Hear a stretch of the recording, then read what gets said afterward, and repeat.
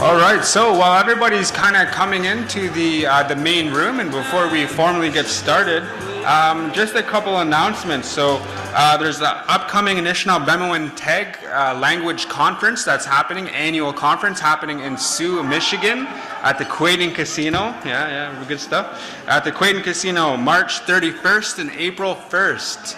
So make sure you register. Once again, the Anishinaabe Language Conference is happening at the Quaidon Casino in Sioux, Michigan, and that is March 31st and April 1st. There was also someone going around with a really nice poster. I believe it was posted up once too, about the conference for the AI. So if anybody has any of that information, I'd love to share more about it. There are people inquiring about that upcoming conference, a call for proposals, I believe, for a lands-based language gathering. So if anybody has any of that information, please send it up here, and I'll make sure to promote it a little bit more as well. And there was also someone was wondering about if your community has a community language plan.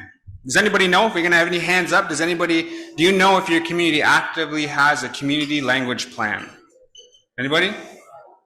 All right, so there are people who have community language plans and they have experiences. So Patsy, raise your hand. So Patsy over here is from Bear Island by Lake Temagami, and she's wondering about what does your community language plan looks like. So if maybe people want to connect with Patsy, people want to learn a bit more about community language planning, what does the engagement process look like? Maybe connect with Patsy and share maybe some of the best practices that you may have available. So, awesome. So there's, we're just waiting for another event. Look at that, all right. So call for presenters. So the Language and Lands-Based Learning Gathering, look at that. So this is being hosted by the Association of Iroquois and Allied Indians, also known as AIAI. So they are calling for presenters. So proposed topics include, but are not limited to, language instruction, immersion programming, models, methods, and strategies. So they're looking for people to help out with their gathering. So other things that they're looking for on presentations, activity-based enhancement, traditional and communal knowledge, language revitalization projects and initiatives, language speakers recruitment and retention, revitalizing traditional forms of Indigenous knowledge systems and governance, community awareness and skill building. Right on, that looks like a really awesome gathering. So they're looking for presenters. So if you know anybody who might be a good fit for that and would be able to deliver a presentation at their gathering, it's through the Association of Iroquois and Allied Indians. So we'll see if we can get more of that information floating around. If we can get more posters, we'll post it up. Maybe we can have that information up at the registration desk so that if you want to learn more or if you want to get involved, you will have an opportunity to do so. All right, so good morning. Good morning, everybody. Really happy to be back here for a second day at the Chiefs of Ontario Language and Education Forum. We had a really good evening yesterday. We had a lot of really good presenters yesterday as well. So just a quick overview about yesterday and the presentations that we did have. We opened up with the Red Bear Singers, everybody. How were the Red Bear Singers? Wasn't that just amazing? They did such a great job. I was like, wow, you know. It was such a beautiful singing and how they harmonized together. It was so good. We had a traditional welcome, a territorial welcome from Tyrell King, who did a really good job. He was promoting his good friend, Mr. Saga, as well. So I know he's a young person too, a young Indigenous man from Mississauga's The New Credit. Really good stuff. And then we followed up by Evolution of the Indigenous Languages Act, and that was from Amos Key. So Amos did a really good job with his presentation as well. We're also very happy to have Oneida Sign Language that will be here. The Oneida Sign Language will be here, and that will be presented by Tehum Dugwegum Daya. So doing a really great job sharing and teaching everybody about Oneida Sign Language, and it's really good. So we're learning lots. So important to have, make accessible our language within sign language for people who are deaf. So think about the people in our communities who are wanting to learn language, and so this is a way that we can make language learning accessible for everybody in our community. So it's really great. Yeah, we had really great presentations. Dr. Lorena Fontaine did a really good job, and she talked about First Nations language rights in education. There was an overview from the Leadership Committee on Languages, and that was done by Loretta Fox Asinaway. So we had a lot of really good information. In the afternoon yesterday, we had Edmund Matadawabin, who talked about an Inno origin story. That was really beautiful to hear. Really good and important information. There's a panel that we had yesterday on the United Nations Declaration on the Rights of Indigenous Peoples. And so yeah, we had good breakout sessions. Breakout sessions were really good. I heard some conversations about everybody, about their sessions. So it sounded like it all went well. So before we kind of get started officially, we wanted to open up in a good way. And then I'll do a quick overview of the agenda, and then we will get started with our first keynote speaker today. So if I can get everybody's attention, I'm going to call up our elder here who's going to come up and to open us in a good way. So once again, I'll be calling Norma. If we can call up Norma. And once again, if everybody can please put their phones on silent, just so that we're not interrupting any of the speakers, any of the elders that are up here speaking. If I hear your phone, you donate it for door prizes. Just kidding. All right, Norma. Jimmy Gooch. Sego Guego Dio Justice say Lati Jungus, got Nika Haga, a nobly wagani Deloda. Whenever there's a gathering of our people, the first thing we do is we stop and we give thanks to the Creator for all the many things that He gives us to sustain us. It's called Ohunakalewi Dakwa, which means the words before all else. Gunjukwa, say what do you see, Gina Galewi, Dan Sida Wine Wilaro, Ne Singwaya Diso, Ohunakalewi Dakwa, Arawina Hitsta. We give thanks to the Creator for you, the people that are gathered here, and that you're well enough to be here. And we've gathered and we see that the cycle of life continues. We have been given the duty to live in balance and harmony with each other and all living things. We bring our minds together and we give greetings and thanks to each other as people. We are all thankful to our Mother Earth, for she gives us all that we need for life. She supports our feet as we walk upon her. And we give joy that she continues to care for us as she has from the beginning of time. And we send greetings and thanks to our Mother, the Earth. We give thanks for all the waters of the world, for quenching our thirst, providing us with strength. And water is life. Without that, we don't exist. And we know it in many forms, the waterfalls and the rain and all the other things, the mist and the streams and the rivers and the oceans. With one mind, we send greetings and thanks for the waters.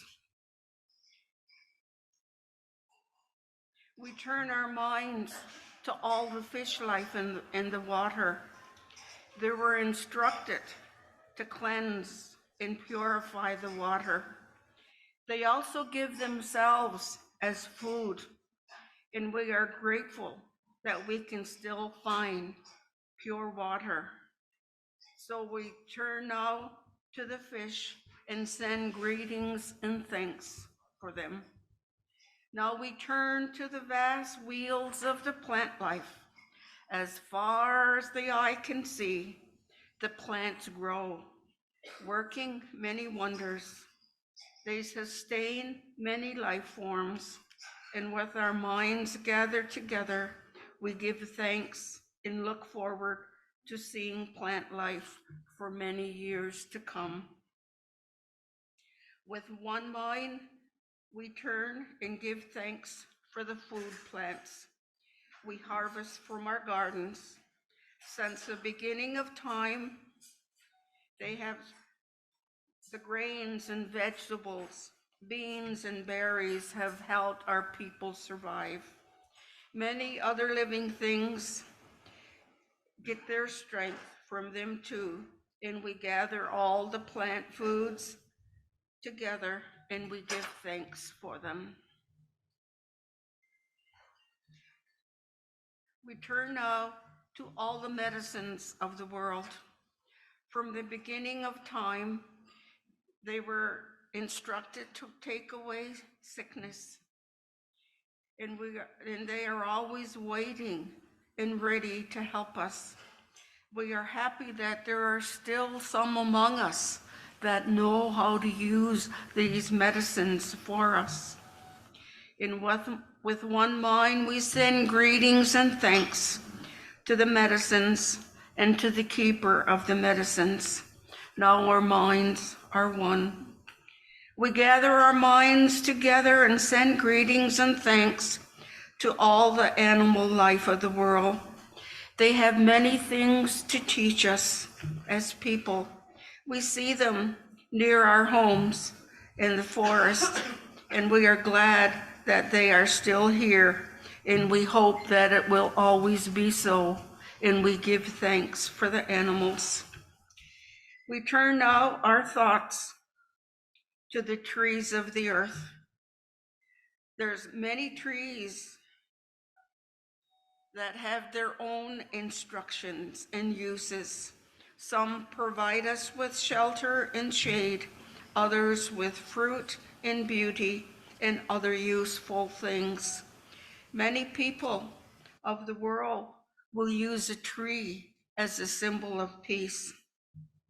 And with one mind, we send greetings and thanks for the tree life. We put our minds together and we give thanks for the birds that fly above our heads. They've been giving beautiful songs to sing. In each day, they remind us to enjoy and appreciate life. The eagle was chosen to be their leader. To all of the birds, from the smallest to the largest, we give thanks that they are still here. We are thankful to the powers we know as the four winds or the four directions. We hear their voice in the moving air as they refresh us and purify the air that we breathe. They help to bring the changes of season, and from the four directions they come, bringing us message and giving us strength. With one mind, we send our greetings and thanks to the four winds, and our minds are one. We turn now to the west, where our grandfathers, the thunders, come from. With lightning and thundering voices, they bring with them the water that renews life. We bring our minds together as one to send greetings and thanks to our grandfathers, the thunders. Now our minds are one. We send now greetings to our eldest brother, the sun. Every day, without fail, he travels the sky from east to west, bringing the light of a new day. He's the source of all the fires of life. With one mind, we send greetings and thanks to our brother, the sun. Now our minds are one. We put our minds together and give thanks to the oldest grandmother, the moon. She lights the nighttime sky. She's the leader of women all over the world, and she governs the movement of the ocean tide.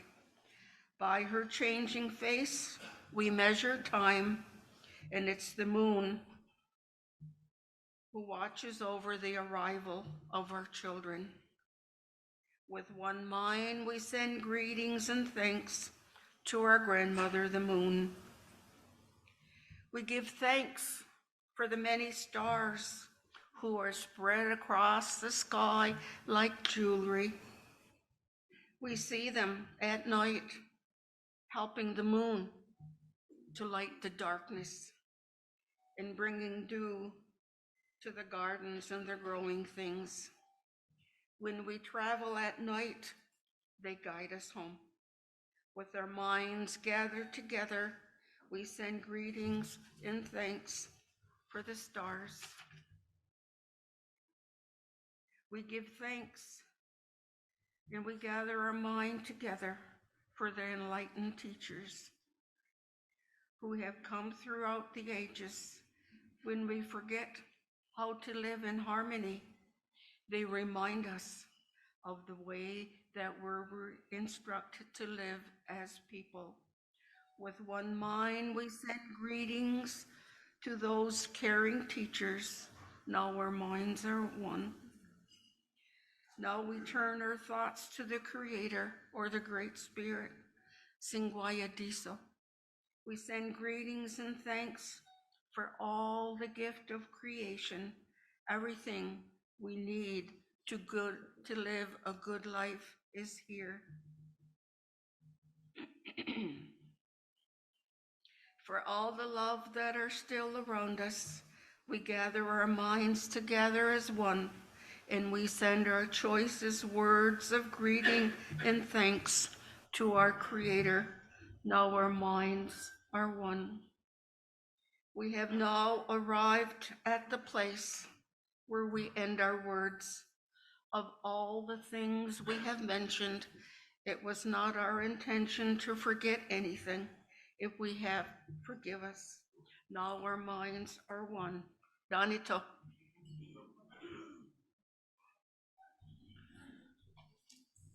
Chimigwech, Norma, for opening us up in a good way.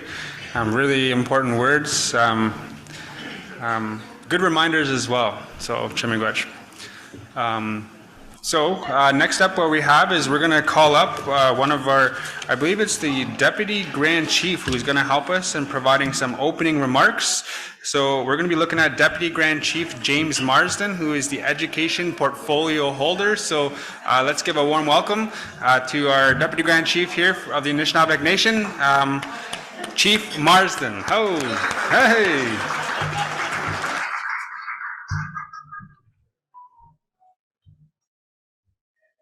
Miigwech, everybody, and when I remember you when you were one of the youth, eh? I'd like to say Chi Miigwech to the elder for our opening Thanksgiving. They're glad to see so many familiar faces here today, yesterday, and hopefully tomorrow. And I'd just like to say Anin Bojo. I'm James R. Marsden. People know me as Jim Bob from Alderville First Nation, Dunjaba. I'd just like to welcome all the First Nation community members and organizations that work diligently day to day to ensure the health and vitality of our languages and support our learners to obtain the skills to thrive in a rapidly changing world. I also like to say it was a great night last night. It's good for everyone to have a good laugh, but also hear some excellent piano playing from one of our young members in our communities last night. As Quinn mentioned, I'm one of the COO Education Portfolio Holders. My counterpart, Deputy Grand Chief Stacia Loft from AIAI, she was unable to attend this forum, and sends her regards to all of the presenters and the participants. Hopefully, maybe she may pop in tomorrow.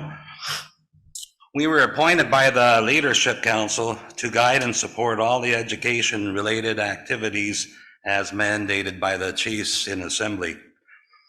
I'm honored to serve the First Nations in Ontario as one of the education portfolio holders. Remember Don last night talking about portfolio holders, eh? Kind of funny. I work very closely with the COO Chiefs and Technical Committee on Languages and Learning, better known as the CTCLL. I think I'll just call that CT for short because it mentions it a few times. But hopefully, you know, who all the representatives that participates in this monthly CT meetings. And generally, we have participation from each of the PTOs, the Independent First Nations, and most of the unaffiliated First Nations. However, participation is open, and there are other education-related groups and organizations that attend and support the ongoing work. And I have to say, being on Zoom and participating in a lot of our monthly meetings, it is a great team, a lot of good discussions to bring forward to the chiefs in on the Learning LC, I should say, the Leadership Council. And they will forward it to the chiefs in Assembly also. So it is anticipated that this broad representation facilitates the information sharing required to keep everyone abreast of the many files the CT is involved in. The CT works on a consensus format to bring recommendations to the COO leadership and council and the chiefs in Assembly. Our leadership in Ontario has assigned us many mandates to fulfill over the years, and we continue to work on several priority areas such as the K-12 education through the First Nations Lifelong Learning Table and other Ontario technical table and interim funding approach. You'll be hearing more about these advisory tables and more specific information on priority activities over the next couple days. Post-secondary education has also been a major focus over the past several years as we undertook a large-scale engagement process to develop recommendations on improving the programs and services that support our learners in the realm of higher learning. You want to pay close attention to the presentation tomorrow on the findings of this extensive engagement, as well as the next steps. I encourage each and every one of you to listen closely to the presentations to determine how you can be involved and provide input into existing priorities and establishing new priorities. Feel free to reach out to your PTO if you have any directly or to the education sector at COO. If you need more information about or wish to be involved in any of the many activities, initiatives to improve education outcomes for our learners. You know, all you sitting here today are so important to all our communities for our youth to climb that ladder of success. I hope you enjoyed the first day of the forum yesterday on the languages, and we have a lot more planned for you over the next couple of days. Please take this opportunity to network, take in as much as you can, and don't be afraid to reach out and ask questions. You know, a lot of discussion on languages yesterday. You know, I was telling Chief at the table over here, Manitowoc, I said, my father, he passed away in 2001, and he was born in 1923. And I think he had 9 brothers and sisters before him that were born. So I did have the opportunity, because I said, Dad, did you ever speak at home? He said, well, he said, no. He said, the old folks, they said it wasn't the Crown way. And he said a lot of them, they would talk, as was mentioned yesterday, I think in this forum, that a lot would go into the barns and speak, maybe out in the woods, have a good chat. You know, but they would hide and they wouldn't speak in front of the Indian agents of the day. So, you know, it's important to remember that. Like Alderville, there's very few speakers. Just myself, you know, I only know a few words myself, but, you know, you can see the outcome, how the old folks You know, if the Indian agent of the day heard young kids speaking around their language, you know what would have happened. As we see in many of our First Nations, they were pulled away to the residential schools. So I think the old folks, that was their way of protecting the children. So I just thought I'd mention that little story. I'd also like to say the Toronto District School Board is the largest in Canada. And recently I read in a news write-up that they mandated grade 12 for Indigenous course. So it's mandatory for students to take that course. So hopefully that'll be the start of all the school boards across Canada to follow that. You know, it may not be enough yet, but it is a good start to make it mandatory for each student to start learning the proper education. So in closing, I'd just like to say Chi Miigwech, and to the elders, our youth sitting around, great job, and Chi Miigwech.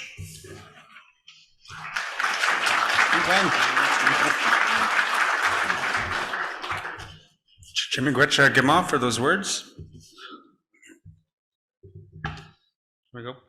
Okay, so just there's a few more updates that I wanted to provide, but I heard 2 phones earlier, so those are new door prizes. I'm just kidding. But yeah, just asking one more time if everybody can put their phones on silent, that'd be greatly appreciated. Also, before we get started, I also wanted to put another acknowledgement to the Ontario First Nations Young People's Council, the OFNYPC. So maybe if members of them, you can make yourselves, let everybody know who you are. I see some in the back over here as well. So if there's any young people that are out there that want to see how you can get involved with the Youth Council with Chiefs of Ontario, or maybe there's people who you would like to see young people from your communities and region get involved with some of the work that they do, feel free to approach the OFNYPC members and they can see what types of resources and supports and potential upcoming opportunities that may be available for young people within your region and throughout Ontario.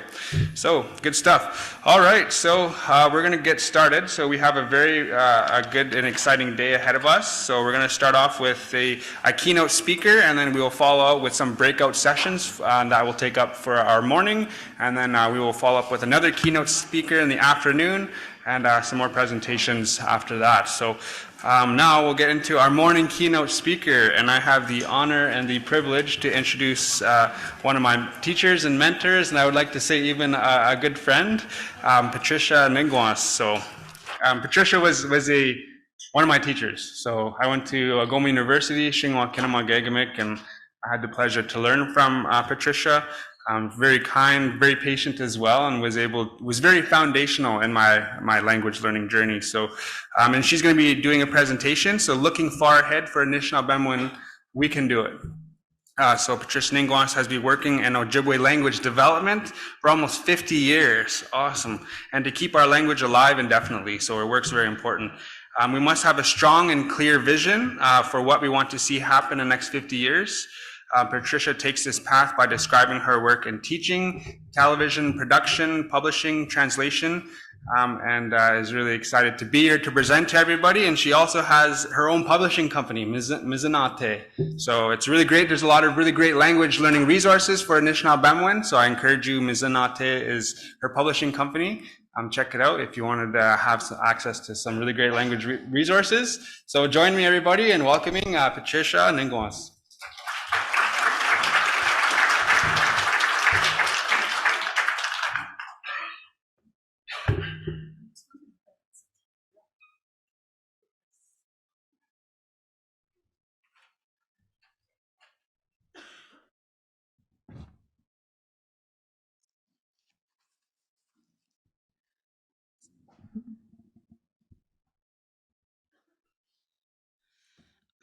Bonjour. Wa bibishiki kwendishnikas makwandutem. Obishigo kang jenkate kaunjian kaunjibayan. Apite jikendan ma chi namatabian chi kaganon nagor. Apite bonjour denak kakinoma kaunjiot. Kakina Magat Pentagos Yuatsa Inc. A king ma longum kraya Inc.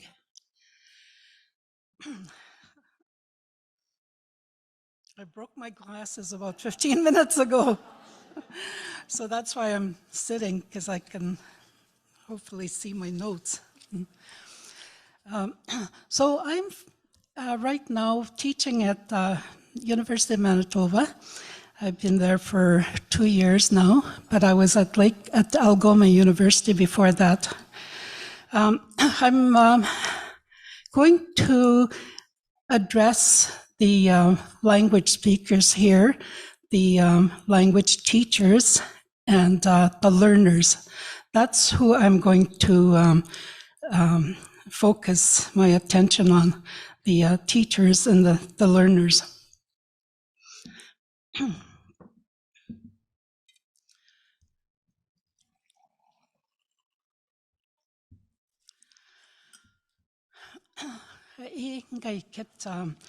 My conference, my talk will be in 3 sections. The first section will be in discussing the work I've done in the last 50 years. It's not nearly 50 years, it's 50 years. Because today I'm 72 almost, and I think I started teaching language when I was 22. So I've been doing this a long time, and I'm happy.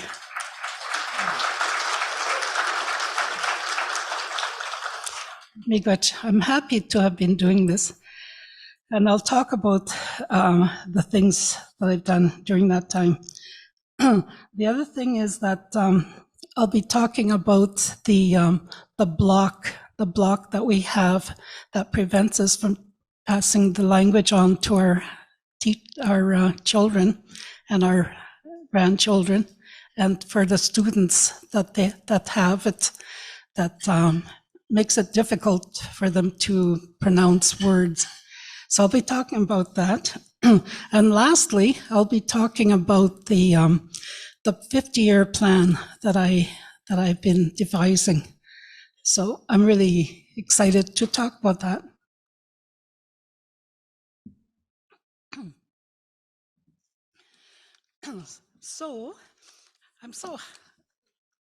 I've just been having misadventures on my travels. I was in Duluth this weekend. I was speaking at a language conference there, and that went very well. It's the Toronto trip that's been, first of all, I ended up getting lost with someone at the airport, and that was really funny. And then I lost all my debit cards and ID.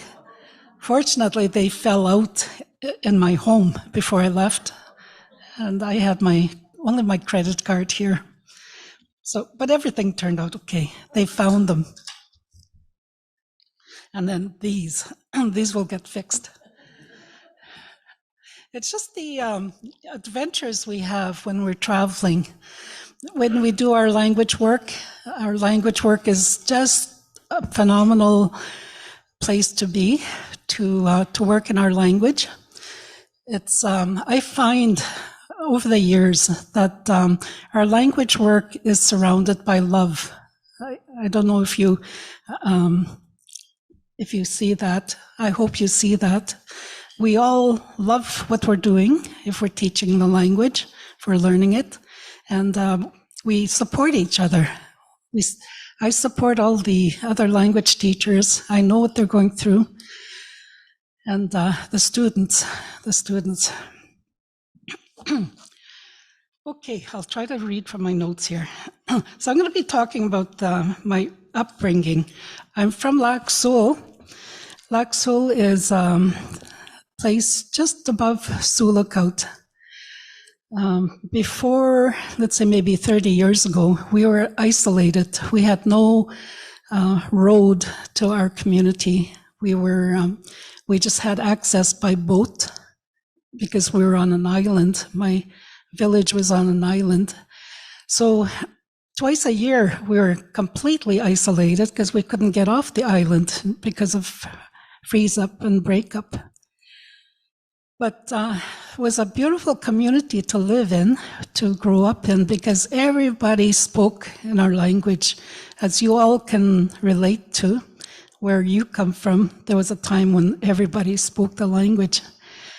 Everybody, children, tiny little children, elders and everything. And even the dogs. Even the dogs could only understand Ojibwe. They'd go to town and they wouldn't come if somebody said, called them over to come in English. And it was a beautiful time because we didn't have electricity. And so everybody had to visit each other by foot. We would walk over to each other's homes. And I remember later on visiting Wiki with my friends, and it was like that there too. It was a beautiful time. That would have been about 40 years ago. And everybody spoke the language in Wiki, as I remember, children. And the same thing, a lot of community use. And we've been through beautiful times when everybody spoke our language. So at Lac Seul,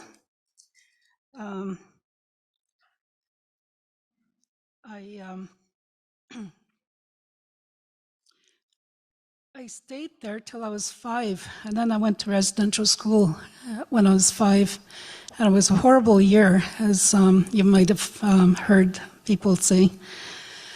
Fortunately, I only stayed there 1 year because I told my mother what was happening to me there. There was physical abuse and sexual abuse. And it wasn't from the staff, it was from the older students. A lot of violence amongst the students, the little ones getting the brunt of it. So I was taken out of there, and I grew up in Hudson, which is a little town. And my grandmother lived with us most of the time. She is the person who I really see as a hero, her and my mother, who I dreamt of last night. My grandmother, she, when she was a child, she was brought up for a few years by Hudson Bay manager. He had a daughter at Lac Seul when he was posted at Lac Seul, same age as my grandmother. So he wanted a playmate for his daughter. So he took my grandmother there to live. And she learned English in that time. She learned how to read and write and learn about, English history. But she always kept her own language because she'd see her own family now and then. So she grew up bilingual for the rest of her life. She spoke perfect English. And people would laugh at her when she went to town because here's this little tiny old lady, and talking perfect English, with almost an English accent. And they would laugh, the same way you would think a talking horse, is unusual. Because she was the only one at her age that could speak English. And but she never spoke English with us at home. One time I asked her, Coco, how come you don't speak English with us at home? And she said to me, Kawin kinoint shaganashio semen, kinoint ksha and schnabik, kawin kinoint shaganashak, dan schnabhemomen and dying.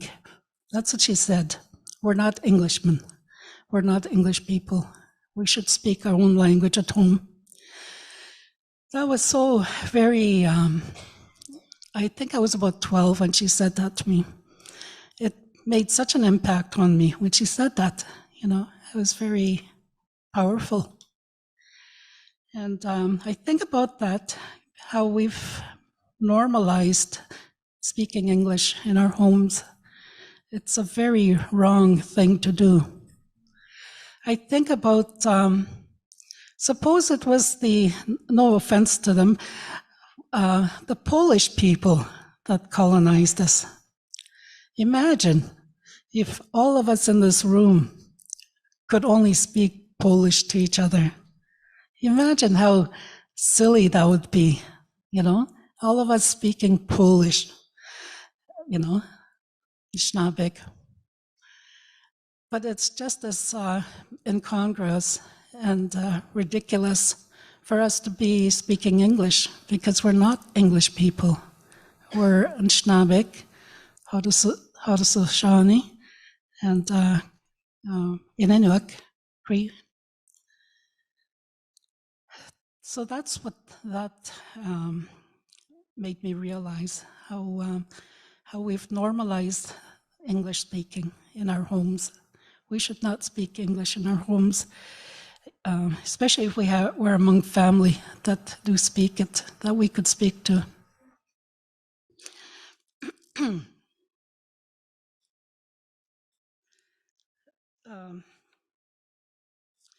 So she's one of the people who really impacted me. The other one is my mother. She was a master storyteller.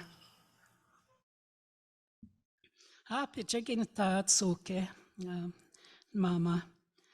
There were about 30 legends that she would tell us in the wintertime. Kibibong. She put 30 of them, maybe more than that. And that was our entertainment. We didn't have electricity in the homes that we lived in town. We were poor, we didn't have electricity. We got our water from the lake, even when we lived in the city, in the small town. And but she was our storyteller. She was our entertainment, our TV. I learned all those legends that she told us. When I was about 30, I wrote them up, and then in recent years, I published them in a book. The name of the book is Kinsta Atsuke. She could tell stories. And in the summertime, what she would do in the summertime, she couldn't tell the legends in the summertime. So what she would do is tell us stories about Boanak, the Sioux tribe that used to come and beat up the Ojibwe. There were some pretty horrible stories that she told us about the Sioux. And I'll tell you one of them because it kind of explains me too. The Sioux came to our territory, and the men went out hunting from Lac Seul, went out hunting, at least from my particular village. They went out hunting for a few days when they left the women and children behind. When they came back to the village, they saw the women and children all standing on the shore, and they were happy to be greeted by their families. When they got to the village, though, they found the women and children were all impaled on stakes. They had been killed by the Sioux. Can you imagine how horrible that must have been? So anyway, that winter, what they did was, I think in the spring, they went to Sioux country, and they went and got their revenge on a Sioux village. They killed everybody in that village by setting the teepees on fire. But they left 2 boys alive, and they brought those 2 boys back to Lac Seul. And one of them was my great-great-grandfather. He learned Ojibwe and became one of the people. When we were children, they used to call us that, Ponesik. That's what they would call us. Oh, there's those little Ponesik playing. And by that time, I guess there were more feelings between the Ojibwe and Sioux. I guess they were much more friendlier. I certainly grew up being proud that I was part Dakota, being part Sioux. That explained it when I got into a fight at school. That's because I'm Sioux. I like to fight.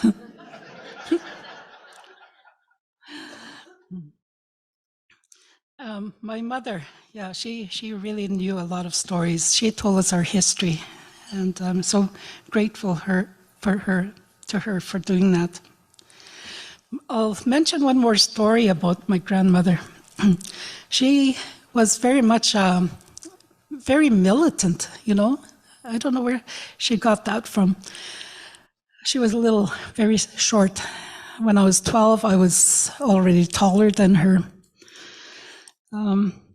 But there was one time, we lived in that little town of Hudson, and people in Schnabik were not allowed to drink in their homes, apparently. It was illegal. I don't know very much about the legality of things back then, but a policeman used to come to our house all the time, hoping to catch a party taking place. My parents were not drinkers, but our relatives used to come over after they were in the beer parlor all afternoon, they'd come and sober up at our house. So the policeman would see that and think that they could catch a party going on. My grandmother, my Gogo, she didn't like that. So one day she was making bannock, and we heard the knocking. Oh, Majan, back in Skåndem. So I went over to open the door. Sure enough, the policeman's standing there, and Kokum standing behind me. Is there a party going on here? And my Kokum said, no. And she threw the bannock dough right in his face. I remember that so clearly, you know. There he was, a flour on his face.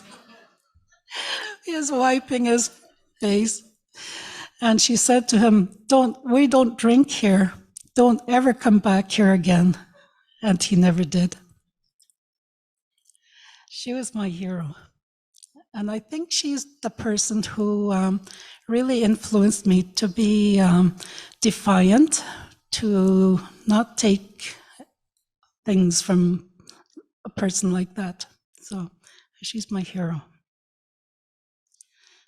And we shouldn't take crap like that, you know. She also taught us language games. She taught us riddles, how to play riddles. One I remember is that she said, "Wenen gaunj umisadang gaunjawisanit upikonang dash gaunjamizit." Who can eat from his stomach and then poo from his back? And so we had to think about that. And it turned out to be a plane, you know, that carpenters used to use, you know, to smooth wood. So that was that, because it takes in the wood from the underside and the shavings fly out from the back. So that was one of her riddles I remember. So she would play word games with us like that. And she really taught us to really appreciate our language. Because we grew up in a village where there's no toys, not many toys, we had to make up our own. And our language was one of our toys. We would, as children, we would try to outdo each other. Who could say the most outrageous things with our language, the grossest things? We would talk about somebody's pimple on his nose. And instead of just saying, "Bakushkumini gijane," we would say, "Shashkumini gijane," you know, green pussy nose.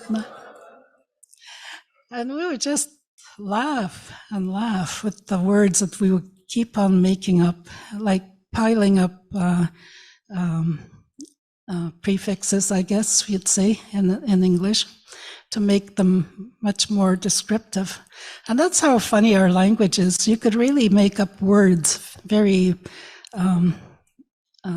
just pile up the descriptive modifying prefixes. And we have beautiful language. So I moved to Sault Ste. Marie when I was about 13 or 14. And since this is a conference to do with education too, I should mention, I wasn't going to mention this. When I was 12, my dad couldn't support us living in town anymore. So that would have been the end of my education at grade 7. So I really wanted to finish school. So at least elementary school. So I had my brother, who was 16, live with me in town. He got a job.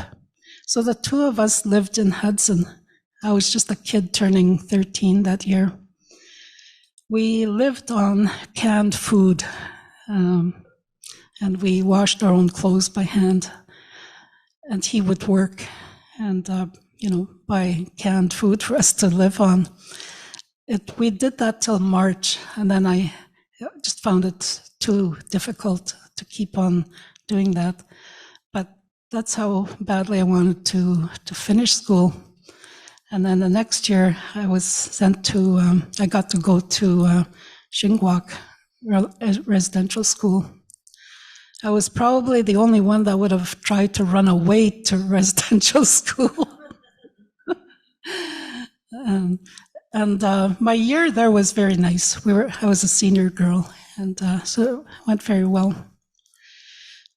During that year, when I was in Shingwauk, I met a person from Onigaming, Sabaskong. His name was Peter Kelly. I'm sure many of you know of him. He talked to me one afternoon, and I was so impressed by the level of language. He spoke in English and in Ojibwe. We talked about many subjects, totally, many subjects. And I thought to myself, if only I could go to university, and if only I could have somebody like him to listen to teach me in my language, that would be just the highest education that you could have, to be taught in your own language, not in a foreign language like English, in your own language, where we have all the concepts presented to you, all the different research that could be done in your language. To me, that was the ideal. That was totally an ideal. We were friends till he passed away a few years ago. I remember too thinking at that time, I was 13, 14. I remember thinking, here I am, I know my language, I can express absolutely anything in my language, absolutely. Anything we have in the modern world, I can have a word for it. That's how fluent I was. I can't say that anymore because my language has been eroded from living with English for too long. But at that time, my language was pristine and I could express completely anything. It was like being an acrobat in your language. You could do anything. And I wish we had 14-year-olds today who could be like that. During those years, being a teenager, I went to high school in Sault Ste. Marie, Cora Collegiate, and I took every 5 years to grade 13, and I took languages. It was really, for some reason, very important for me to study other languages. Well, I wasn't good in math and science, So that's why I took languages. But I took, I think, Latin and German for 3 years each, and then French for 5 years.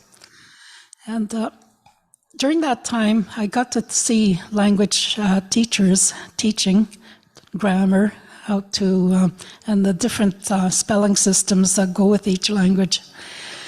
And that was very valuable experience for me as a future language teacher. And this is what I tell other language teachers today.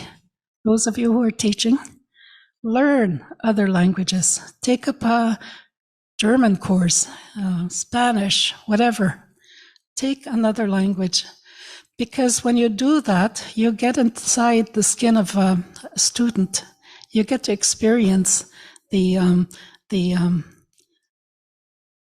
fright, I guess, that language learners experience, the uncertainty, their everything. I'm sure all of you who are language students can relate to that. Having to learn new pronunciations, new sounds, to learn a new grammar, to try to speak in another language. All that, sitting through tests. When you're writing a test, for me, the words just disappear from my brain, and you'd really, like struggle to remember what you were supposed to be, what you had learned. So you learn what it's like to be a student again, and you learn empathy for your language students. And if you had some very good teachers, you learn their methodologies, you learn activities that really worked for you. So I encourage you language teachers, learn other languages. Could be Italian, whatever. So that's my advice. So I went back to Sault Ste. Marie after I finished my time in Sault Ste. Marie. That was about 1971 that I moved to Sault Ste. Marie. And during that time, Wawate Native Communication Society was forming. That happened because there was a program. It was called NNBAP, Northern Native Broadcasting Access Program. Because they were having a satellite put up in the sky, they were going to introduce telephones in the far north.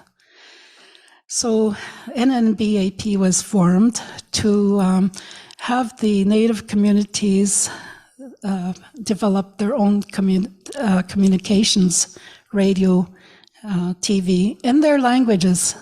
That was the government policy that time. And Sault Ste. Marie, because we were fly-in communities, we got to be part of that program. We were very lucky to be part of that program. So we had HF radios set up in each community. Before that, we had no telephones, no radio station service at all. If anybody was hurt, they had to go to the nursing station where the only HF radio was and get help. But there was a network of HF radios at first, and then everybody got radio stations in each community. And the mandate was to just do everything in Ojibwe or Ojibwe or Cree.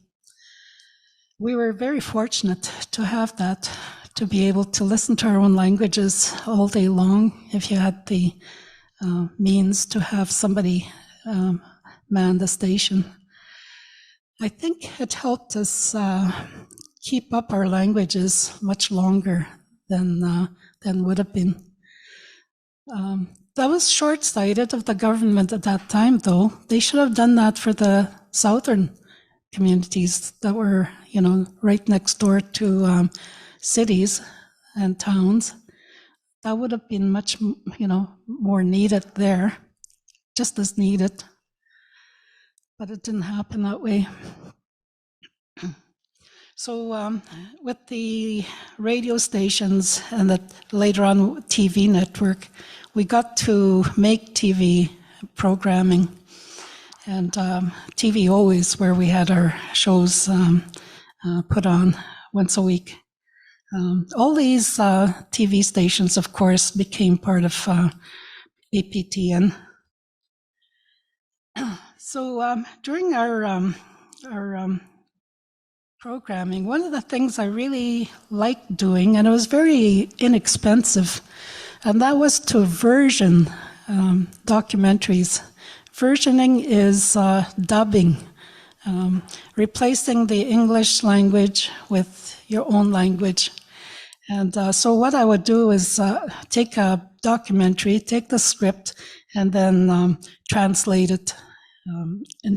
And sometimes it wasn't just translation, it was explaining the background of certain things that I knew the elders from back home wouldn't be able to relate to.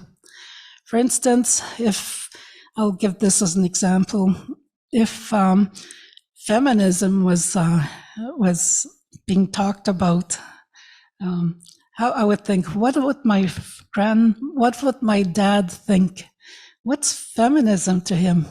Doesn't exist in our village, to have women, parading around, wanting equal treatment. That wouldn't happen. So I would have to explain a little background, very quick background. It's feminism is what white women do in the cities, and so that's what how I would have to explain feminism. You're supposed to laugh.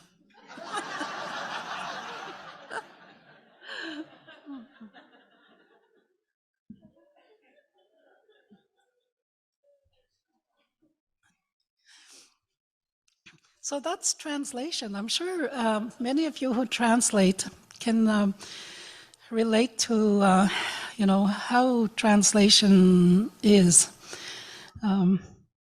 Yesterday, when I was listening to Lorena talk about rights, that's a term that I always have trouble translating. Rights, I'd like to, if you any translators here have words that you've developed around rights, I would really like to hear them, because my fellow translators and we in Manitoba, we have trouble with that word, Inandagoziwin, Magja, I don't know. But when we say Inandagoziwin, it sort of brings in spiritual element to it, something that's meant to be, So I would appreciate some help there. Excuse me.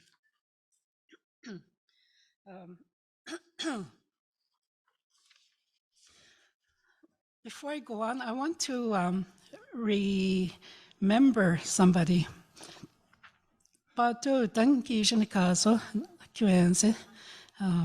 Eddie Benton Benes. When I was at Shingwak, he was teaching there too at the time when I was there. And one time he came to one of my classes and he wanted to speak to the students. And he said to the students, the language is sacred. So it's sacred because we got it from Manitou.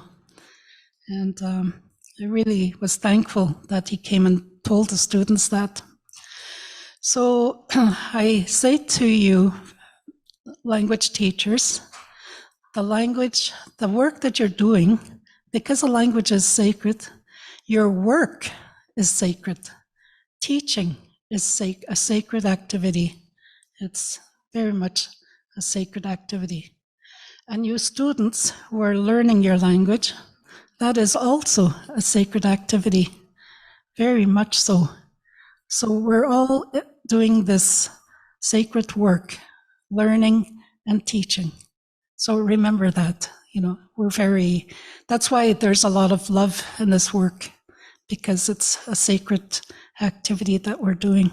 We're keeping up the language that was spoken by our ancestors, and we're not going to let it die with us. We're going to pass it on. Now you're supposed to clap.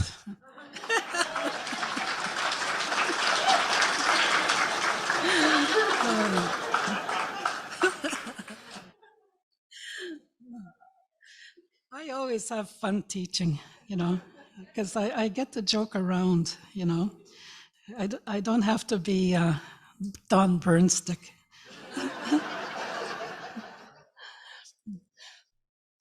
I'd like to also mention another thing that happened maybe 25, 30 years ago. You heard the deputy chief say earlier about language plans, each community having language plans. But I'm going to talk further on about all of us having a big 50-year plan up for our language. Language planning is something that's very important to do, because you have a definite aim, a goal, and you work towards that, step by step. And for a language, one of the things, of course, that are in its steps would be to share a common writing system. Back in 1996, here in Toronto, maybe even in this room, we had a conference that was funded by the Minister of Education. It was to find a common writing system for all of us Ojibways. And the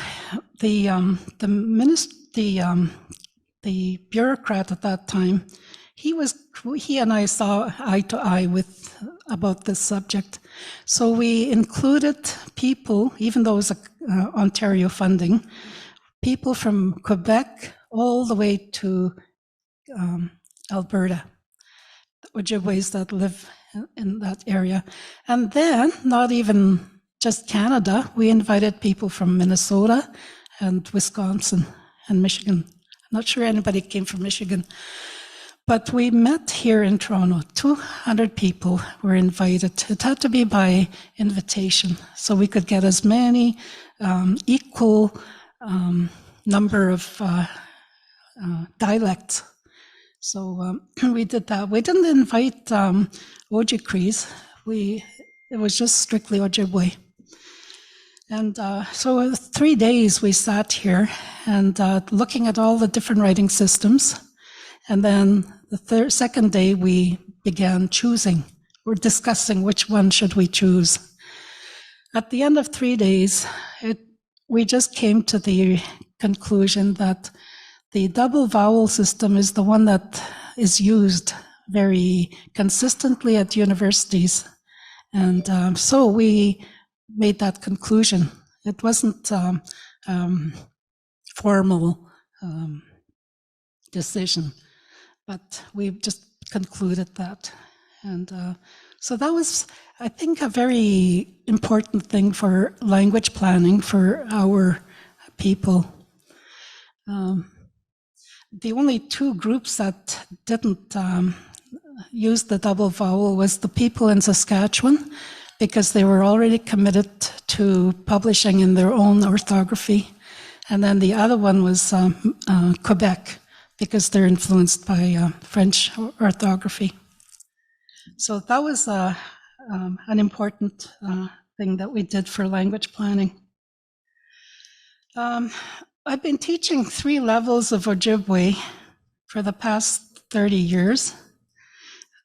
Because you're teaching at university, I think you're expected to teach grammar, just like the other French term, and all the other language professors. So that's what I was doing, teaching grammar, teaching the students, okay, we have a grammar too, here it is, and testing them and, treating it as a subject, a university subject. But I found that I wasn't creating any speakers, totally.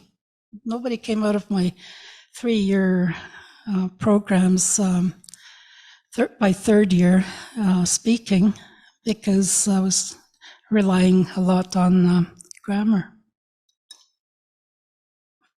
I've changed it by this time. The other thing that I'd like to mention here is that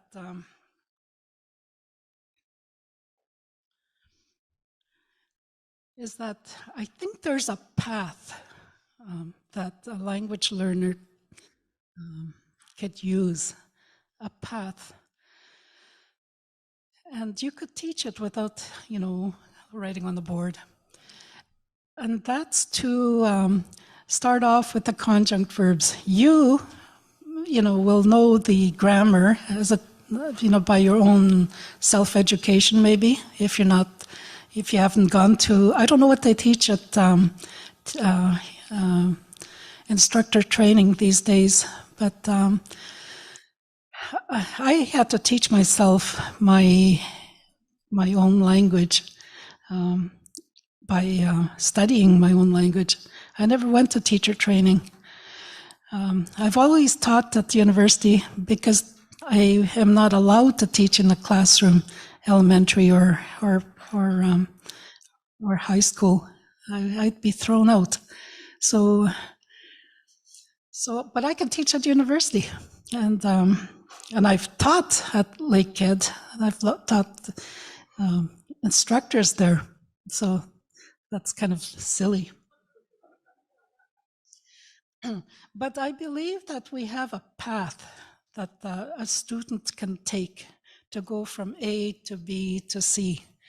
And the first one, and this is what I've been doing in the last couple of years in Winnipeg. The first is to start off with the conjunct, which is all the verbs that end with yin, yang,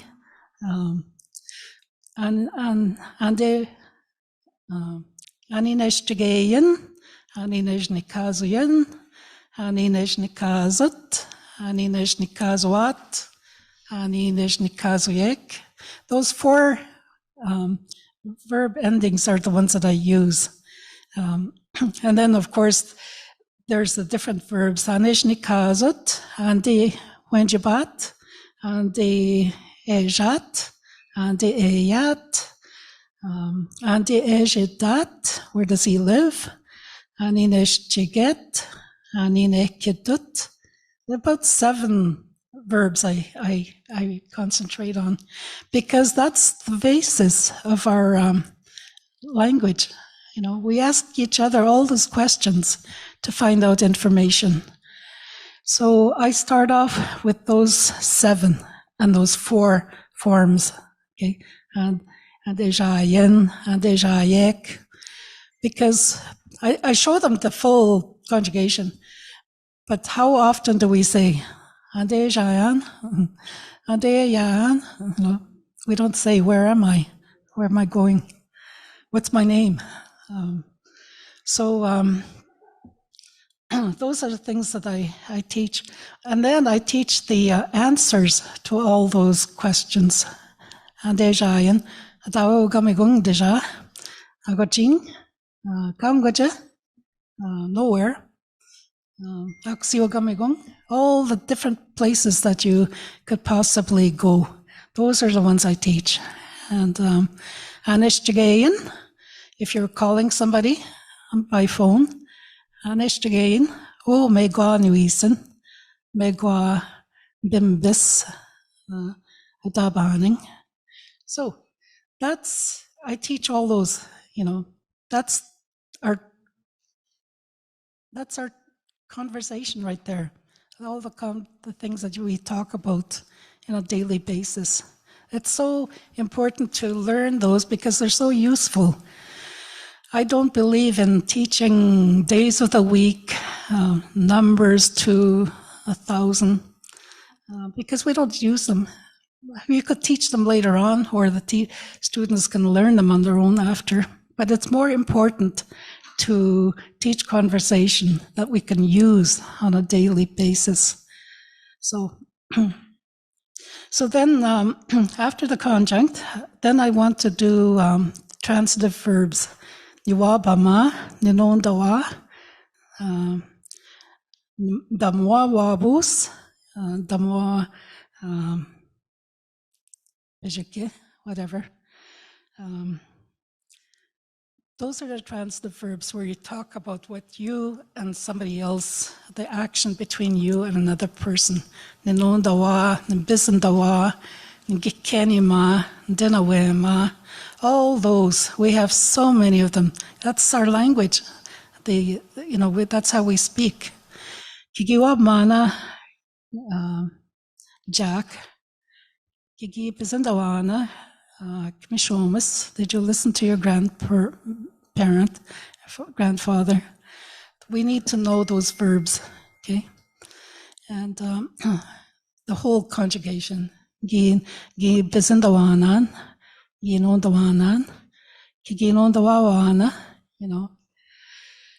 Then after that, then you could teach the other verbs like minikwe, namadabe, where there's no action, somebody receiving the action. There's nobody receiving, just the action itself. Pimeptu, pimose, madabe. Then you teach those ones, and then all the ways you use them. So, and then the adverbs, of course, how you do things. Wewene, all the different ways you do things. Minawa, kiabe. So that's our language. That's A to B to C, That's the path that you need to teach. So in your curriculum, teach that path, okay? Conjunct, transitive verbs, intransitive, adverbs. Nouns, anybody could learn nouns.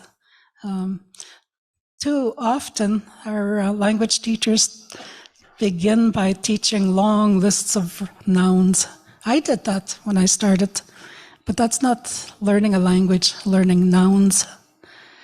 So go with the questions, the verbs. That's my advice there. Drills are very important when language teaching. Very important to teach drills. And a drill is when you replace one word and you have your students keep replacing other words in that sentence. Niwabama, wabus, then you could have them, if they're learning other nouns, niwabama, wabjeshe, niwabama, sheep, but you show them what you want them to know. So drills are really important. From my 5 years of studying French in high school, whenever I go to France, to Paris, all my high school French comes back. And I think it's the drills that drilled it into my head to remember those words. So drills are very important. It'll help the students retain all those words over and over again. Keep saying the words over and over again until they stick. So drills are very important. I want to talk now about 4-week immersion program we did in Winnipeg. 4 weeks with no English. No English for 4 weeks. That was the first time I'd ever taken part in a program like that. That's what we need. We need 4-week programs where there's no English at all, none at all. The students lived there for 4 weeks.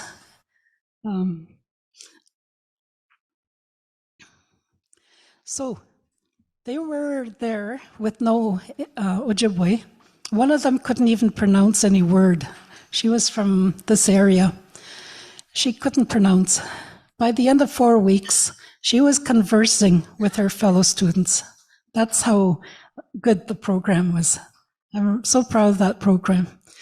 What I did was that the first 2 weeks, I concentrated on the path that I was telling you about, the conjunct verbs and of course, when you're teaching only in the language, no English at all, you're just teaching the language. You're using flashcards and, whatever. And I really worked them hard those 2 weeks to teach them all those things. We used flashcards, big deal. That's the only place where language was English, because you had to use flashcards.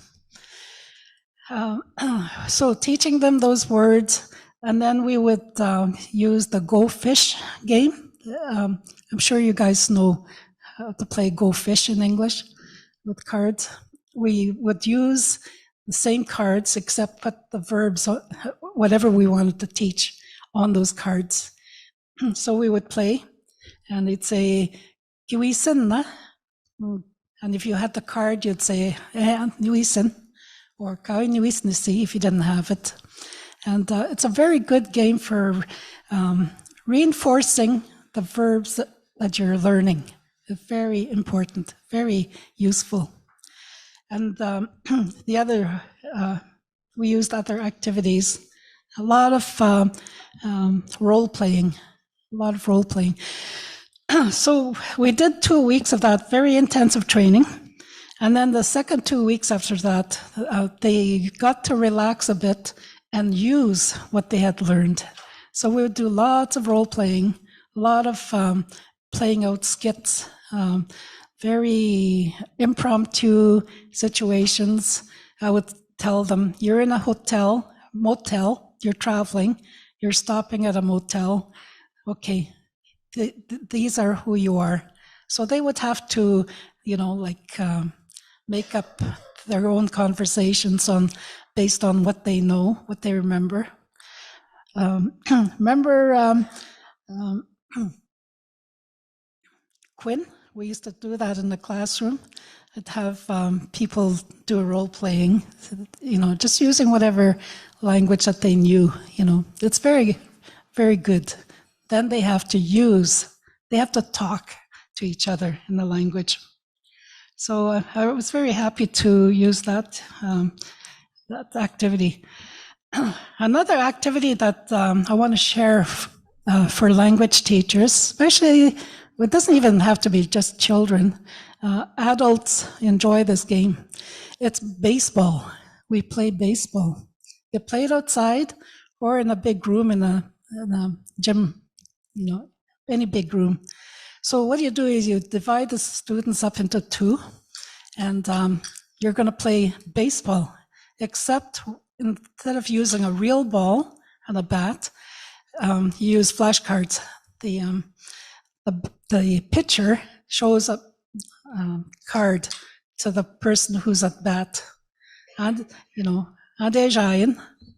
and the one batting has to know what that phrase is, and he has to answer appropriately. Agoching. And if he answered appropriately, he gets to go to first base, and so on. If he got it wrong, that's one down for that team. It's a very good game. It's students are very competitive, and they get to see the word, translate it, answer appropriately, and then, it's a very good game. It's lots of fun. So I want to share that game with you because I just thought it up in the middle of the night one night. That's what our language teachers do. You know, you're trying to think of things to do the next day, things the next week. So, you know, it's wonderful when you get our ancestors, I guess, they give us these ideas what to do.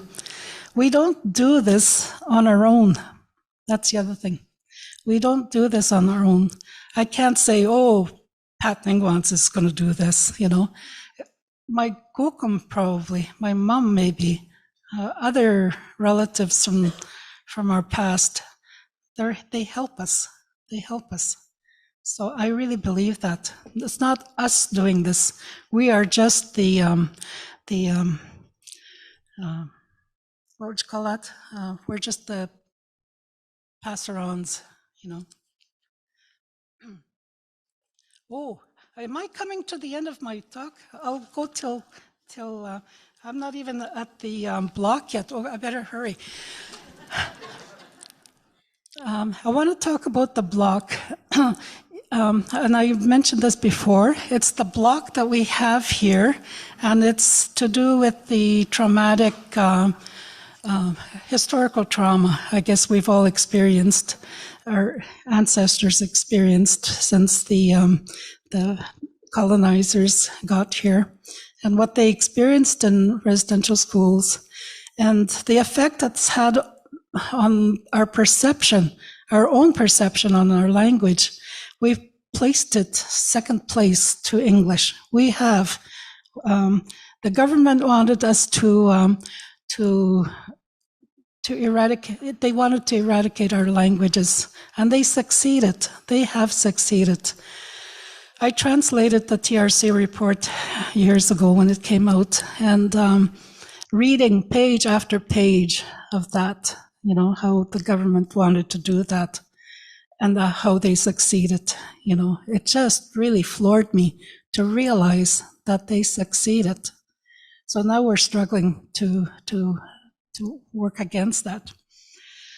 But the block is there. I didn't teach my own son the language because every time I would try to talk to him in my language, the words would get stuck right here. I couldn't do it, just couldn't. My family, my brothers, sisters, they didn't teach their kids either. They're all my age. And I think that's happening everywhere, not just my family. It happens to the students who are learning the language. They have such difficulty in pronouncing the words, remembering the words that they're learning, just difficulty.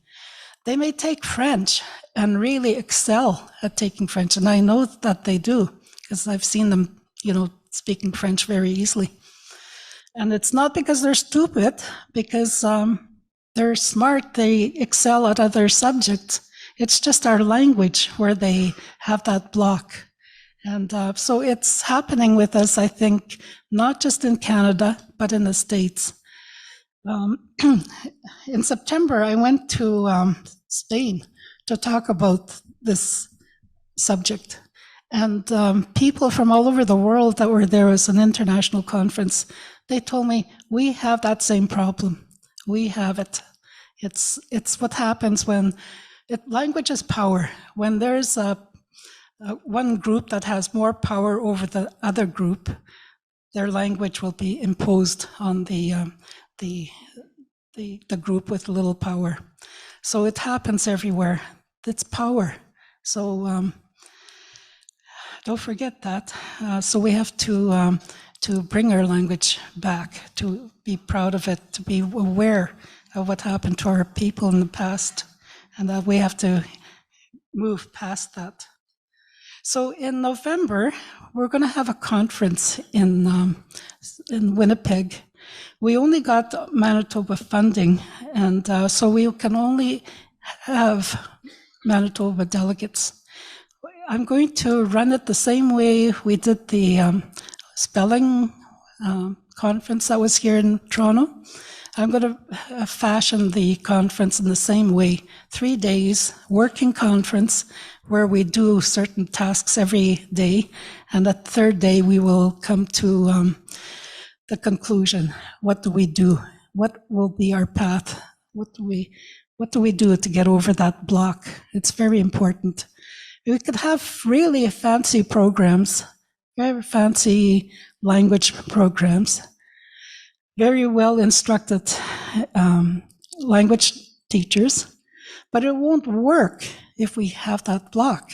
So we have to remove that block, and that's what I hope we'll do.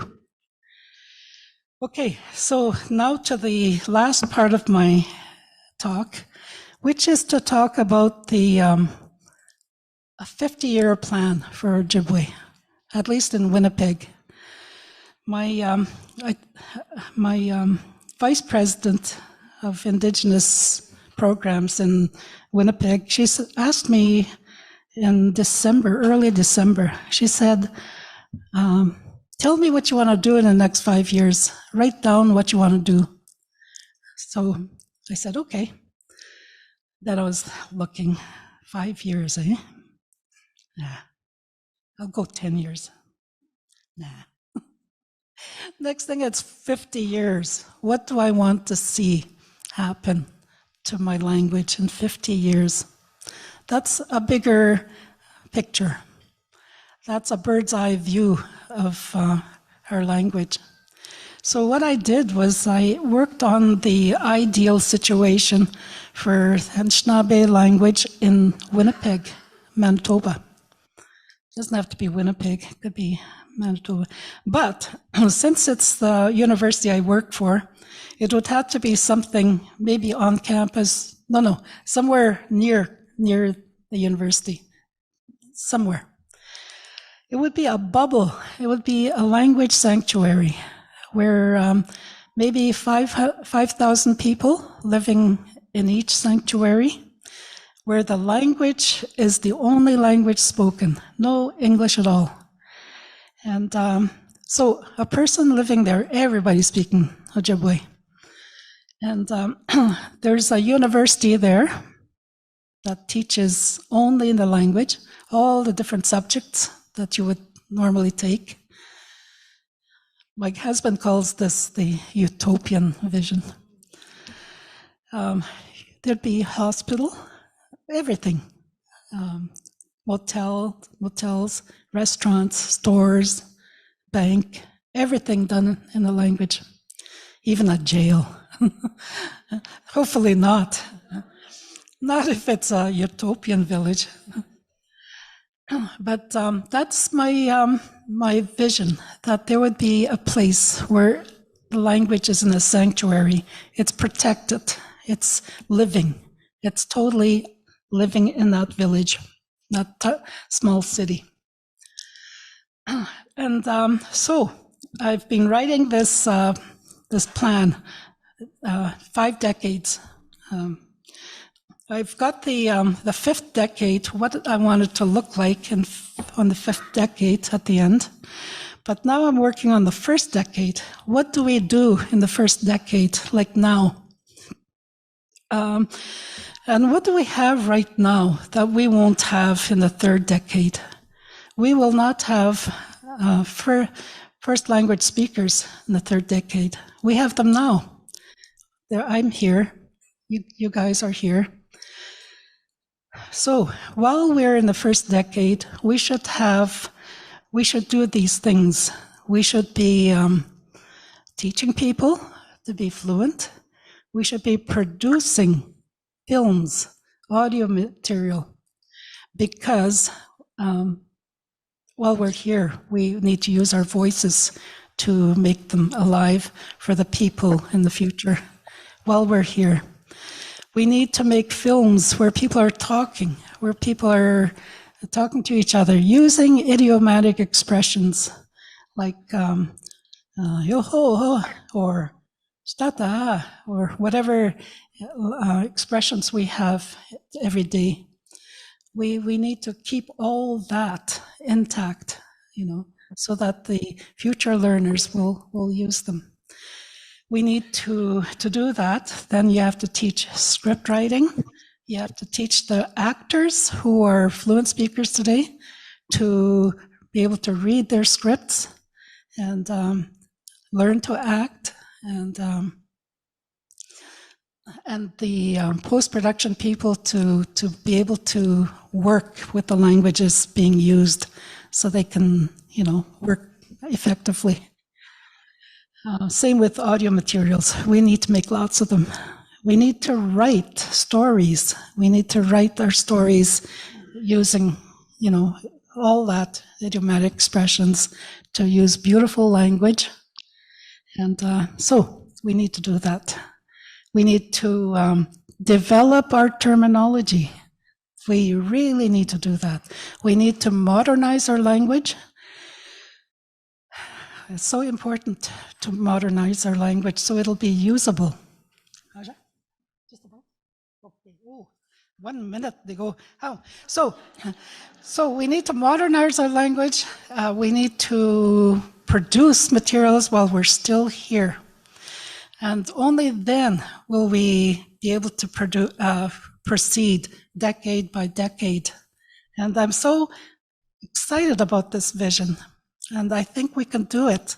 What I'll do is I'll try to make it into something printable and shareable that I could pass on to you people, the rest of you who are from here.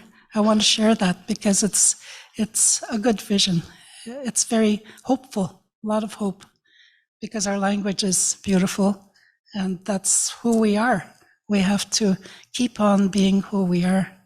Mia.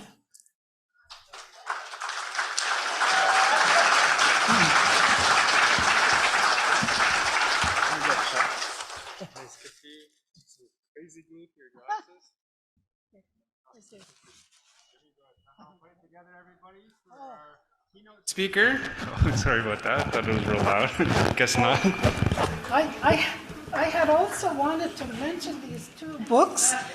I'm going to give them away. This is one spoken for already.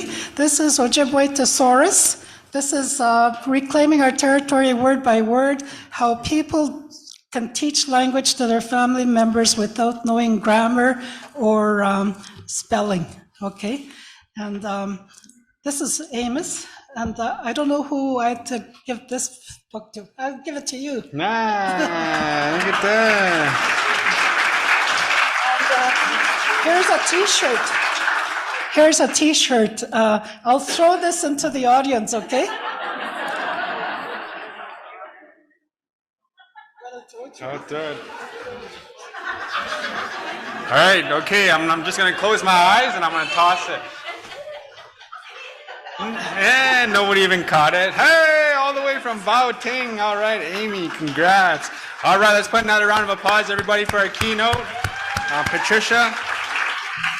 So for those of you who don't know, Patricia was actually recently appointed to the Order of Canada for her work in language revitalization. That's amazing.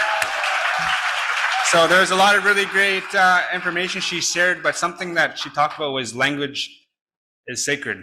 Language learning is sacred. Language teaching is sacred. So, something to think about as we're doing this work. And it comes from a place of love. Our language teachers, the love that they have for us, our speakers, the love that they have for our language, our community, the language for our future generations. That's all love, so this work is led with love. So I really appreciate that. Really good. So Chimigwech, again, Patricia, reminder, drink water. I'm sure a lot of you haven't drank any water today. Abdek Miniquin and Bish. So make sure you drink water, because I know a lot of you haven't drank water. Drink coffee right away. Coffee, just slamming them back. Make sure you stay hydrated, everybody. Also, AC, people are saying it's hot in here. I thought it was just me, just real sweaty. Doab with some all sweaty and greasy up here.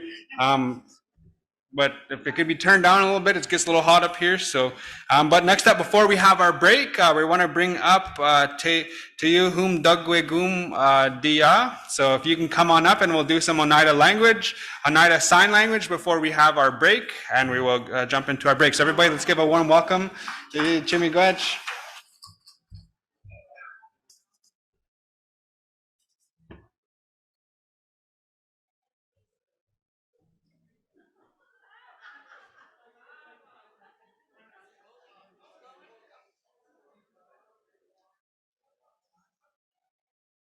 Sugoli. That's working.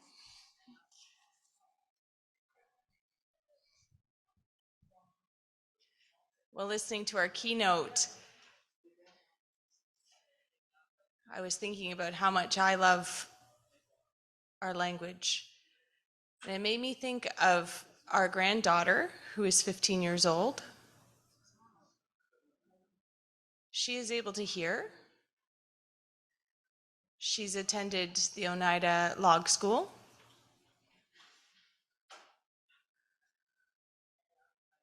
So she speaks Oneida.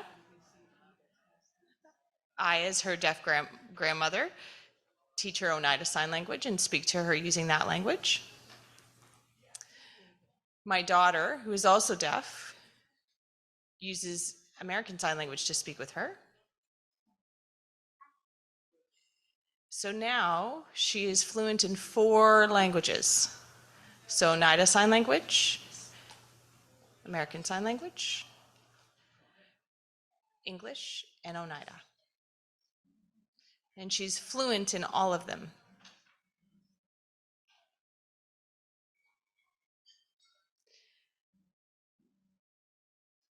And she is fluent in this because we've come together and taught her together all of the languages all at the same time.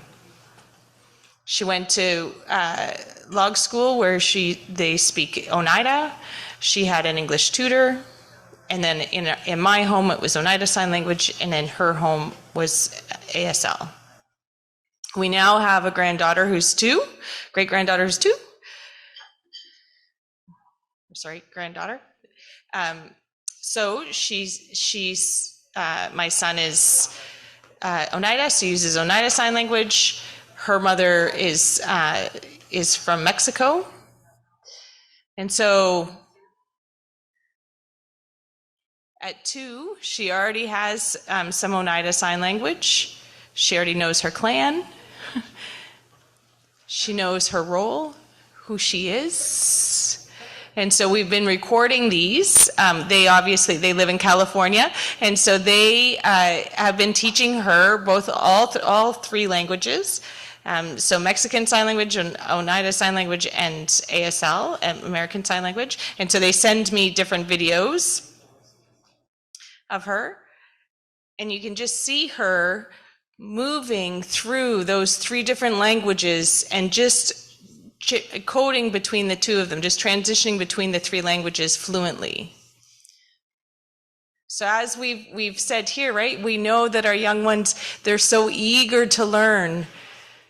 And when we give it to them, it's just so beautiful.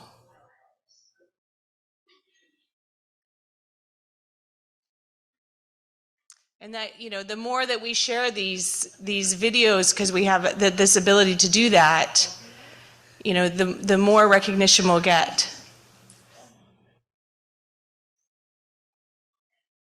We do have a website that you can look at and see the Oneida Sign Language.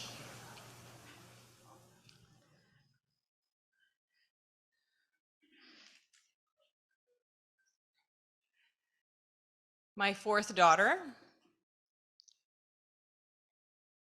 is fluent in English and ASL.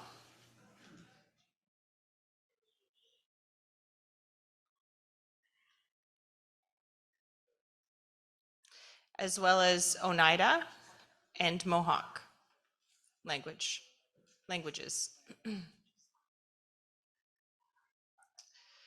And now she's currently living in Quebec, so is learning Quebec Sign Language, language de Quebecois.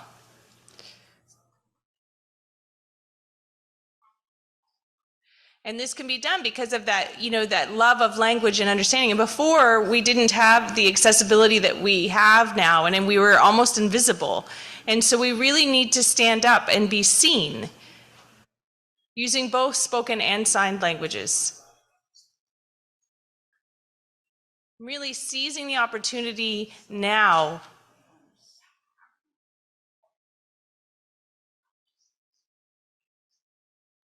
These are the gifts we get. These are the gifts that are given to us from our grandparents and our parents. So thank you for allowing me to share that with you, to take a couple of moments just to share with you how how powerful language can be and how we can learn multiple languages.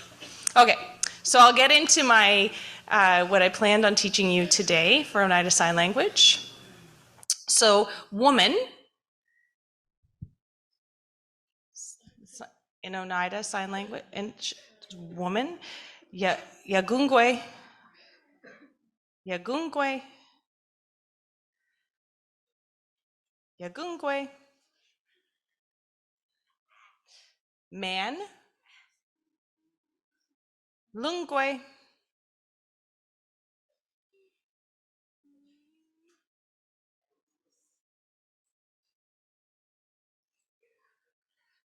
Yagungwe, Lungwe, girl, Yiksa, Yiksa,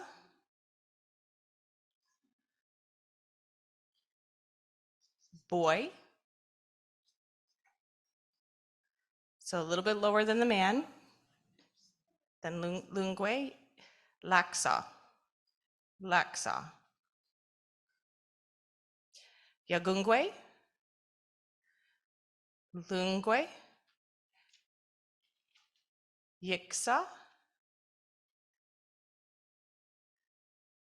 Laksa. Family,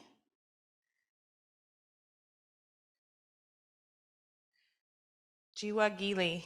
Sorry, the interpreter may have not done that very well. Jiwagile, Jiwagile.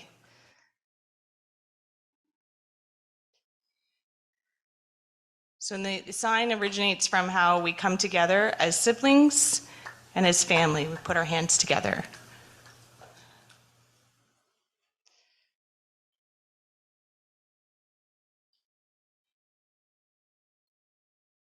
And as we've spoken to, how important it is for us to teach and learn and record and document, share what we've done in the media, on social media.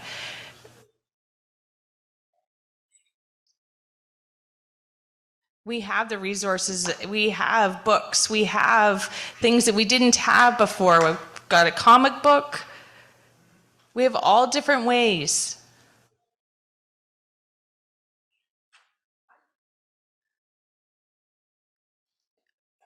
On our website, we have a variety of different videos that you can look at.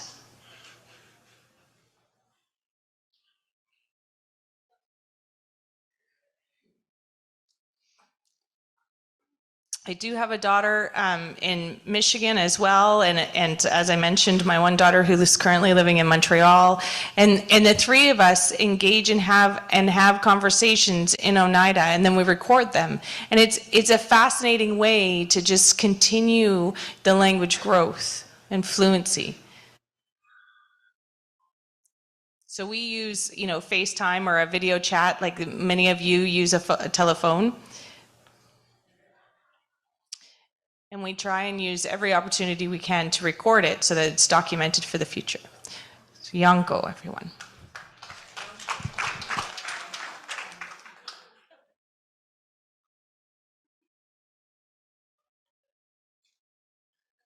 Chimigwech Marsha. So once again, everybody, so thank you for sharing and everything. So appreciate that. So that does bring us, and keep it coming. That's really good. I love learning. So right here. Yeah. Mm-hmm. That man. Yeah. Awesome. Cool. Okay. So Kwe, woman. And then man. All right. Cool. Awesome. Look at that. We're coming along. Good stuff.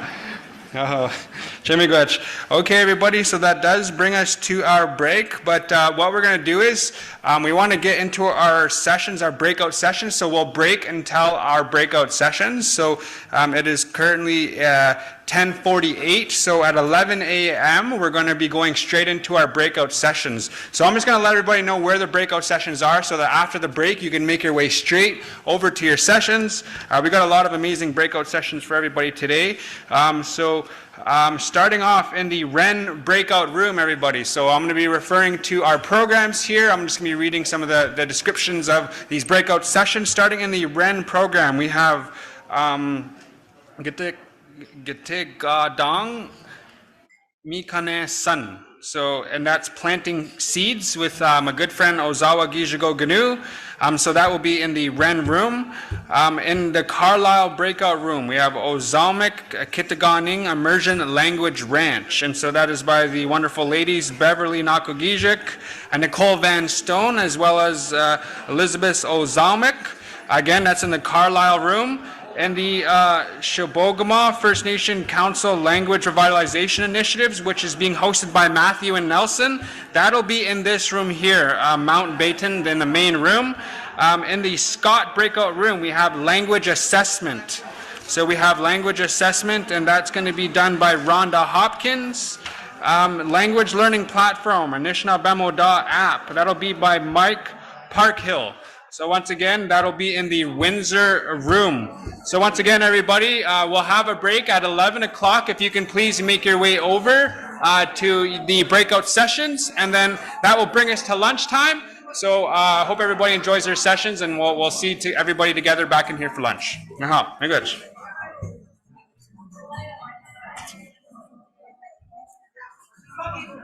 Oh, this one here. Yeah.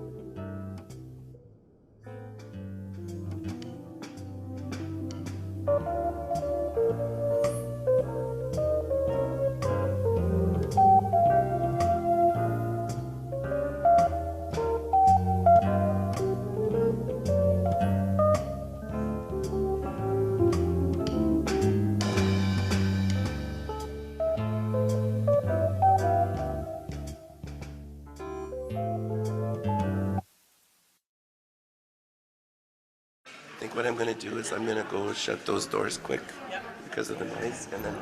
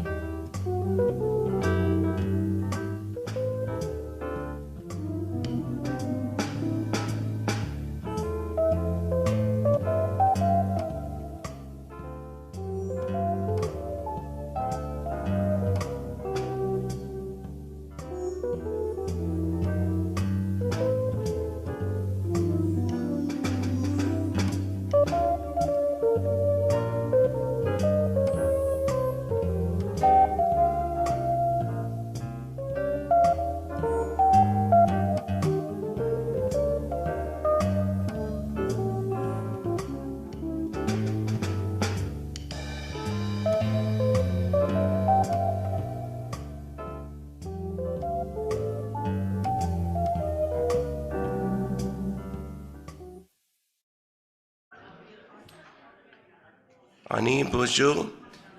We are going to begin our breakout session, and I'd like to introduce our guest speakers. So this presentation, sorry, in the voice, this is what Stephanie Ponglish and Don Bernstick did to me yesterday, so I lost my voice. So this is the Chibougamau First Nation Council Language Revitalization Initiatives. This workshop provided an opportunity for participants to learn about how Chibougamau First Nations Council is working with their member communities to build on the foundations of culture and traditions geared towards language preservation, acquisition, and retention. Matthew Angies is from Waterman Lake First Nation, Ontario. He's proud to be a First Nation and a language geek. He has been the executive director for Chibougamau First Nations Council since 2014. He has been in the First Nations education field for over 40 years as a paraprofessional, teacher, principal, and education director. It has been his passion and his destiny to protect, preserve, and revitalize the language. Nelson Macoup is from Bearskin Lake First Nation. He's been working in the education field for over 20 years. He's been a teacher and a principal for various northern schools and in BC. Over the years, he has learned about language decline and how fast it was going down. Recently, he's been working with language teachers from the Chibougamau schools and communities and is working on programs and curriculum to address the oral fluency acquisition, ensuring that we do not lose our languages. He hopes to continue with this language rejuvenation and to keep our languages for our future generations. And on a side note, these two gentlemen are legendary. Like, even when I talked about my experiences at Bakan, Chikabwi, they've been everywhere and they've worked with so many First Nations. So I really look forward to listening to our keynote today. Miigwech.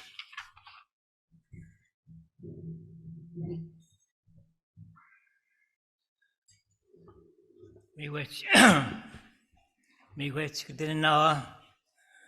Nistam nanahkumag kaikipakin george unigag jabanik ego geonago kaikipakin george.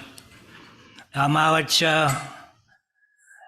ushkinige gagi hamstigage. Maud gain menendane wabmak skadus ekasktot. Unit pakinigage utansnabe monti abatut. Nik kanona gemak chihaga watch. utskoniwek, ukkanamagik, eko skatizak, eko ge kutagik, utanhkik, eko ge ladodemak, eko ashwaga giditjumank kenema Pat. Pat is our mentor. I'm glad she's here. Numunentan ayayang ko huma. Ay one was I ganing donji. Eko Matthew Anjis disinikas. Eko hawed aga bui joks kiniga. Nelson Makobisnikas. In Berskin Hunji. Ay gitanan hukimen gnagas. In Kawachiwan Education Resource Center. Ima getnajunian yakke. Ima gitaji anhukimen. Chika kendamik. We unjik kano taman hiwe. Bemutigewan. Hiwe Kawachiwan Education Resource Center. Wagawian mutamang. Amima bekupeshikan. Hiwe ka ki unatuang panihima. Mian Tuhan gegonan. Genina und kago ge totamang. Ima dashikewan nang. Eko iwan ang geskono gamegon. Ka unchiwichi ayang keko ken pumutuang ko etinigan. Amiwe wintamona guk. Eko mauchu kawayan mutaman. Ehi anin genina und iseyang. Ima katanapiang, ima solkaud area, ima wananaong kagchikade, eko nisitana pesukushap takikyonan, ayawan ni hima, eko kinanagachikano noban, ani nationagok megod, iwe ansnimuan, kishpentebwe, kiabat kasktuagwe nawashak, eko skatazak, eko kekchehak, Kishpin stai an snabe moagwen gabach. An kawabate hiwemen nisen iwan nagachikewanan. Unchi kano tuan ani nesinagok iwe nisitanagadosha biake otanang kunak iwe kagitotamang skoyat 2019 iwe Kawabatanawa, ang gagawin gwintamin, chinistamig, tepwe bako, tepwe, kitan wan tumen, kitan snabi amunang, kitan snabi artizonang, ego ke kazak tuangin, yuan gagawin match tuangin, ego ke gawin kinamoengo, kinijan snanak, kosnanak, ego ke nikan, wetawas sakayawats, anyone tuang. Kompatan now here gaitaman. Amiba kupasam here kawian mutaman, kawintaman kita. Iwe gong pangingon si wabate women on the PowerPoint of the results that I'm talking about. So I just wanted to use my language. First, I wanted to acknowledge everyone. I wanted to acknowledge the prayers. I was very impressed of the young man that opened in his language. I was very, very impressed. I grew up with mainly with my grandparents. As you know, for those of you that live up north, our family traditionally used to go out to the traplands for 2 months or 3 months. That's what happened in my family. But I wasn't allowed to go. I was allowed to stay. So I ended up with my grandparents. Both of my grandparents were very influential people. One of them was an Anglican church minister. The other one was a chief. And between those two wise men, I was taught at the early age to value and to respect the language that the Creator gave us. I grew up too to learn the writing system. as you know, the writing system, I'm not talking about Roman orthography, I'm talking about syllabics. I know syllabics is not we didn't invent that. It was invented, it was imposed on us by the missionaries. I learned how to write, how to read through the hymn books, the Bible, and even from the school. It was actually Mchigoje that taught me, a non-native missionary that taught me how to write in syllabics. We used to have it in a school once per week. I always look forward to it. So he kind of taught me how to keep it. As we move to the century, we all know that language is becoming more important for our people. The decline of oral fluency is deteriorating very fast in every community. And we need to come together, just like this, to try to bring back our languages in our respective communities in any way that we can. That is the message that we want to bring. I know, probably you've seen it, I know all of the communities, or most of the communities that I had visited. I know the communities really depend on the schools to do everything, even the language preservation. It shouldn't be like that. To save a language, it's got to be a community effort. Everyone has to be involved. Everyone, not just the teachers. Everyone has to be involved, right from the home, the families, the grandparents, even the leaders, even within the community, at the band office, when they have a meeting. I attended many meetings. The meetings are conducted in English. Why? We don't need to. I know everyone, my age and his age and your age, we can still communicate in our language. That's what I see.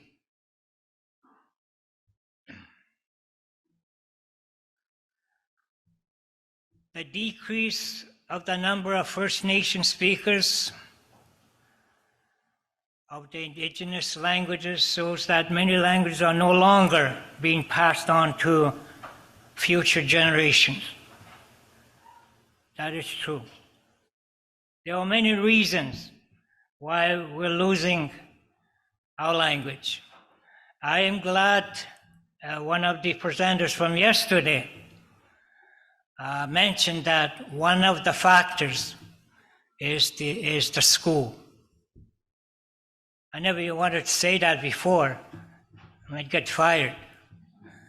Yeah, but I'm glad that that person, the lady that has PhD, mentioned it. Yes, school is one of the major factors. The school curriculum that is imposed on us. Of course, everybody wants to use English. That's the other thing. Technology. We have all these wonderful gadgets that our children glued to. They just rather want to spend a lot of time on that. And this is very concerning because language is more than just a means of communication. Language is essential to identify and transmit values, spiritual and traditional practices, and history across to our future generations. First Nations languages are part of Canada's unique culture heritage, and more importantly, they are the rightful heritage of First Nations people.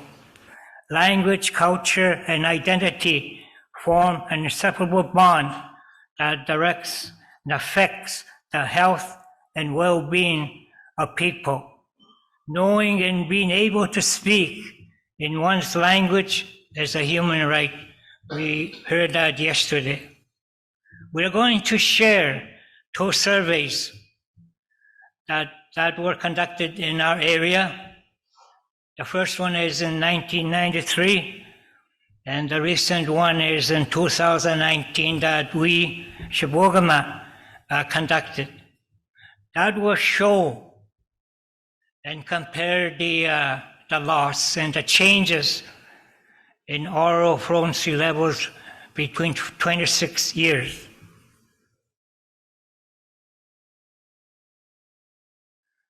In 2019, we didn't get that much money to be able to go to all the communities. We had to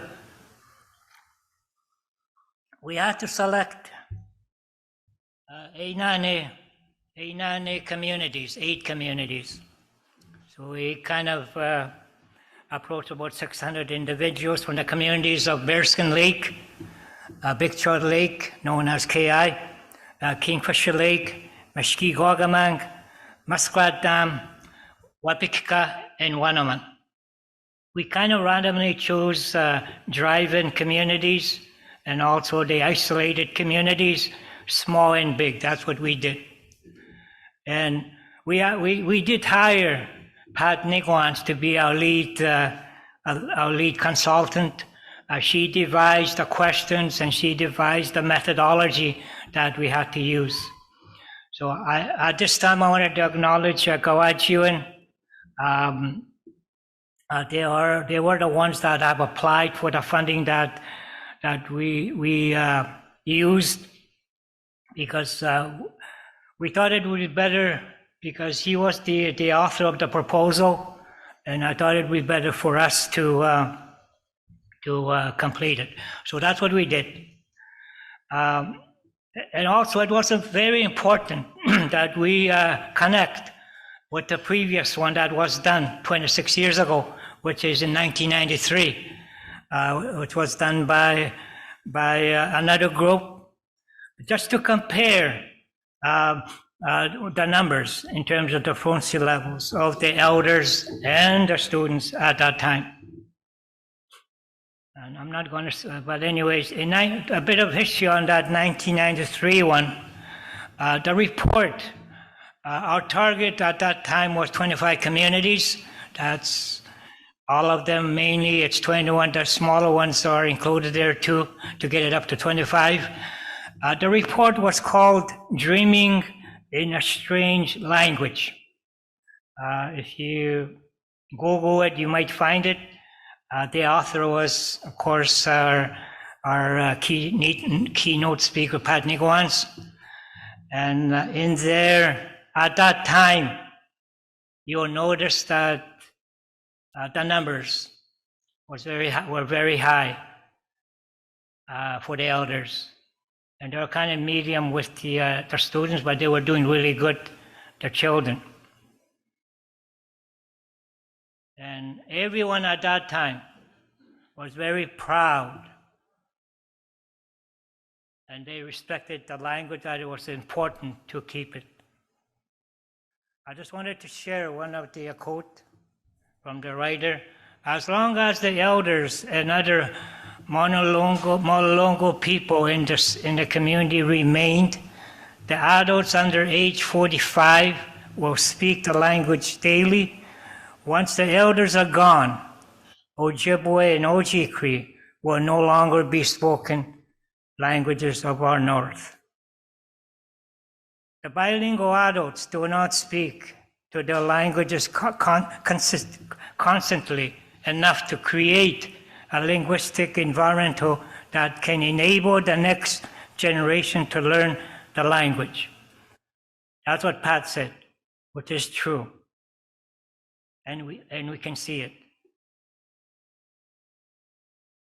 Now this is the chart that you'll see on the left-hand side. We have all the communities that we went to in 2019, you'll see at the top Bearskin Lake, Aminchkansaiganing. The adults in 1993, their fluency rate was 97%, the adults.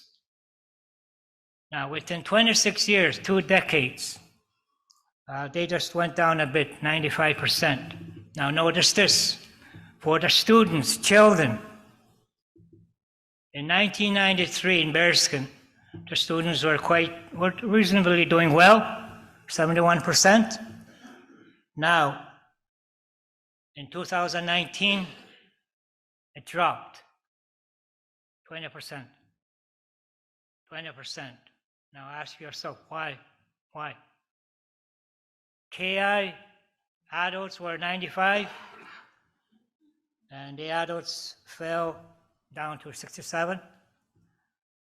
The students, 70%. They're doing well at that time. Now, within 2 decades, 20 years, it went down to 15%.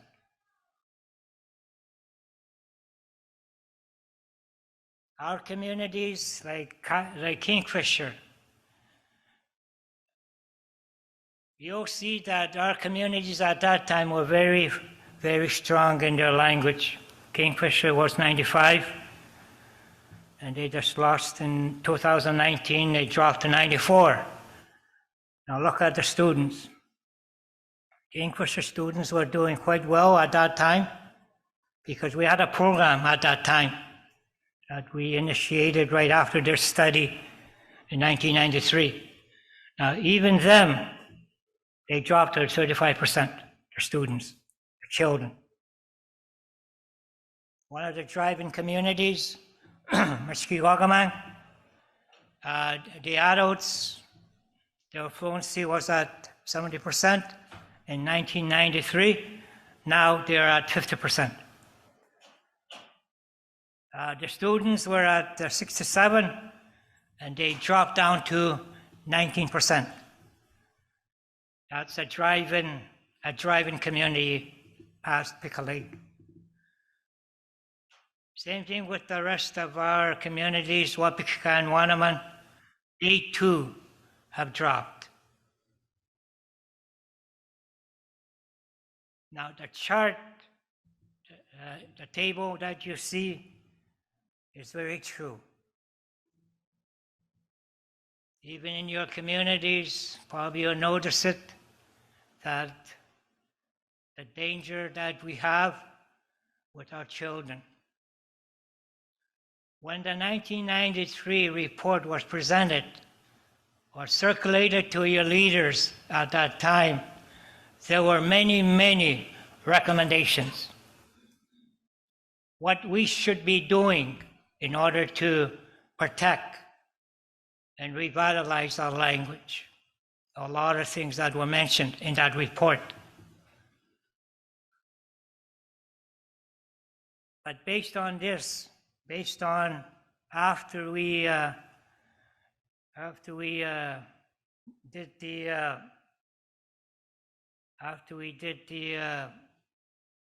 survey in 2019, it shows that we didn't really take the recommendation seriously, even us too. We thought that we would never lose our language because we're out in the boondocks. And we should be able to maintain our language. No problem at all. But unfortunately, we're not. So the result, I guess the message is our children, our young people are losing their language. They're not using it within 20 years. It's going to get worse. I did a presentation to our non-chiefs and proxies a couple months ago, and I shared this to them too. There are many reasons why it is like it, but I'm not going to dwell with them. I think everyone knows what it is. But in our area, our people are very proud of their language. They know that it is a gift from our Creator, and it has to be protected, and it has to be preserved. And we have to teach that to our children. In that report, both reports, there are recommendations that are made what we need to do, what needs to happen in the home, within the families, within the school, within the community, within your groups, whether it's a tribal council or even within other organizations that you work with.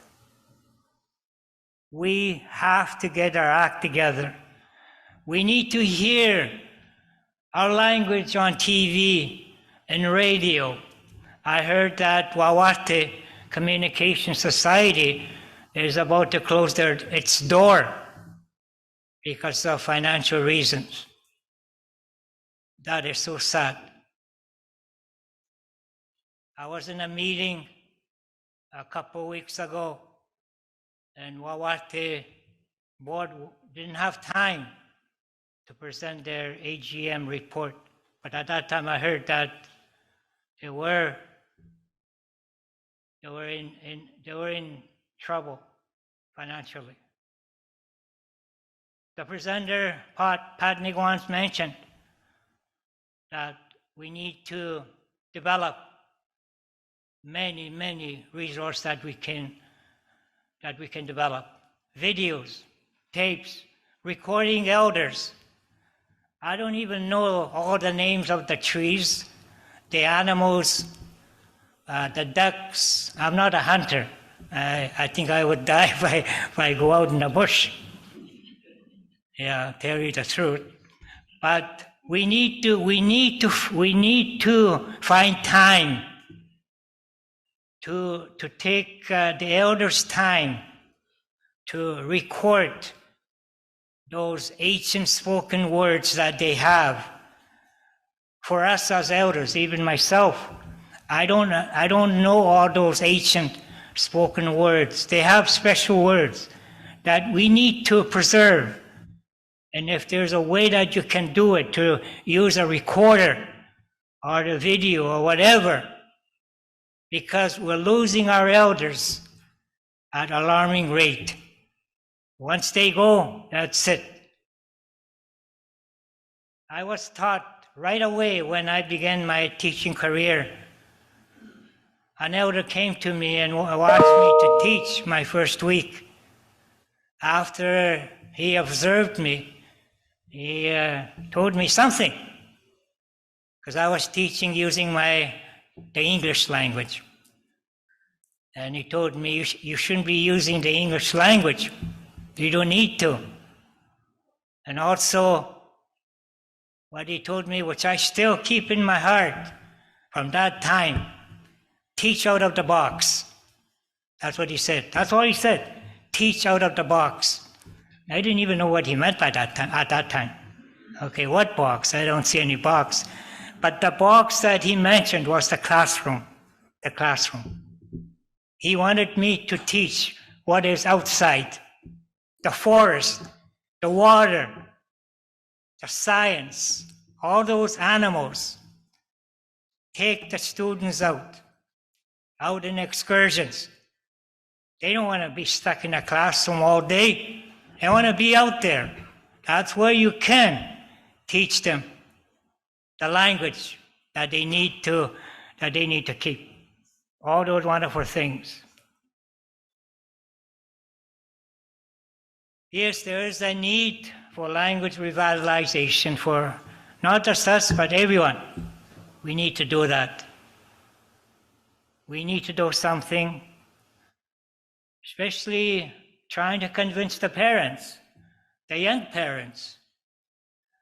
We need to try to find ways of how to get to them to understand that while they can understand and speak the language, that they should speak the language to their children at home I don't worry about them not learning the English. They'll learn it regardless. Even if you develop your own immersion program, a full immersion program in a school, once they go home, they'll pick up the English anyways, from the radio, from their gadgets. That's what's going to happen. I'll just share you an example what we did back in 1995. In 1995, Chibougamau communities decided to develop their own immersion program up to grade 3. We did it. We didn't care about what ISC says. We didn't care about that. We lumped up our monies when we developed our own curriculum, using the old outcomes and the community's outcomes. The elders did not want to see the ministry outcomes there. They rather want to focus on their own community outcomes. That's what we did. We just went ahead and did it. Everybody got on board, and we had many, many attendance problems, behavior problems. We had a lot of problems in our schools, and suicides, of course. But when we started that program in all the schools, guess what happened? The kids enjoyed coming to school. No attendance problems. Kids were lining up even before the bell rang, because they rather want to learn about beavers instead of kangaroos or alligators. They want to learn about their language. We were fortunate at that time where we had fully trained teachers that are fluent in our language. That was the reason why it worked. But we never had any, they didn't have any resource. They didn't have any books that you see right now. We didn't have any equipment. They had to develop as they go. We even taught our little ones to take homework home. And I just want to share that with you. When a little Johnny goes home, he has a homework, and it's in syllabics. Okay? So little Johnny goes home and he has to bring it back tomorrow, completed. So little Johnny goes home and the parent looks at it. Johnny needs help. And the mother and the father don't even know how to write in syllabics, so what are they going to do? Well, the next logical answer is go to the grandfather or grandmother. So they all go to the grandparents' house. Of course, the grandparents know how to read in syllabics and all that. So all the family are all together, working together, talking together in their own language. You pull in your extended family that might have more answers. That way, everybody comes together and they come up with a way to help little Johnny to finish his assignment. But it's not about Johnny finishing his assignment. It's about polling the parents, polling the grandparents, polling the community to get involved. That's the way to go. The focus is not us, not you as a teacher who is getting paid. It's about that child that is in front of you. What are we going to do to support little Johnny? First, the help has to come from the family, the parents. A mother that's expecting should already be talking to her child, speaking the language. The first thing that a child should hear once he or she is born is our language. That's the first language that he or she should hear. Growing up, the parents have to make a commitment to use the language whenever possible, or even all the time. And even trying to get the parents. So family is the key, is the first thing. The families has to be the first line of defense. And then the extended families, the grandparents. Next layer is the school system. In a school, we should be able to develop our strategies, our immersion program. We train our teachers. We train everyone. Everyone in that school is an educator. Even a janitor is an educator. They have a role to play, and so on. The other layer is the community.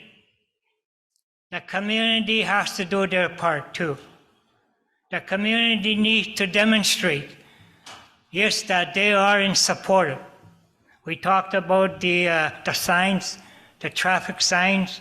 They should be written in the language. All the language should be visible in everywhere. At the band office, at the nursing station, at the school. The mission statement, the vision should be visible all the time. Even in your stationery, the band office, you should be promoting that. The leadership, the programs. This is something else that I don't like to see, is we have many programs, wonderful programs in each community. We have health programs, we have education programs, we have land-based programs, but they want to do their own things. They want to work in silos. They want to do their own thing, and the other ones to do, they protect their monies. We shouldn't be doing that. All of us have a responsibility to little Johnny, and little Johnny will need help from each corner of the community in order to succeed, in order to preserve the language.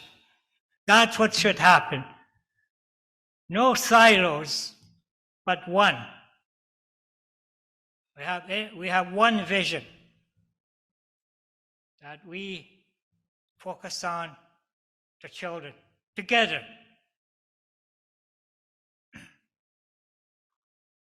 Our Shibokuma chiefs gave us a mandate. Yes, we know that there is a disconnect between the elders and the youth. And I see that. But we need to do something. You heard from Pat what she said.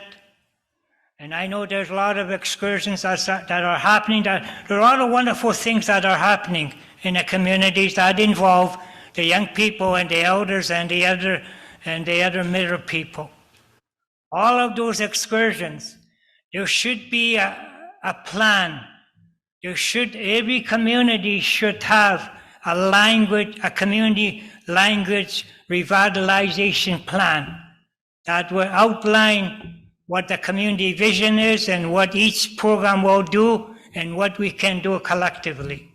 Even the young parents that don't have enough confidence that he or she can speak in the language, by all means, have evening sessions. Have the fluent speakers open up the school in the evenings. Develop sessions for an hour or so and do that 3 times a week. There's ways of doing it. In our communities, we have in Shinimun, that's like OG Cree. We were directed by our chiefs to reinstate what we did in 1995. In 1995, we developed our own 4 immersion program from K4 to grade 3. We're told to go back, but it's got to be different this time because of the low level of fluency for our children. We have to go back to the board, and the focus would be vocabulary. We have to focus on that. This is our vision. the chiefs, the education directors, who gave us the retention of the oral language and rejuvenation of cultural programs, and to revitalize the oral language fluency to the elders. And by doing that, we want to do something different. And I want to talk about that before I switch it over. I know the linguist doesn't agree with me. I've been arguing with them that I'll be further confusing the children. As a teacher and a language activist, there's two things that I see, which is my role. Yes, I need to save the languages. Yes. But I'm also an educator. I got to make sure little Johnny knows the basic skills. Little Johnny needs to know how to read and how to write once he gets into in grade 3 and grade 4. So how do we do that? I know a lot of you are using Roman orthography. Some of you are using syllabics. But for us, our focus is to use the syllabics as a means of writing system. So if you see, I'm just going to jump. Okay. In the syllabics chart, which is this, you'll see at the top, you'll see in red, those are vowels. A, E, O, A. We also have long and short vowels. At the left-hand side, you have the beginning sounds, the initial sounds. We want to use those as our ABCs, our alphabets. In between, you'll see the consonants, call them blends. To make up a sound in between, you need two sounds. At the right-hand further side, you have your finals. So we can teach grammar, phonetic skills through this system. That is what we want to do. That's what we've been working on. I don't care what the government says. I don't care. It's up to us to find ways what we can do to teach our little ones to regain their first language. We want to use our language and Shinimun as a first language of instruction. We want to use this syllabic chart, the symbols, a means of teaching phonetic skills, phonics. I want little Johnny to know by the time he gets to grade 3, I want little Johnny to know the importance of sounds, the letters. So little Johnny should be able to know what the vowel is, what the noun is, inanimate, inanimate, noun, verbs, all those wonderful things that we learn in English. We want to teach them in their first language first. So that way little Johnny will be able to make a transition from an Shinimun phonetic system to the English grammar, and hoping that they will maintain their language as they move to the higher grades. That is what our plan is, and that's what we're developing. We're developing guidelines to do that work. Just to go back in the syllabic chart structure that I just shown you, we have our own vowels, as I said, both long and short. We have the initial sounds that we want to use as our alphabets, consonants, and the final endings. And most importantly, I know there are nouns that can be inanimate or animate. We have prefixes, suffixes, all of those wonderful things that they should know. But right now we're running into a terminology problem where, okay, what name are you going to call it a vowel? Those kind of things. So we're doing a lot of that. The intent is that we're hoping that the full immersion program will be able to develop oral vocabulary, language nests, and also get the elders, the parents, and everyone involved to be able to regain the fluency that we need, that lacks, by integrating into all the community activities that exist in a community. Of course, we need to develop instructional materials in our language, both Roman orthography and syllabics. And that's what this guy is going to talk about. We have already developed binders from junior kindergarten to grade 2. They are at Kawajion's Education Resource Center.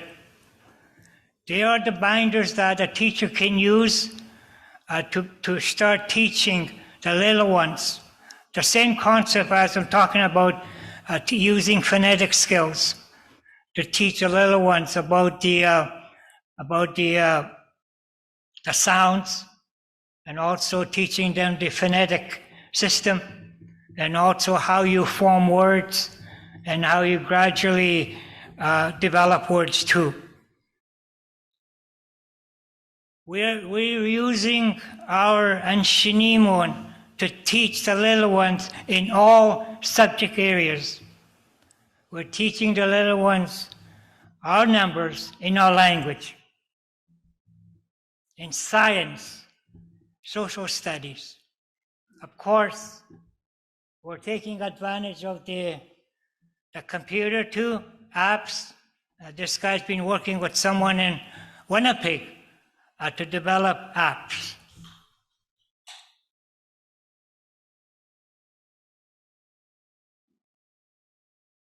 This is most of the things that we do is called integrated themes. We're kind of combining everything as an integrated unit plans and trying to cover the community expectations.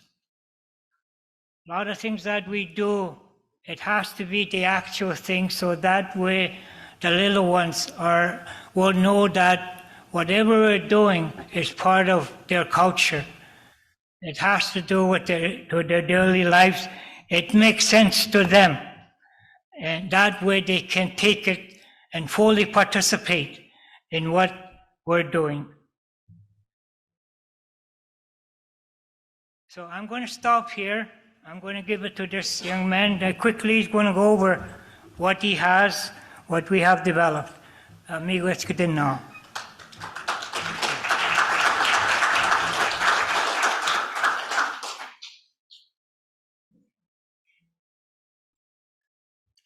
Okay, that was a lot of information from my boss, which is good information. And also, I don't think we would have more, if we had more time, would go into more of the language strategic planning.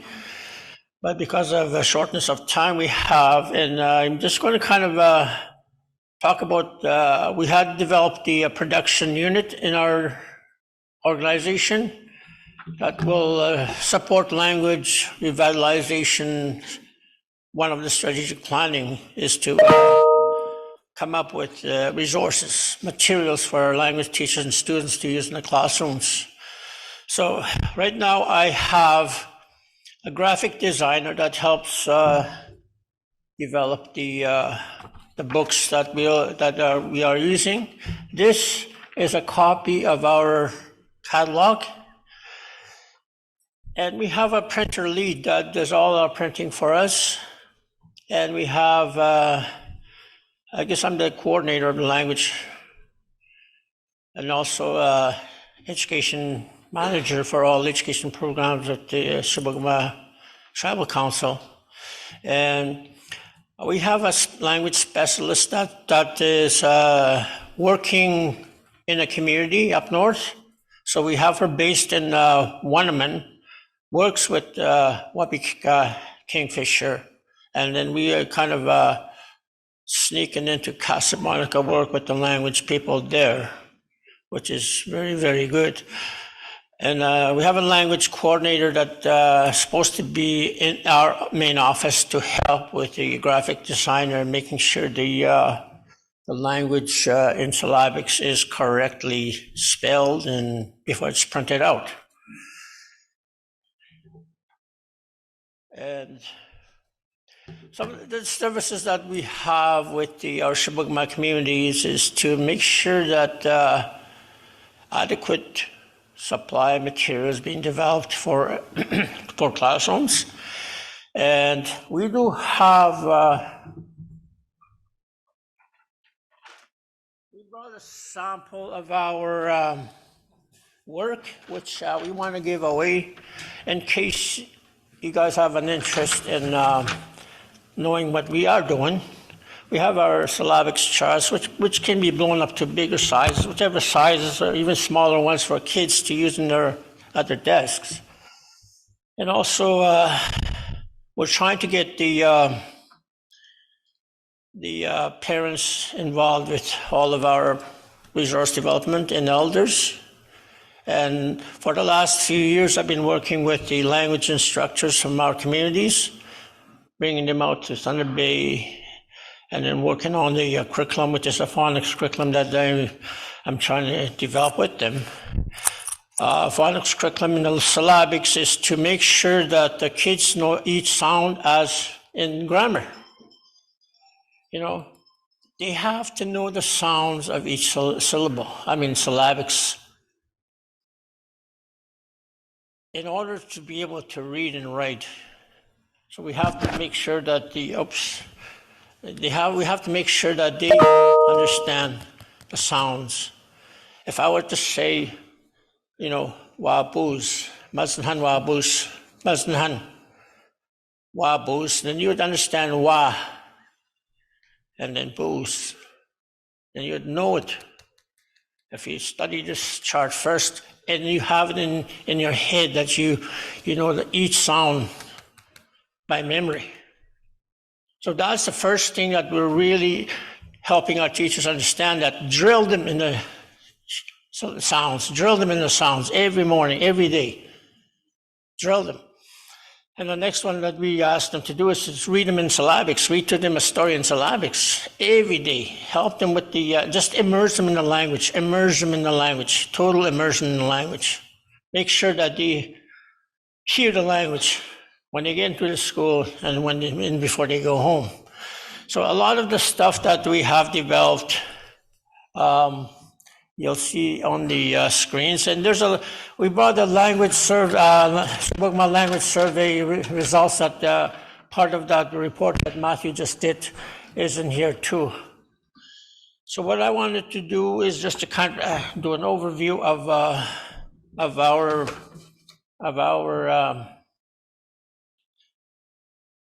materials, and because we're kind of open to help other schools. Like we've had other schools come to us for help to get to use our materials. All they need to do is supply us with their dialect, their language dialect. We would send them a book and then make sure that your language writers or readers just write on it and then send us back the copy, and then we'll just put it into the computer and then get you your copies in your own dialect.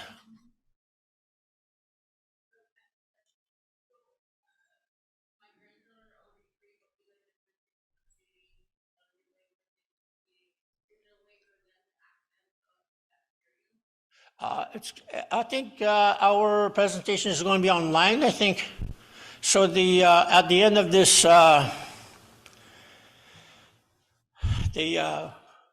is our information and also the order form. Yeah. So a lot of the stuff here that is being shown and fast forward is in this catalog. I only brought in a few catalogs, and I only brought a few surveys because the amount of money I have to pay to put them on the yeah, and the form is right here. It's going to be in here too. So whoever grabs this, lucky. I only have, I think, about 5 or 10 of these catalogs, and then there's other. Oh, a question? It is online under.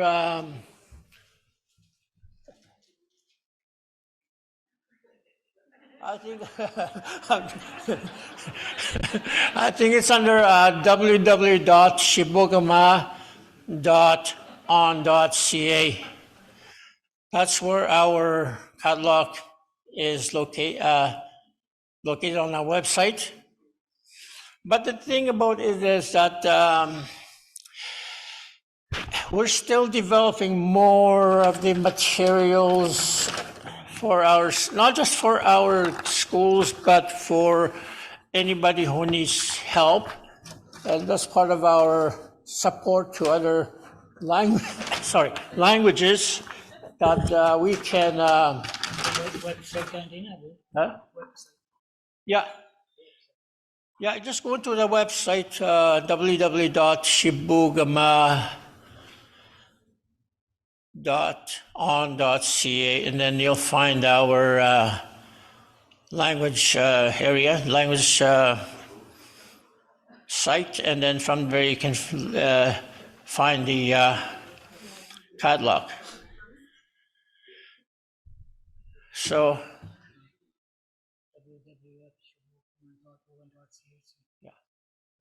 yeah.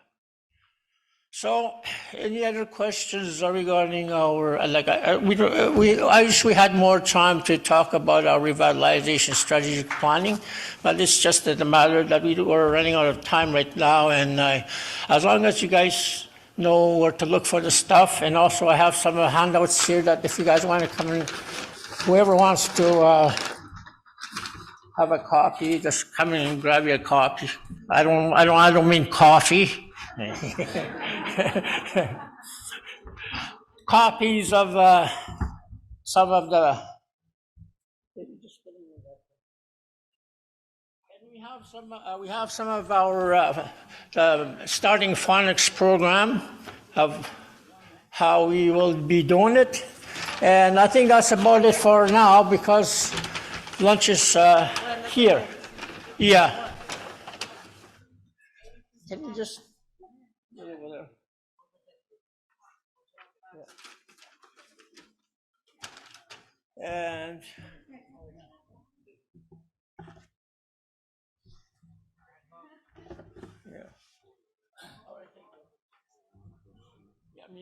Yeah, we weren't here to promote our. We weren't here. We're not salesperson. But anyways, some of the materials that you can look at is at Kawachiun Education Resource Center too. We develop dictionaries.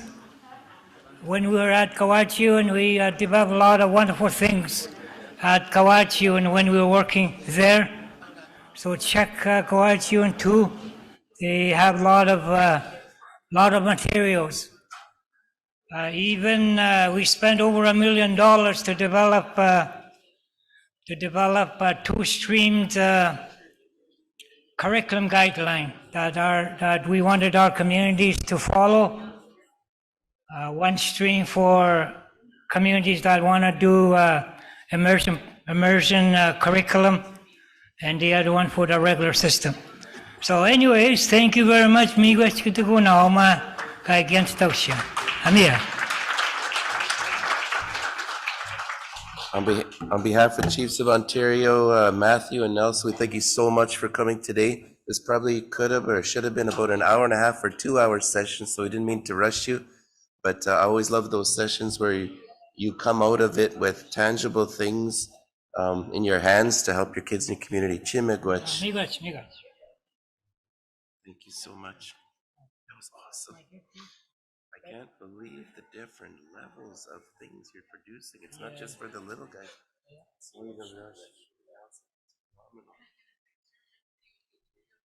Oh my goodness. Oh, sure. Yep, I want that back. Just kidding. Okay, Nelson.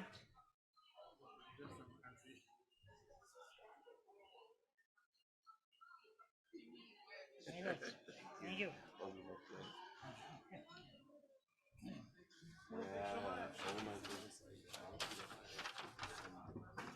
Nahal, Chimigwech for that presentation. Some good words, some very good words. One of the things I heard was to save a language, it's got to be a community effort. So everybody's got to be on board. So good stuff. So that brings us to lunch, everybody. So for people who are trickling in from your breakout session, hopefully you enjoyed your breakout session and learned lots of information to take back home to your communities, back to your organizations, and different ideas and best practices that you hopefully will be able to implement back into your communities and your efforts around language revitalization. So once again, everybody, that is lunchtime. So we're just going to ask if we can make space for our elders to go and have a dish so they can have a plate. We're going to have a lunchtime, then we will be resuming around 1 p.m. today. So 1 p.m. everybody, we're going to be on lunch break. I will be doing some announcements throughout the lunch as well. So if anybody does have any announcements that they would like to be made, you can come see me. I'll be sitting over in the corner. So if there's any upcoming language gatherings, conferences, opportunities to engage, come let me know. I will put a shout out to you. We'll see if we can make them available on the screen. As well as throughout lunchtime, I will be putting more questionnaires up on top to the screens, so you will be invited to participate as well. Now, everybody, let's eat. Have a good lunch. Good stuff. All right, everybody. So we're wanting to get started. So if you can I'm going to invite everybody else that's out there to make your way into the room where we get started our keynote. So let your friends, your peers, your colleagues know that we're going to be getting started at 1 p.m. We have a really great afternoon ahead of us. A couple more, we have a keynote presentation. We have some more presentations that are coming from the Chiefs of Ontario Secretariat, from the Education Program Lead. And there will also be a panel discussion towards the latter part of the afternoon on the Federal Education Agreement. And so there'll be a panel there. So we'll get to hear about some of the work that's being done. But right now, I have the pleasure to introduce our next keynote speaker. So our next keynote speaker is Jesse Wente. So Jesse, really interesting. He's, I guess he's a cousin, I guess? Yeah, he's from Serpent River 201 Reserve. But yeah, I guess he's got the same roots as Miwasaki, so distantly, somewhere high enough up in that tree we're cousins. But he's going to be sharing Keeping the Fire, how to change and stay the same. So how to make change and stay the same. So in this exclusive talk, award-winning writer and speaker Jesse Wente will use his own story to discuss and to make systemic changes while maintaining core values, central goals, and well-being. Jesse will illuminate his strategies around change making, priority setting, and decision making, as well as communications in order to help attendees in their own work. Jessie will offer attendees a chance to laugh and to level set in their lives and work. So Jessie, who is also a film critic, a broadcaster in Ontario, across Canada, very well known, does a lot of great work, is also an outspoken advocate for Indigenous rights, First Nations, Métis, and Inuit art. He's spoken at numerous forums, and so we're very grateful and blessed to have Jessie here. So everybody, let's join me in giving a good warm welcome to our next keynote, Jessie Wente. Honey, cousin. Nice to see you. $5 Yeah, oh, thank you so much, Quinn. It is so nice to see you, and so nice to be here with all of you. And thank you so much for having me. Quinn just listed a whole things that we're going to try to accomplish in this keynote. I'm not sure we're going to get to all of them, but let's give it a shot. My intention is to talk, use my own sort of journey to maybe highlight some things that you might want to consider as you engage in your work. And, I get the opportunity to speak to educators a lot, usually not a room full of First Nations folks doing this work, so I feel very privileged to do that. And I think, particularly when it comes to things like language and our cultures, in the education space, well, before we ever get there, can I, quick show of hands, how many people have seen Star Wars? Oh, thank God, this is gonna go good. Okay. If there'd been no one, we would have been in trouble. But I'm glad that happened, because I was gonna say, if you're, a language teacher, a culture teacher, you're really the Jedis of this whole movement we're in. You're really the knowledge folks that are gonna help us get to that. And I'm standing here in this place, and I first saw Star Wars not too far from here, up on Bloor Street at the University Theater. That was one of the old-fashioned movie palaces. The older folks might remember these things. These were, they'd had a very fancy ceiling like the one we've got inside here. It had an actual lobby where, a little ticket booth and posters on the side. It sat like 800 people in the one cinema. So there was this massive cinema. And I would have seen that movie, Star Wars, the first Star Wars, in the summer of 1977. So that's the year it came out. And I was 3 years old. It was the first movie I had ever seen in a theater. And if you can imagine, as many people have that experience, Star Wars was the first movie you see in a theater. Well, it sort of changes your perception about movies, because there had never been a movie like Star Wars. And I'd certainly never seen anything like it. And the theater's gone, by the way. I think it's a parking lot now, because, progress. But it was such an indelible thing. And, I spent my life now in the movie business, in large part because I saw that one movie in 1977, not too far from here. And I'm often asked why so many of our folks love Star Wars as a story. And I don't think it's that hard to understand why I might have connected with that movie when I was 3 years old. I mean, here you have a story about a group of folks who, the Jedi and their legion, who have a firm understanding of the interconnectedness of all things in the universe, the relationality of one thing to another, who are battling against a technological empire sought on their absolute destruction. No idea why Indigenous folks identify with this movie. Couldn't call it. Why we might see ourselves in this film. And so I think it's quite obvious why so many Indigenous people like myself really were attracted to Star Wars. And I find myself even here in this such an incredible meeting. I mean, look at all of you, fabulous people doing this work. And I can't help myself. I often imagine, will this meeting be like 10 years from now, or 20 years from now, or 30 years from now, after you've done some work? How will this change? And I often find myself, like Star Wars, thinking about the future. And of course, that's what you are all engaged in by teaching our young ones. You're engaging in building a new future, or building the future. And I think this is actually really valuable and why we have actually an advantage in terms of the work we're doing and in terms of the advocacy we're doing.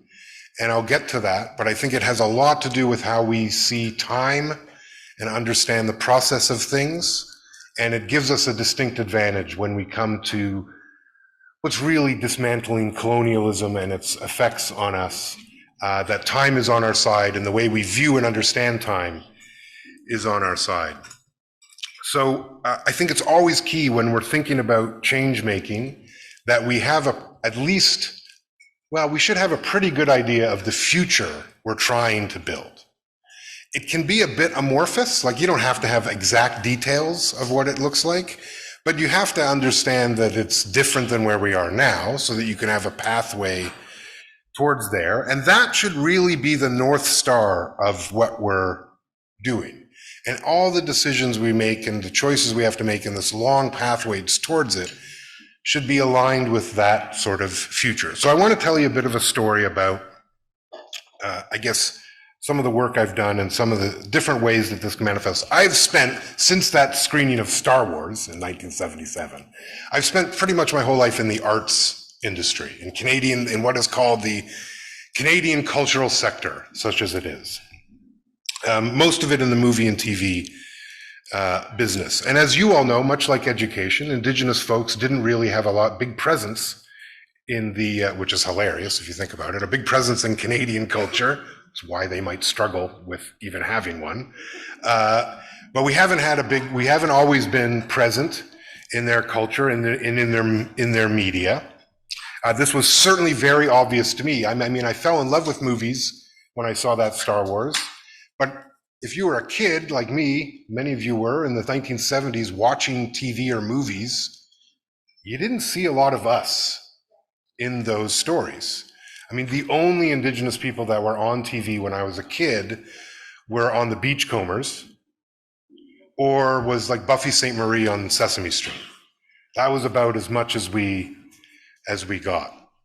And as I sort of grew and wanted to become, someone who was working in the film business and wanted to be in these, it disturbed me that we weren't present. It also made it hard to imagine how I would have a career if there weren't already people doing it. And of course, there were people doing it. Alanisa Bomsuin, the Abenaki filmmaker, who I've now been friends with for 30 years, she helped show that there was a way for Indigenous people to do it. So I became a film critic, as Quinn said in the intro, did a lot of media analysis,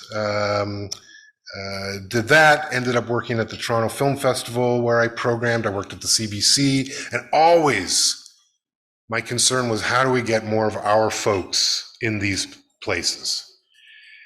And when it came time to really think about how do we make space in the film and TV industry, or in the cultural sector period, my aunties and uncles and their aunties and uncles have been at this for a very long time. So the advocacy around our presence in the arts world and what that should actually look like has been going on for many, many years. And it came to be in 2017, the federal government, as they are often to do, announced something. They love announcing things. Doing things is different, but announcing things really high on their list, because you get to have like a reception, the doing of things is much more, no reception there. So they announced that they were going to form something called the Indigenous Screen Office. Now, I, among many others, had been advocating for this to be formed for a generation. Australia had got an Indigenous Screen Office in 1995. And I always like to say our advocacy for one in Canada started the day after theirs opened. And so for all these years, we've been advocating it. And finally, in 2017, the Heritage Minister announced that they would form the ISO. And in February of 2018, I was named the founding director, the first staff member for the Indigenous Screen Office. Wow. Thank you, brother. And then in 2020, So this is a couple years later. The ISO is still a thing. I encourage everyone to go check out their website. When I started at the ISO, like all things what the federal government announces, the annual budget was $235,000. Yes, which was enough to fund, like me, some travel, some reports, some contracts, but that was about it. It was funded to fail, right? Just so we're clear. Classic story, you are all familiar with it, happens in our communities all the time. They announce something, fund it to fail, hope that it does, because if it does, they can say they tried and it didn't work, and there we go. So that's what they did in 2017. I'm no longer CEO, I left in December, and I did that because we had new leadership in place. The annual budget is now around $17 million. So that's what we did in that time since I started. So it's in a good place. So it didn't fail, is the point. They set it up to, and it didn't fail, and it's thriving, in fact. The ISO, the Screen Office, the reason it exists is because we were searching for our place, and it was determined always in these arguments that what we wanted was, as we all want, I think, what all of us are striving for is sovereignty. That's the North Star in all things that we're doing. And so for the ISO, the way I framed it was to call this narrative sovereignty, the sovereignty over our stories. And the need for us to be able to tell our own stories, because Canada has been telling stories about us since its inception, and that hasn't worked particularly well for us as a communities. So the ISO was created in this ecosystem. It should be clear, like Canada already has arts funding bodies to make movies and TV shows. They have Telefilm, which gets like $100 million a year. They have the National Film Board, it gets $100 million a year. They have the CBC, it gets $1 billion a year.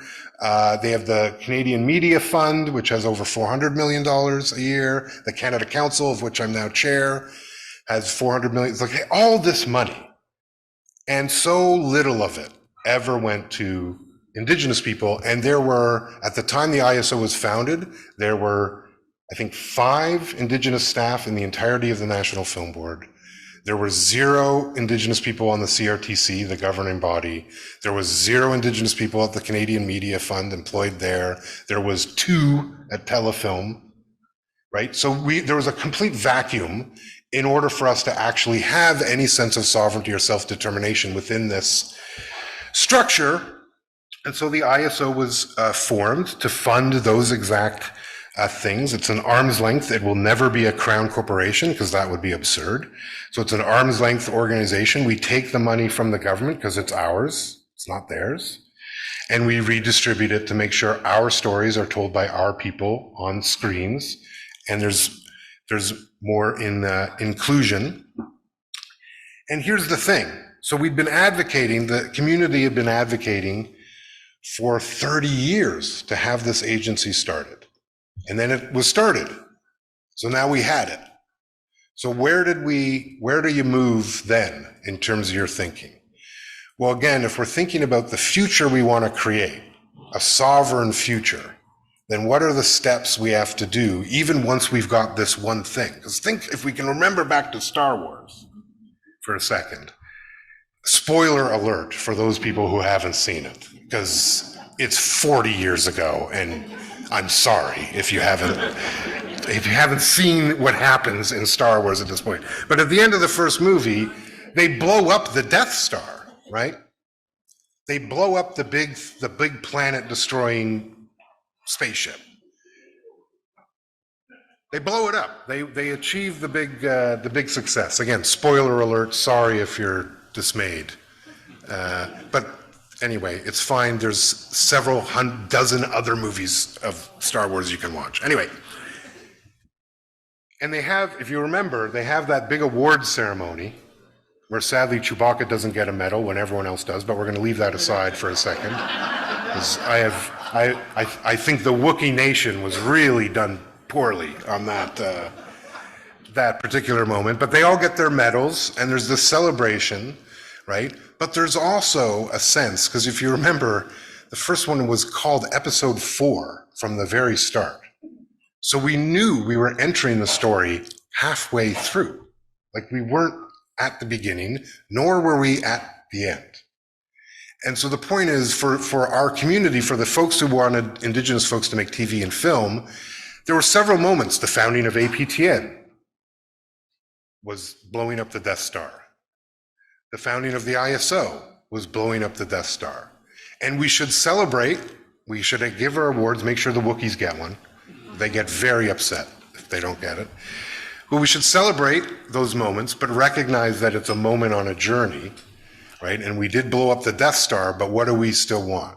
Well, if what we're imagining is a sovereign future, we're not there yet. So let's just keep the momentum going, have our receptions, but understand it's just a pathway, because the founding of the ISO wasn't in and of itself the end result. The end result is still years away. The ISO has to do a generation, 2 generations of work before we really see the goal that I had in mind. I'll tell you another quick story. In 2020, I was appointed chair of the Canada Council for the Arts. So the Canada Council for the Arts is the largest cultural funding body in all of Canada. First Nations person has never been chair of Canada Council for the Arts until I have. And when the Canada Council was founded, it was founded in 1957 through an act of the Canadian government, the Canada Council Act. It was the result of a commission. I can hear you all understanding this process in and out. So they had a commission after the Second World War, where they wanted to figure out, well, they were very concerned that Canada didn't have culture. Yeah, I'd be concerned too. By the way, they still have this concern, and they're still right to be concerned. But let's put that aside for a second. So the Second World War ends, Canada's worried about its culture, and they're particularly worried because we have this enormous country to the south of us who has an entire entertainment machine, which is by the end of the Second World War, is well up and running and has been well established in Hollywood. And so they're very worried that Canadians will be completely subsumed, one might even say colonized, by America. So they decide to invest in Canadian culture. And of course, what they mean by investing in Canadian culture, or what they meant, was to invest in European culture being done here. That's what they meant, right? And expressly, if you read the Massey report, and I actually suggest don't read the Massey report, it's like 197 pages, and my God, everyone in this room has better things to do. That's what I do. I'm the one that has to read the Massey report. I take that on for us. If you read it, it expressly states in there that Indigenous cultures have to die. It says in there expressly that part of the role of the commission was that our cultures have to go away. And so when the Canada Council was formed in 1957, none of our art forms are eligible to be funded, and none of our artists are eligible unless they are practicing a European art form. So if you're Anishinaabe and you wanted a Canada Council grant in 1957, you got to be singing Italian opera. That was what they wanted, okay? So like schools were in Canada, where they built a whole school system to take things away from us, they built a whole cultural system to take ours away from us as well. Okay? Exact same idea. The Canada Council was in the same toolbox as residential schools in terms of its goals, which was to one of its goals was for this meeting to never happen. So we should all be thrilled that this meeting is in fact happening. So fuck them. Sorry. We're supposed to, you don't need to translate.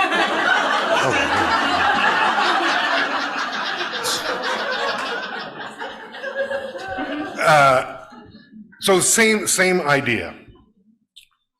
So then I get appointed in 2017 to the board, and I'm made chair in 2020. And the reason I even joined the Canada Council, why I would even consider it, was because just as I was joining the board, they introduced what they call the Creating, Knowing, and Sharing program, which is an Indigenous arts program designed by Indigenous people, administered by Indigenous people, for Indigenous artists. It's a start. It means that, for example, powwow dancing now is eligible for a Canada Council grant when it wasn't before. Works of art in our languages are eligible when they just wouldn't have been before. And not only that, the assessment and who determines who gets those grants are people from our communities. Now, this is still within a Crown corporation. And I should say that that move came after, like the Indigenous Screen Office, came after generations of advocacy, right? Just like how we're all here because of generations of advocacy for us to be here. And so the Canada Council now has this program. It has its own budget. The head of it reports to the head of programming, who reports to the CEO, who reports to me. So not quite what I would call sovereignty, but it is certainly a measure of self-determination within one of the most colonial structures you can find, a Crown corporation. So those are two models just in terms of like making change to better address our community's needs within existing systems, but two very different ones, right? The Screen Office is entirely independent. Only Indigenous people are involved. It's separate from the other agencies. They partner with them, but we're not of them at all, which is unlike the Australian version, which is part of their main funding body. So it is more sovereign than the Canada Council, but the Canada Council as a Crown is sort of getting there.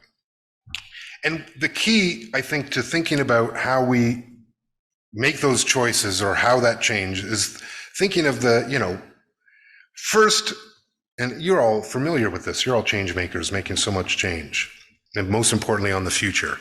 But like the first thing that has to be done, right, we all know this, is change what is being done. Like what is the activity that they're doing? So, and my advice to non-Indigenous organizations all the time is the first thing to do is stop hurting people. Figure out how you're hurting them and then stop that immediately. That's the first goal of anything, is in whatever way you're harming, you gotta stop that. But change the what. So in terms of the Canada Council, it's literally the funding program, right? Like what is eligible changed in the process, okay? Who is doing it? And so if you think of education, the what is very obvious. What is being taught has to change. And that is the change you're all doing right now. You're all also part of the second part. Who is doing it has to change. Because you can't expect the same people who've always been doing it to be able to do it in a new way. Maybe they can, but it might be faster to bring in people who just know how to do it differently and have them do it differently. So you need to change the who. At the Canada Council, what this meant was that 2 years ago, we did a huge hiring blitz for people from marginalized communities, including Indigenous people, while we also did a early retirement package for people that were at the council to encourage some folks to leave so that we could bring new folks in, because we needed to change the who was doing it, not just the what they were doing, but also the who. And those are the things that we do first. And I would say that's still where, in the process of us regaining our sovereignty or re-exercising our sovereignty, that's sort of still where we are. Then there's the where things happen. This is a tough one for council because they're based in Ottawa. They're very Southern in their whole mentality of how they view the world. It's, they're Canada, right? All along the southern border, that's sort of what they see. North is, Barrie, like that's north.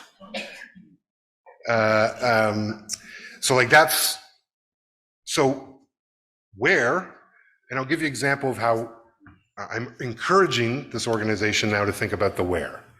So I took the board to the Northwest Territories this summer, took them to Tuktoyaktuk, because I realized that, I'm the only Indigenous person on the board. And I realized that most of them had never been to one of our communities, like had never been. And it's hard to know how to serve people if you don't actually know them, right? If you don't know where they come from. And so I wanted to take them. So we went up north proper north, and took them to Tuktoyaktuk so they could see the Arctic Ocean, drove the Arctic Highway. We had a board meeting in Yellowknife. They got to meet artists in their studios. And we also got them to sign agreements, or what they did while we were there was sign agreements with the local community governments to actually start having them provide the council's programming there, not in Ottawa.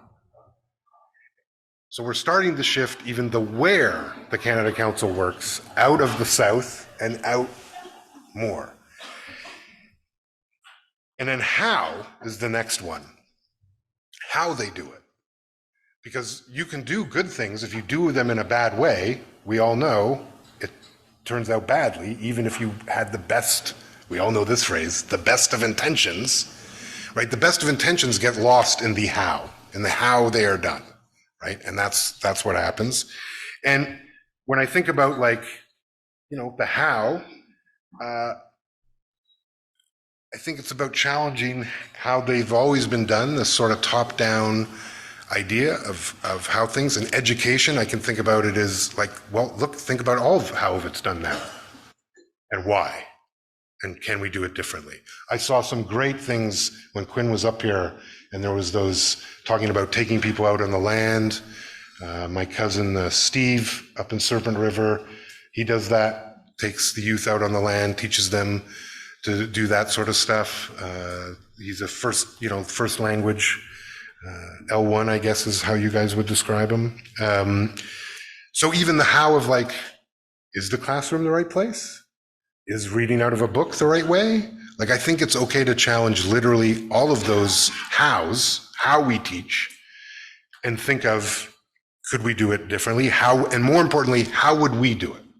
So the thing I'm always thinking around and always thought around the Indigenous Screen Office was Anishinaabe, our nations, our communities, we didn't have art funding bodies because what? It doesn't make sense. It was not part of our culture to have an institution that determined who was an artist and who wasn't. It's nonsense. But we do have them now. They exist. So if we're going to do it, how would we do it the way we would do it? Not how the way we've learned or how they do it. How would we do it our way? Because maybe this is the way we have to do it right now. And always keep in mind that even the processes and the structures we build right now to do things right now, they don't have to be permanent. They can also go away. We can change as things advance. Because the ISO, maybe we won't need it. And one of the things I always say about Indigenous Screen Office is I think even the name will change. Because right now we call it the Indigenous Screen Office. But there's no such thing as Indigenous storytelling. There's Anishinaabe storytelling and Haudenosaunee. There's all of our nations have their own traditions, and eventually it will be that. It won't be Indigenous, it'll be those specific things. That's part of the process. So even that will ultimately change. The thing that really doesn't change is the why in all of this work. And that's why I say we just got to keep in mind as we're going through the whole chronicle of Star Wars, and if you've been following Star Wars, it did not end with those first 3 movies, folks. I'll tell you a quick story. I had dinner with Lucasfilm executive, the folks who make Star Wars. I had dinner with him. I want to say this was before it was sold to Disney, right before they sold the whole thing to Disney. We were out having dinner because he had come to town to do, we were doing something at the movie theater. And I was talking to him and we were having a great old time talking about Star Wars. And he turns to me in the middle of this dinner with a very grim sort of face. Because we knew it was going to sell to Disney. So even though it wasn't announced yet, everyone sort of knew this was happening. So he turns to me and he says, "Jesse, I have to tell you that there will now forever be Star Wars." And I was like, "What do you mean?" He's like, "They're never not going to make Star Wars now. They will make it for the rest of time. They will constantly be making new Star Wars." And I said to him, "Is that the way you're saying it doesn't seem celebratory. It sort of suggests that that's the worst possible outcome." And he said, "Yes, that's probably the worst possible outcome. But the point is, they're still making Star Wars. And what we have to keep in mind as we're going through this incredible universe, because what I'm suggesting to you is like Star Wars, this struggle never ends. But we can collect ourselves and know that we continue on and do our duty. And the way we do that is with the why. The why is the sort of North Star of how we make change, and it's how we stay the same as we make all this change. Is that if we keep the central purpose, so like sovereignty, as being the thing we're after, and understanding that education, so educational sovereignty, the ability to teach our children in our own way what we want to teach them, that the goal of that is physical and political sovereignty. Just like the goal of narrative sovereignty is political and physical sovereignty, but that it's a process, right? That the kids we teach, they will go on to assert more, and then they will teach and they will go on to assert more, and it sort of builds on itself. But as long as we keep that as the central premise of what we're working towards, then it should be able to guide us on the decisions we have to make, both in terms of what we should do.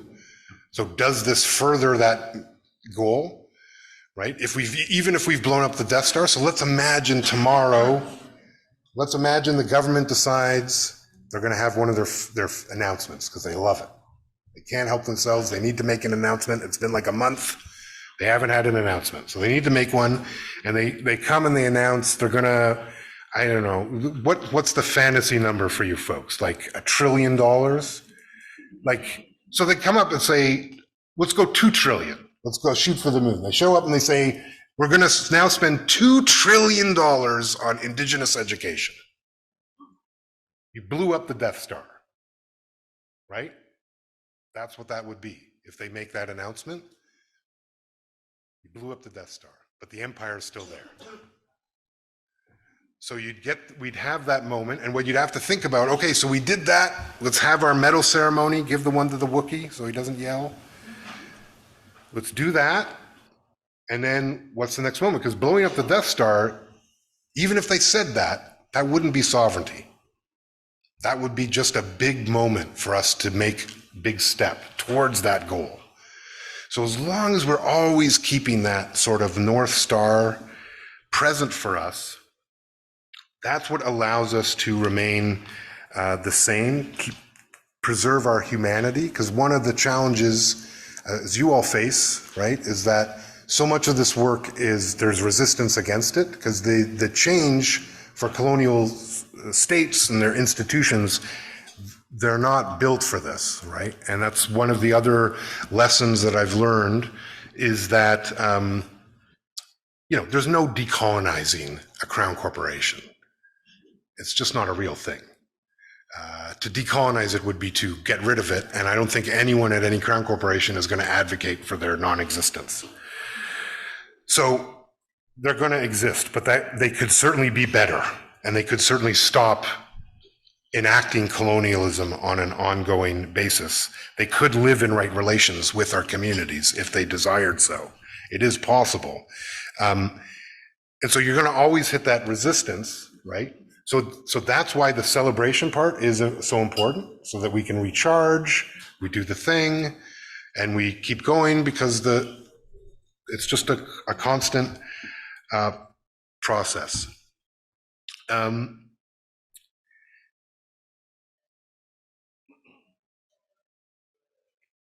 Sorry, excuse me.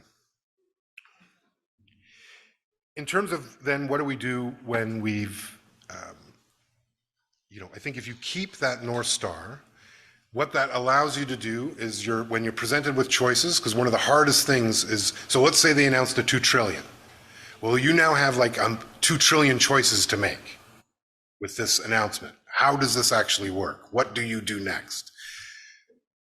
If you keep the North Star, that will help decide what you can invest in right now, where's the time, what's valuable, what will move forward, what to ignore, because there'll be a lot of pressure, right? Because what happened with the ISO, this was totally predictable, is we got this money, and suddenly a bunch of people wanted this money.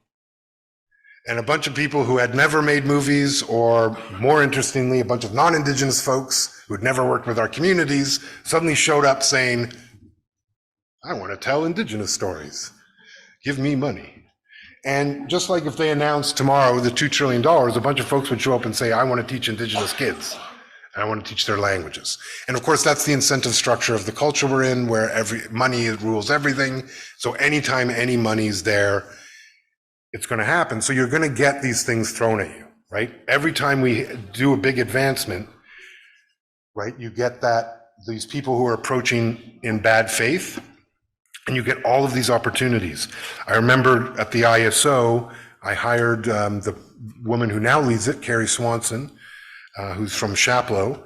And I remember I hired her, and her experience, she had worked like me in the Indigenous, worked in the arts sector for her whole life. And she remarked to me, this is the first time in her career when the ISO where she was having to turn down partnership opportunities because we were getting asked to do so many things. And what my advice to her and the guiding light was always, okay, ask yourself, if we partner with this person, is it getting us to narrative sovereignty, or is it a sideline? Is it something that might be good to do, nice, shiny, maybe it benefits some people, but if it keeps us from getting there, then it's just a distraction.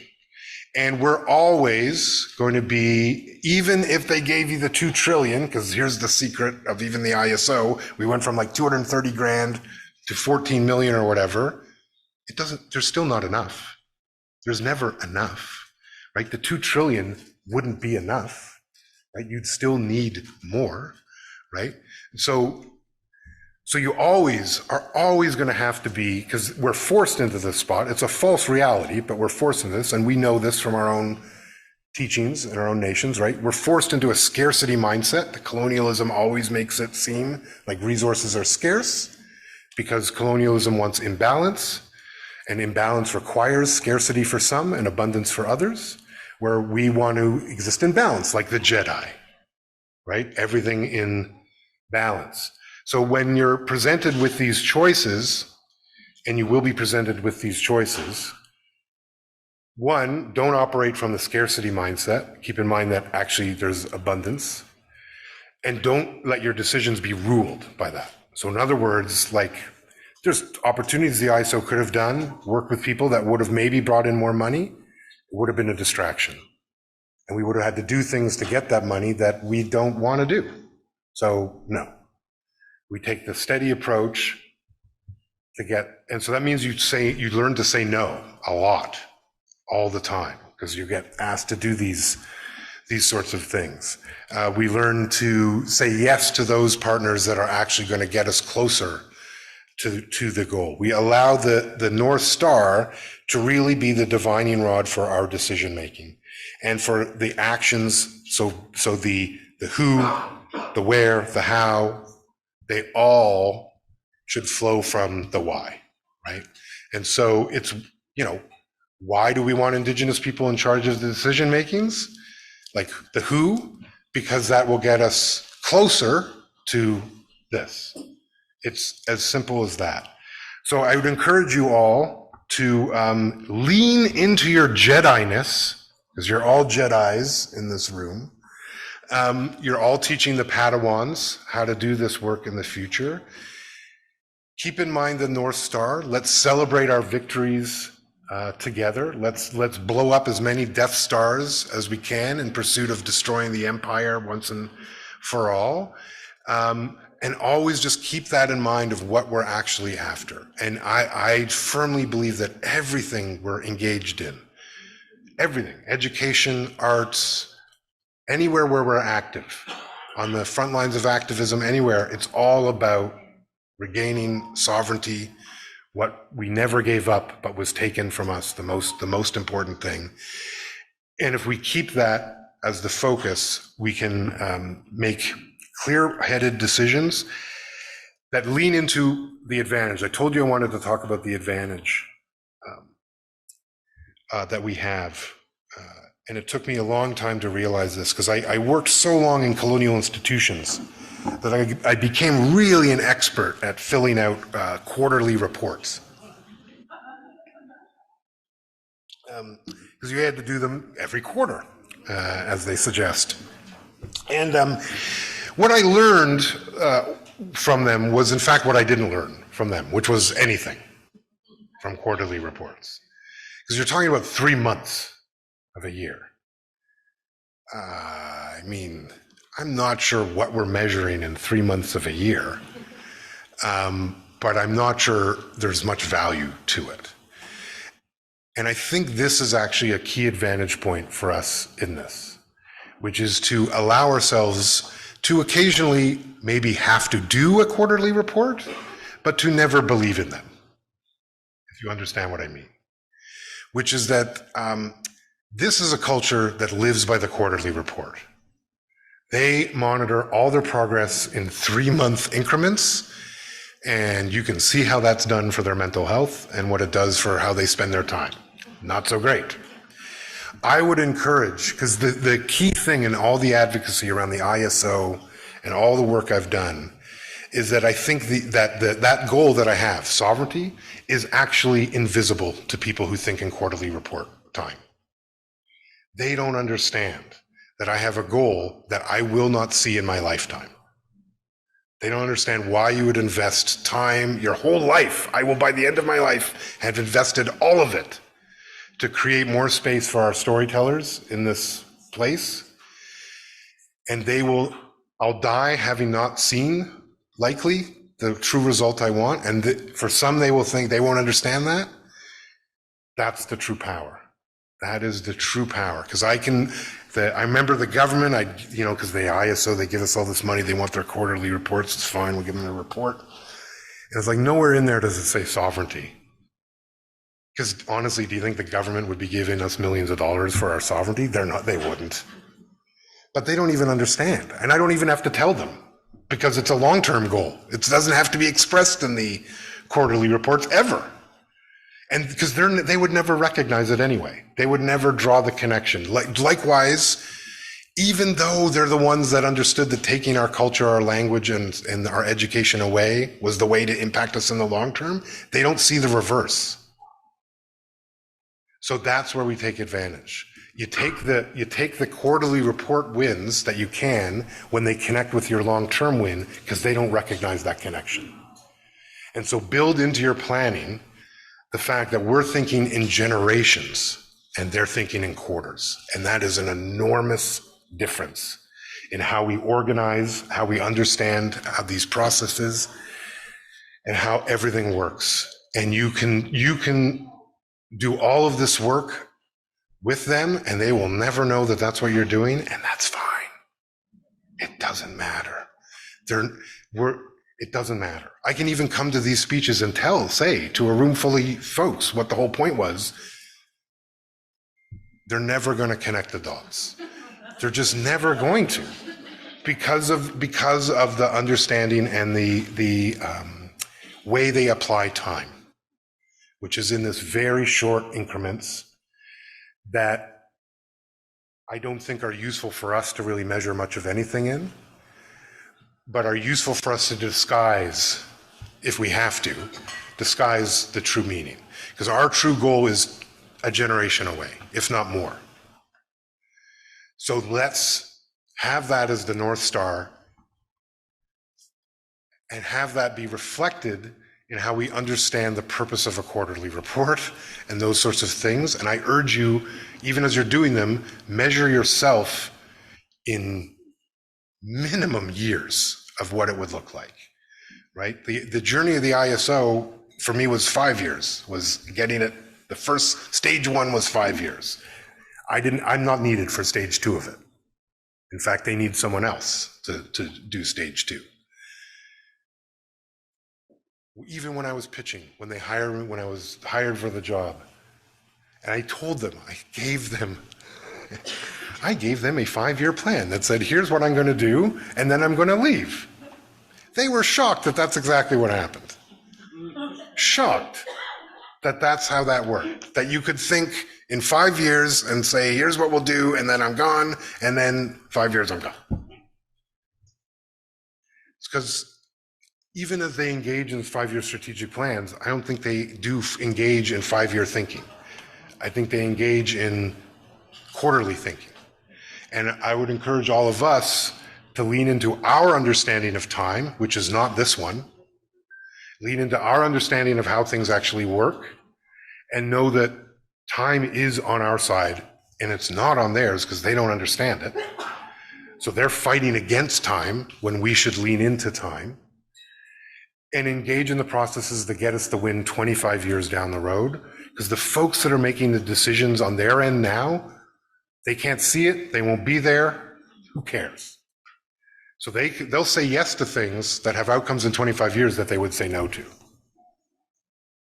That's how we're going to win, or that's one of the ways we're going to win, is to actually lean into how we understand things, maybe code it in their version of things, so do the quarterly report, but understand that that's not how we measure. We're going to measure differently. And that's, I think, if the divining rod, and how we can make change and stay the same is by leaning into those very essences of ourselves. I see, I think Quinn's making notes over here, so that's probably a sign I should wrap up and do the Q&A. But I do want to thank you for welcoming me into your Jedi sanctuary today. All of you folks doing incredible work. It's so valuable. Because of you, my kids know more of my language than I do, and certainly more than I did at their age. And to me, that's what this is. That's how we get it back, is in the generations. And so just miigwech, so much for all of your work. And I'd be happy to take any questions, Star Wars or otherwise related, about the movie business, whatever you want. But I hope you have a great rest of the conference. Enjoy the fabulous food, the good weather. Quinn will make you laugh. And thank you again so much for having me here. And thank you all so much for the work you're doing. It's incredibly important. You are building the future. And I'm eternally grateful for all of that work. You are Jedis, truly, all the way through. So I'd love to take questions or do whatever. And thank you folks for the translation. You are awesome.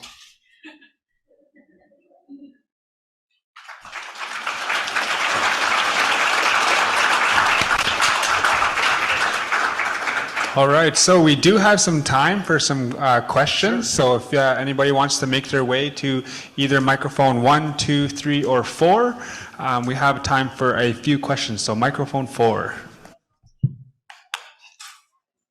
Ani, Jesse. Hi. I just wanted to say that after The Force Awakens, I think the Force fell asleep, so let's not do that. Yeah, well, that's what happens when you get script writers involved. I have to say, I can't say that I love the most recent Star Wars movies. I do quite enjoy the TV shows, though. I don't know if you've watched The Mandalorian, which the way I view The Mandalorian is that, like, is baby Grogu or baby Yoda was scooped, and one of his cousins has come to take him back home, and like that's the whole story, is that, you know, he's protecting one of our young.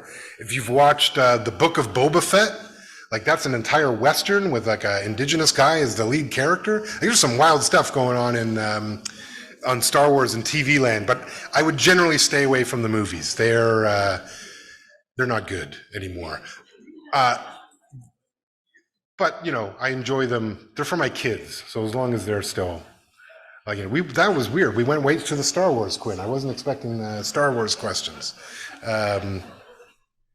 Anyway, I won't spoil anything more. Yes, question number 2. Yeah, I'm interested into seeing how much of that, the first part you described was of us not being seen, not being heard, not being anything. And how much of that could we go back to the doctrine of discovery, and how much religion has got into that to say, you know, why serve them? They're nothing. Why do this? Why do that? Why encourage them to step forward and be who they are, who they really are? And I have yet to see a Native person on Star Wars. So I guess we're not in the future plans. Well, again, except for, the Timura Morrison who plays Boba Fett is a Maori guy. And so there is. No, I know in the movie. No, we're not in the movie. Hopefully, I know lots of, yes. Quentin Voss, there you go. I hope one day we'll make something like that.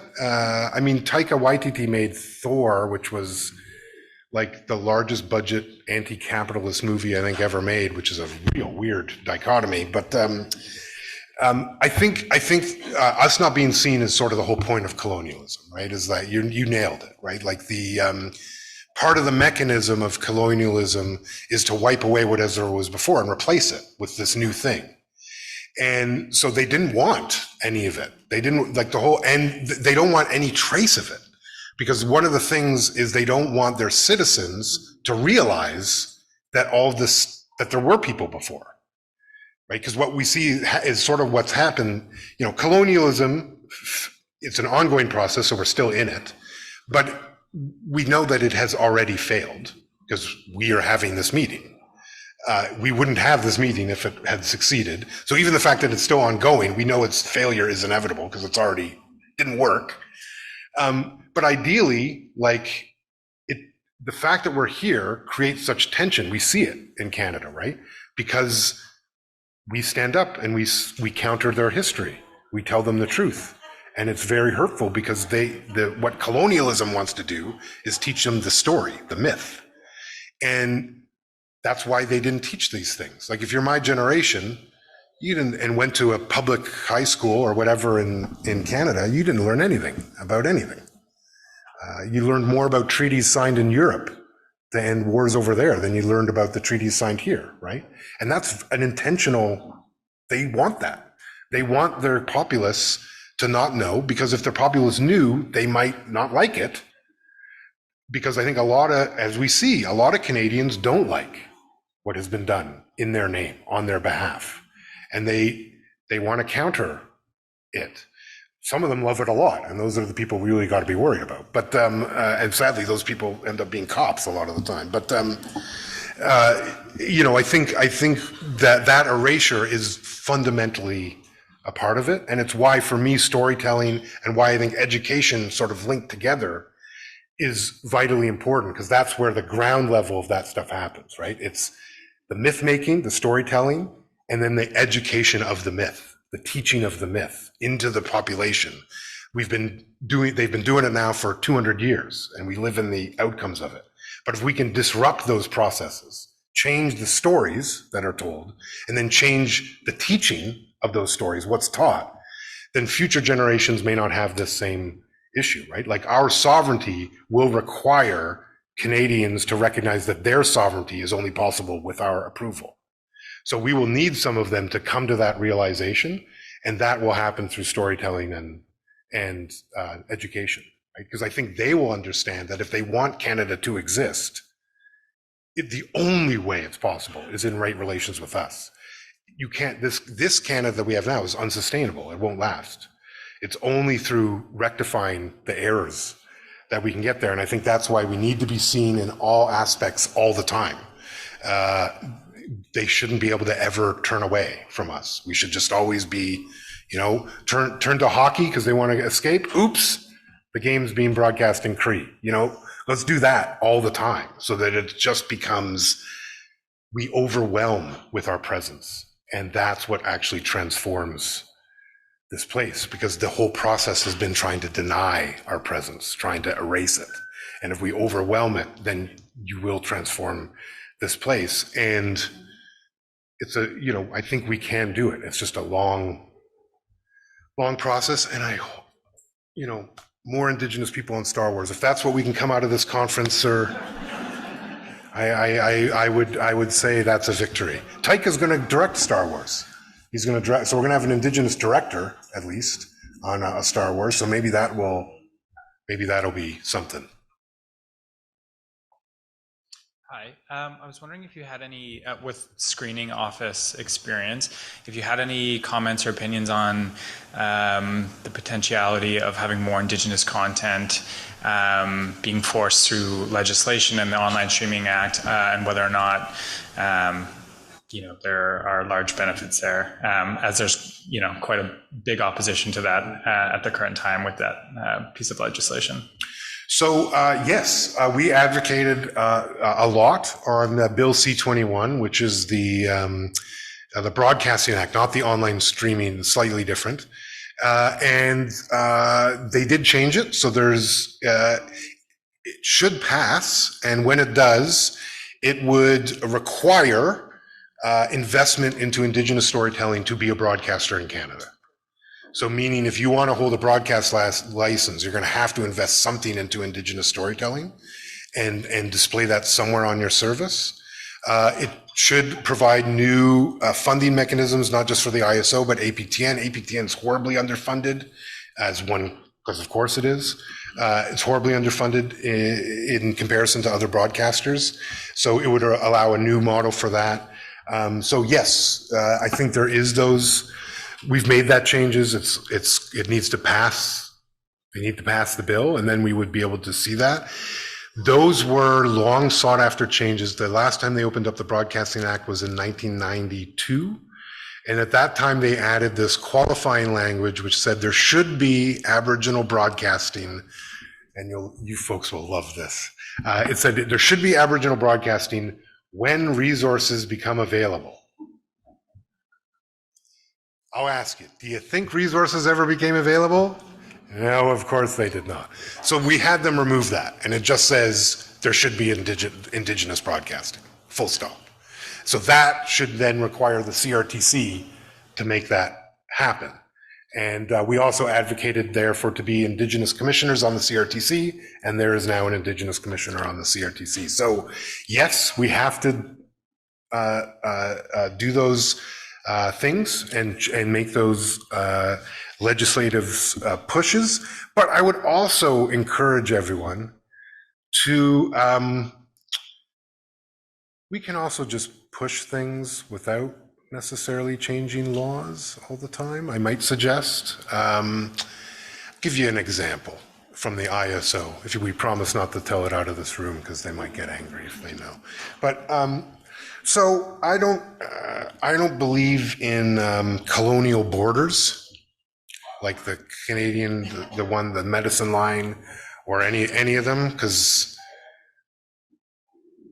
I don't know why we should care about them. So one of the tricks for funding arts in Canada, funding screen content in Canada, right, is the Canadian government gives you the money, it has to go to a Canadian artist, right, a Canadian lived in Canada. Well,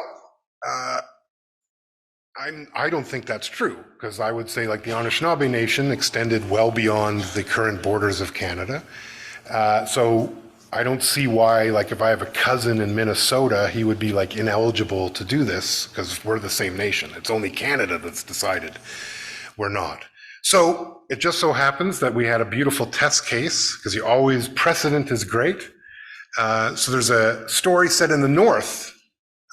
And I will say this was strategic because I'm well aware that colonial organizations don't pay attention to the North. So you can try things up there and maybe they won't figure it out until it's too late.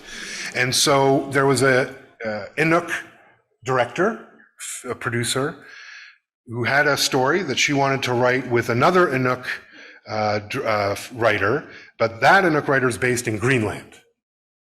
And this Inuk was based in Iqaluit. They speak the same language. They are the same nation. Before Canada and Greenland existed, the only impediment to them telling a story together would have been transportation, getting from one place to the other. That's it. So when we negotiated our funding agreement with the feds, we made sure, and I will give credit to Carrie, who now runs the ISO. This is a good example of why she runs the ISO. But we had discussed what we would do, and so she made sure there's a clause in there that says the ISO will fund Canadian artists, or will meet adhere to Canadian content eligibility requirements, comma, unless those infringe on Indigenous narrative sovereignty. And that's in our agreement with the feds. It's a handy little comma clause, because what that means is we're going to fund this Inuk project that in theory is against Canadian content regulations, but isn't against Inuk content regulations, and that's the only ones I care about. And so, and the idea is when we fund that one, it'll set a precedent saying, look, we can do this, so why can't we now do this south or over here?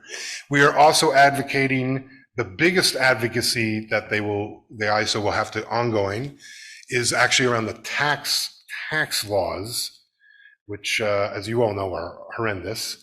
But one of the things they do for film productions is they mean that you lose what are called tax credits, which are like the way a lot of Canadian shows get made. You lose them if you employ people from outside the province that you're shooting in. But of course, again, think of our folks. Why would an Anishinaabe in Ontario not be able to work with an Anishinaabe in Manitoba and have that be a thing? Why would the tax code get in the way of that being allowed? It shouldn't. So those sorts of things are where we also try to, and again, all of that's about sovereignty. That's about us being able to do it the way we would do it, not the way Canada is dictating us doing it. And so that's, again, when we think of, because, you know, we could be in a fight with the government 24/7 if we wanted to, but what we do is we pick the ones that are going to further the goal and the ones we can win. And sometimes, like the one up north, we don't even pick the fight. We insert the clause and then we just go do the thing, and we'll fight about, like, come get me later about it. Like, you know, too bad. The ship sailed on that one. So we're already doing it. So I think we need to advocate for those sorts of legislative changes, but we can also just do things outside of those spaces. Microphone number 1. Oh.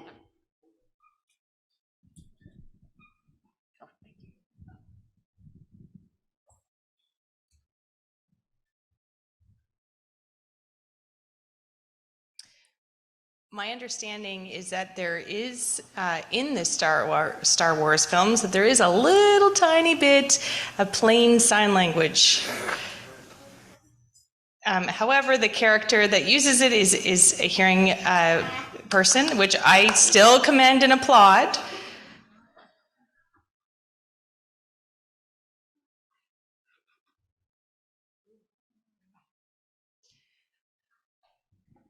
I know that there have been, you know, in the recent years, there have been more films that are showcasing deaf individuals, and as such have won awards and accolades for that. We have not seen that yet for Indigenous deaf individuals yet.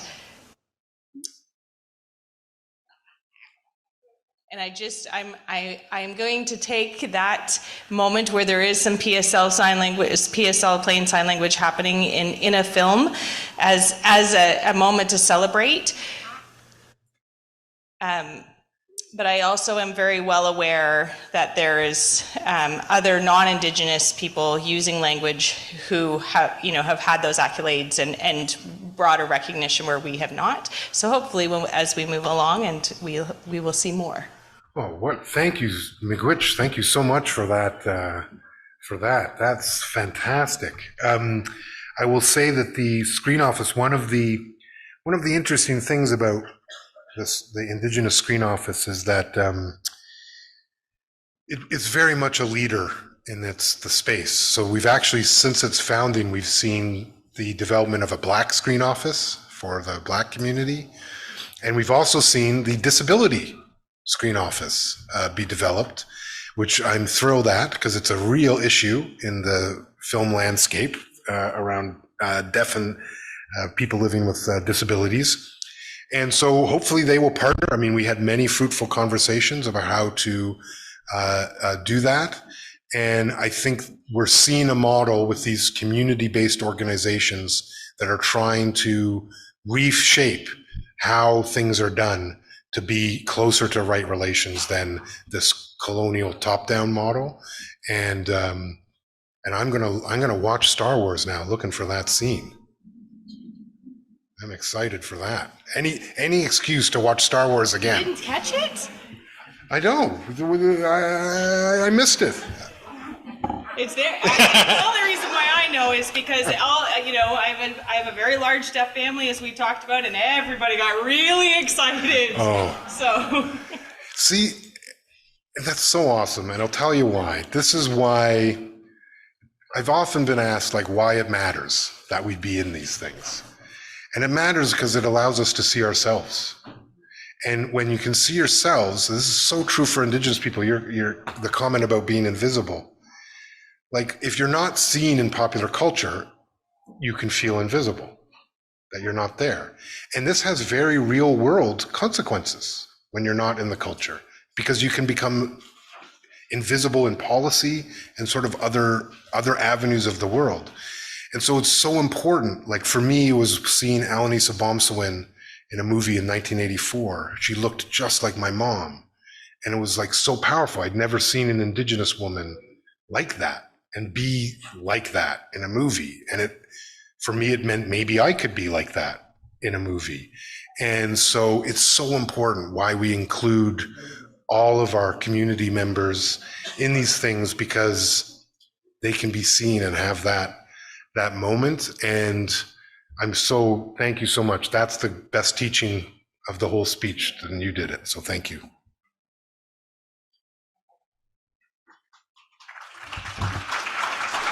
Thank you, Quinn. Thank you. Here, I got a gift for you. Oh, boy. Look at that, on behalf of Chiefs of Ontario and the education sector. So let's have another round of applause for our keynote, Jesse. Good to see you. Good stuff, eh? Good to see you. Good stuff again. Nice to see you. All right. That was an awesome presentation from our keynote. So, he talked about narrative sovereignty, and I'm like, whoa, that sounds so cool. Real awesome word, and I was thinking about, like, we're the authors of our own stories, and it's time for us to tell our own stories, right? And so that's so important, is for us to see ourselves in the media, but also to see ourselves in the future as well in the media. I noticed there's a lot of, like, shows about Native people and we're in buckskins, Wild Wild West type of era, but what does it look like what's Indigenous futurism? How do we see ourselves portrayed in the media and into future, right? So I think that's super important. And that comment you made about measuring quarters versus generations, that's really cool. And I find too with funders, I had challenges describing to funders, like, well, what is the return on the investment if we fund your project? And having to be like, well, the return on the investment might not be seen like by the end of the project, but it's generational. It's like, the next generation having access to these opportunities. It's breaking cycles. It's intergenerational healing. So what you're talking about is very important work. Good ancestor. Good stuff, man. Really good stuff. So, also one last thing. Jesse has a first book that was released in 2021, Unreconciled: Family, Truth, and Indigenous Resistance. So if everybody wants to check that out, you can read some of his book and learn a bit more. It's really good seeing, Indigenous peoples doing well, especially, family members, community members doing really well, I borrowed $20. No, just kidding. I was just kidding. Good stuff. So that was our keynote speaker. So Chemi Gwetch for that, Jesse. All right, so we're going to be moving along with the agenda. So after that really awesome presentation, we're going to lead right into an overview of education transformation. And so it'll look at an overview of interim funding approach, as well as the Ontario Technical Table on interim funding approach and adult education. And that'll be delivered by Chiefs of Ontario own education program lead, Angel Miracle. So everybody, let's give another warm welcome to Angel Miracle.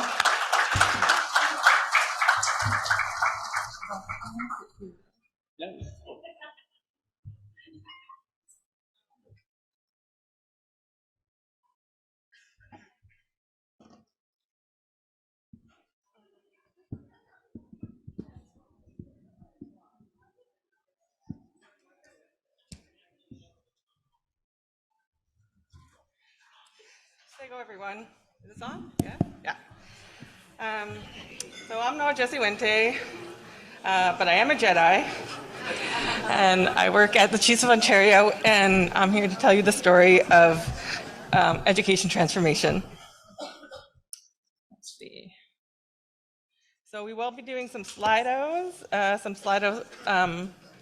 to gather some input from you. So if you can please go to slido.com on your phones or your tablets or whatever you have with you and enter in the code. So 3908163. So I'll just give you some time to do that.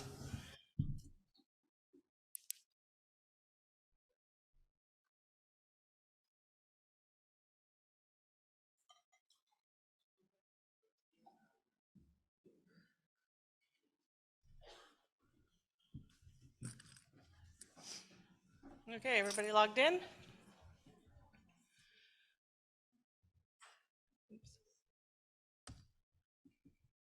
Okay, so just some background information on education transformation. So this stems from the 2017 policy paper, which was titled The New Interim Funding Approach for First Nations Education. And this was a policy paper co-developed by the AFN through the National Indian Education Council tables and the Chiefs Committee on Education and Indigenous Services Canada. And when this policy paper was developed, COO still participated at the national tables on education. But as we had mentioned yesterday, we no longer participate at those national tables, but we did during this time. And so this paper informed the Memorandum to Cabinet, or an MC as it's called, on education transformation. And so from this approach, we moved into a new funding formula that's based on provincial comparability for K-12. This also included enhancements for language and culture and full-time kindergarten, K4 and K5. And it also called for regional technical tables to support and implement the progress of this new interim funding approach. So the interim funding approach replaces the previous way that communities were funded for education, which was called the BOF, or the Band Operated Funding Formula. And so now, and that plus a combination of proposal-based programs that many of you probably had to apply for annually to supplement the BOF to provide education for your communities. And so this replaces that old formula. And it's called interim because this is in place until a community or a group of communities decide they want to move into some type of education agreement that could better support their education, that can be based on whatever kind of education system you want it to develop for your community or communities. And so, you know, the intention of this was to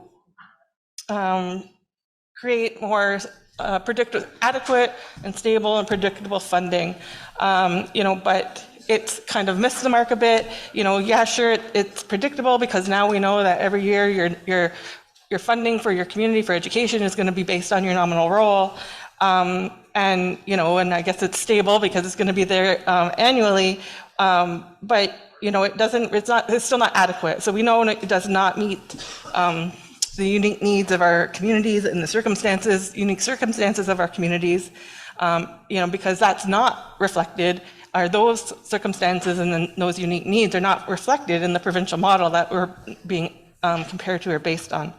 And nor does it include like the enormous support system that like the provincial systems have through the Ministry of Education and the boards that support all those provincial schools within that board.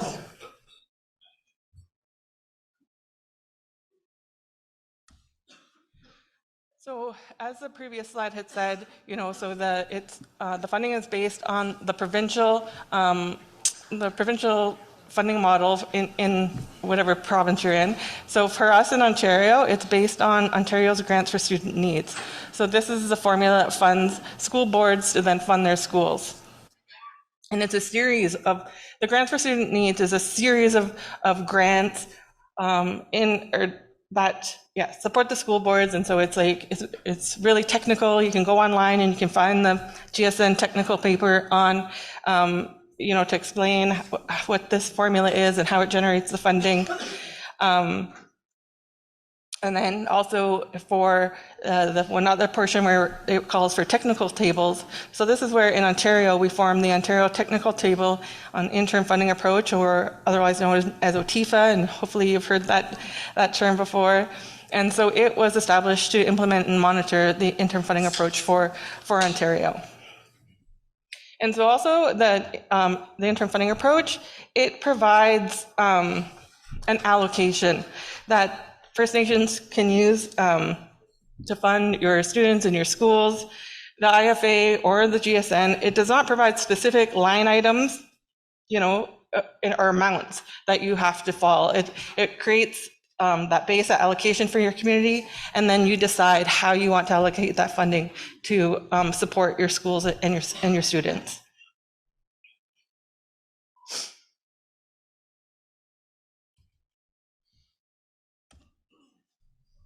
And so I think you've seen this slide over the last couple of days, but it just kind of shows you how this fits into the Chiefs of Ontario lines of authority. And so the mandates are given from the Chiefs in Assembly through resolutions, and then also the Chiefs and Technical Committee on Languages and Learning, which is the CTCLL, and then the OTIFA, or the Ontario Technical Table on Interim Funding Approach, is one of the advisory groups under the CTCLL.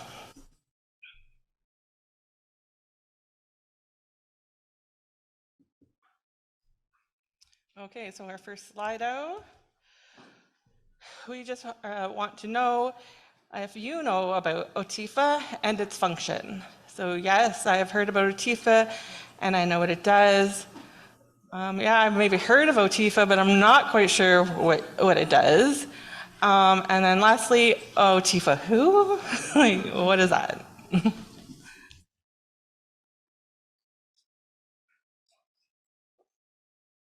And again, the OTIFA is the Ontario Technical Table for the Interim Funding Approach.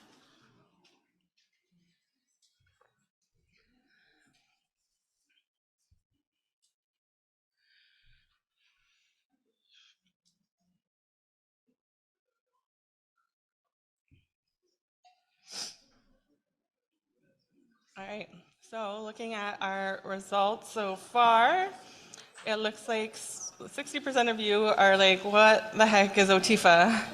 So we really have some work to do on our end to let folks know what it's all about and what its function is. So I will provide some of that information here today to give you a quick overview.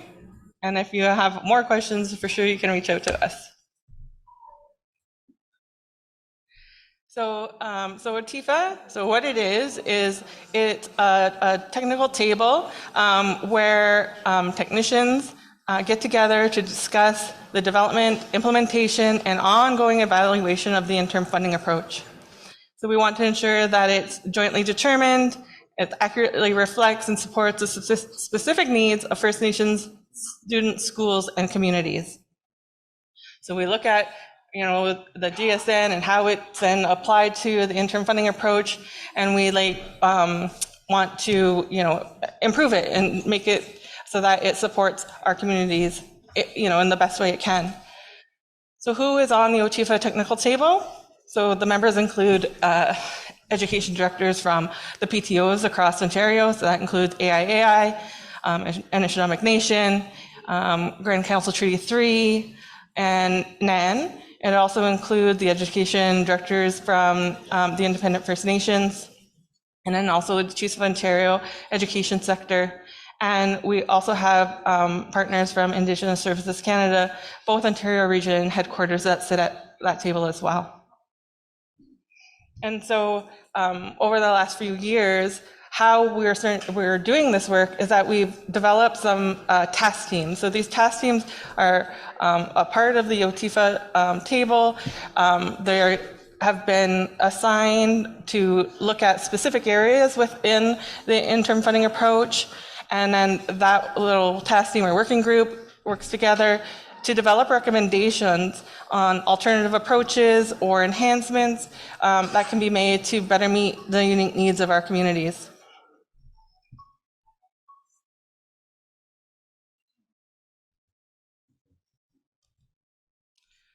So this just provides a bit of an overview on how the decision-making process at OTIFA works.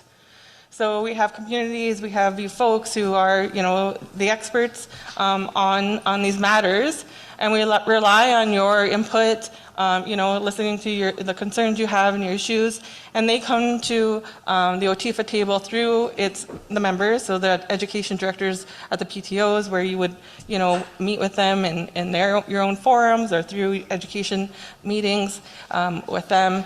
And also we invite community members to join the task teams because, again, you are the subject matter experts, you know what will work in your communities, you know what the issues are, and we really rely on you to provide those solutions as well through those task teams who are developing those recommendations for improvements. And so the task teams, they'll make their recommendations, it'll come to the OTIFA table. The OTIFA table will then, approve it or give their consensus on whatever that recommendation is. That recommendation will then move to the Chiefs Technical Committee on Learning and Languages, or Languages and Learning, whichever one you want to put first. And then once it's approved through consensus at that table, the recommendation then goes to the Chiefs of Ontario Leadership Council for their stamp of approval as well. So once that goes through that process, and that recommendation will then come back to the Chiefs of Ontario, and then it's submitted to Indigenous Services Canada. Then it will go through their internal approval process, and then the response will come back to OTIFA, the Chiefs of Ontario, to relay if that recommendation was approved or not.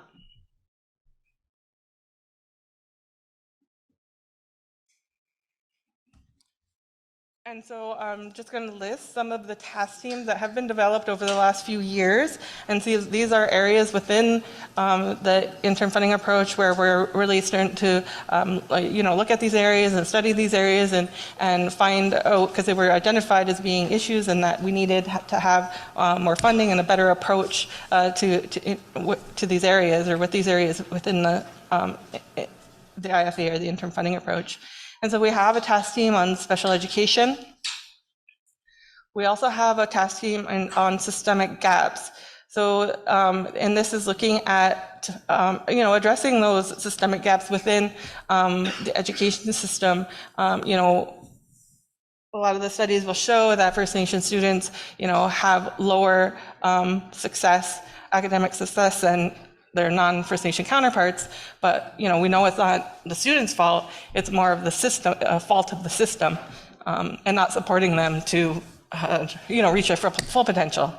So this task team looks at that, looks at addressing those gaps to support the success of students. We also have a task team on students over 21, so we know that we have a lot of students within our secondary schools and that are over the age of 21, and through the IFA they're not fully supported, or as students under 21 are. And so this task team looks at how can we support those students over 21 years of age who are on our nominal rolls in our secondary schools. We also have a task team on provincial support. So this is looking at what supports are needed to support our students who are attending off-reserve provincial schools. And another task team is looking at transportation. So what are the needs of our, transportation needs of our students? We know that a lot of our communities, don't have paved roads, might not even, are flying communities, or we have a lot of unique circumstances based on location, and also just capacity and resources that a Toronto District School Board would not have to deal with. So they're looking at that. Task team looks at what funding, or how is the funding provided for transportation through the IFA, and how can it better meet the needs of our communities. And then we also had a task team on funding protection. So we all know that there was funding protection applied to the interim funding approach for to make sure that communities do not fall below their, I think there's 17, 18 levels. And we want to, so that was in place for up until the year will be the final year of funding protection. And so the funding protection was looking at, okay, well, what drives funding protection in Ontario? Why would a community, be below their funding through the IFA below what they were receiving in 16, 17, and there's a lot of reasons.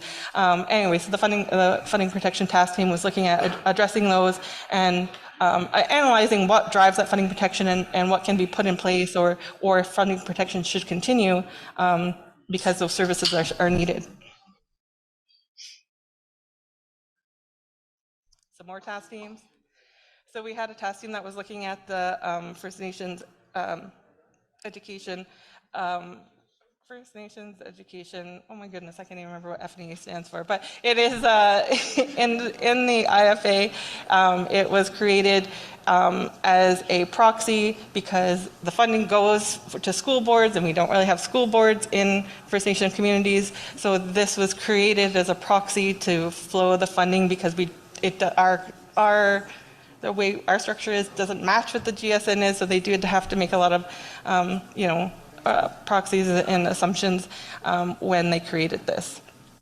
So that task team was examining how that works. There's also a language and culture task team, and so currently there was an enhancement in the IFA for language and culture, and it only started, I think, with like $1,500 per student for this. We know that that's not enough funding to, support language revitalization, immersion, or anything that we want to do in our communities, to maintain our language and our culture. So this task team was coming together to look at that and what enhancements can be added to support those activities in our schools. There's also a task team on operations and maintenance. And then there's also a task team on the before and after school program. So this was funding that is arbitrarily added to the IFA, I think, last year. And so we really had no say in it, what it was for. And so a task team was developed to look at that and to see if it meets the needs of our communities. So, we're always looking for community members to join our task teams, to provide, like I said, your expertise, and to find those solutions and develop those recommendations to improve the interim funding approach.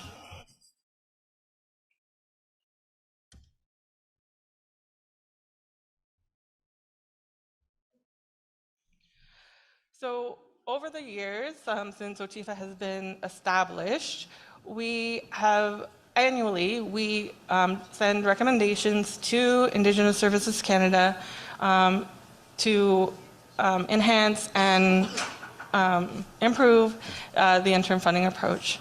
So this kind of just shows the timeline of what those recommendations, or the recommendations. I didn't really list what the recommendations are because I didn't have a lot of room, but so in 1920, I think 3 recommendations were made. All 3 of those recommendations were approved by ISC and were implemented into the interim funding approach.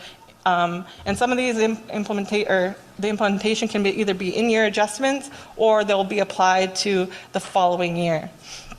And so in 1920, those recommendations resulted in approximately $50 million added to the interim funding approach for Ontario region. So that money was distributed through 2 communities through the IFA. And in 2021, there were another 3 recommendations made to Indigenous Services Canada. Of those 3, only 2 were approved by ISC and implemented. Those 2 recommendations added approximately $5.6 million to Ontario's portion, or overall to Ontario for the IFA. In 21-22, OTIFA had put forth 5 recommendations, and of those 5, only 1 was approved by Indigenous Services Canada and implemented. And that 1 recommendation added about $6 million to the IFA.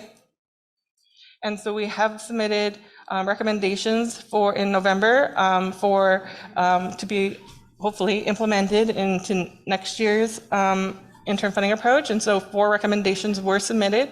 2 of those recommendations were actually recommendations that had been previously submitted but weren't approved, but we know the issues still continue. We know that funding is still needed. And so those 2 recommendations were resubmitted to ISC. And so we're still just awaiting the decision from them on, and if it was approved and if it will be implemented. So over the 3 years that we have submitted the recommendations and had the response from ISC, there has been 11 in total recommendations made. 6 of them were approved and implemented into the IFA, and in total it added about $61 million to Ontario's portion, interim funding approach or allocation. Okay, so one of the recommendations that have been made and was denied by Indigenous Services Canada had to do with adult education. And when we talk about adult education, we're mainly talking about supporting those students who are over 21 years of age, who are on the nominal roll for secondary schools in Ontario, in our First Nation schools.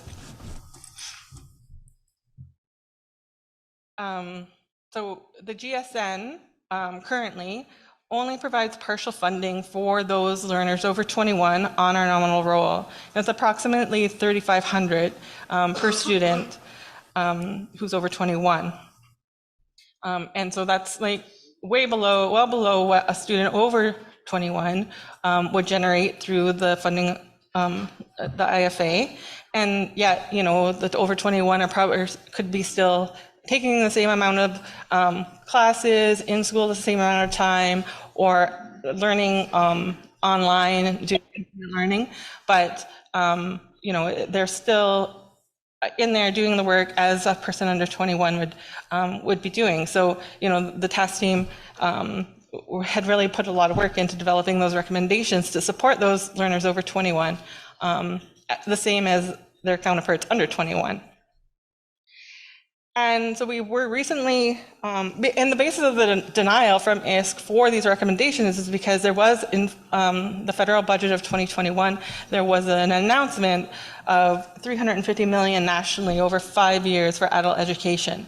And so they really needed a process for that funding before they could and wouldn't approve this. And also it was outside of the scope of the Indigenous Services Canada K-12 program, right? So that program has an age limit on it, and it only goes to 21. So those over 21 learners were outside of the scope, the scope of the program.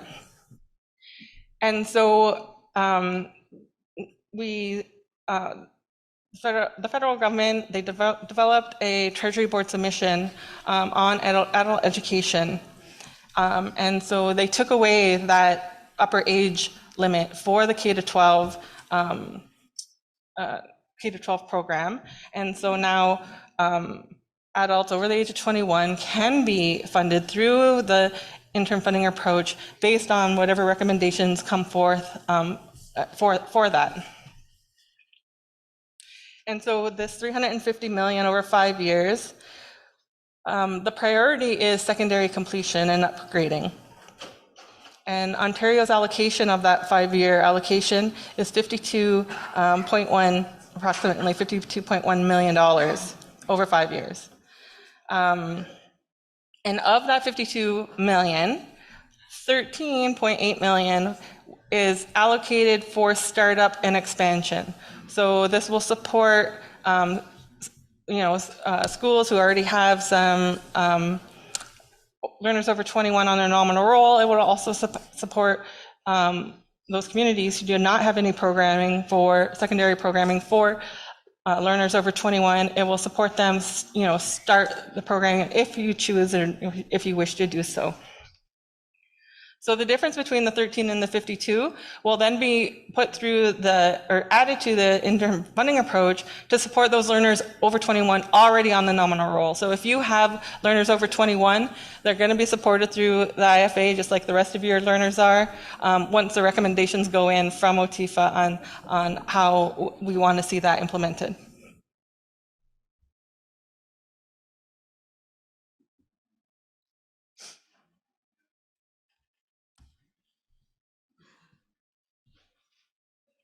So funding for adult education began, the 5 years began in 22-23. And so the funding hopefully will be released early February.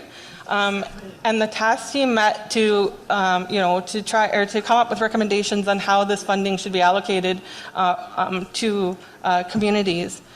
So there was a decision for 22-23 for the initial year that expansion funding will be allotted to First Nations with schools with more than 5 learners over 21 on their nominal roll. So that was considered to be an existing school that supported learners over 21. There was also some funding for startup, and those allocations will be given to First Nations who didn't have or had less than the 5 learners over 21 on a nominal roll, and also had population of 21 living on reserve, because guidelines or their eligibility criteria is for learners living on reserve. And then we're also provided the startup allocations for those First Nations operated schools that are located off reserve, because we know Ontario has several of them. And so, we didn't want to leave those schools and those students out of this process. And so again, this is only for 22-23, which is going to end, at the end of March. And then, so the funding will be used to support your current learners over 21 on your nominal roll. So outreach to increase enrollment. It can be used to support community engagement. If your community doesn't already have a program for adult learners or learners over 21, you can do some community engagement to find out if your community wants to do this and how they want to do this. And you can also start developing some curriculum. So this funding can be used for any of that, and also guided by the K-12 guidelines.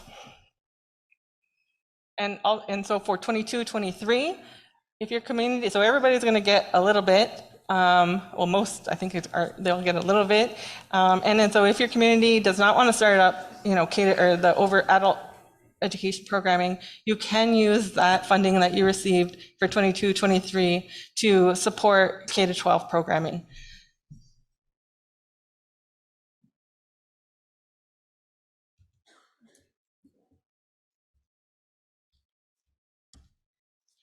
So for adult education and next step, because there's still a lot of work to do over the next 4 years of this.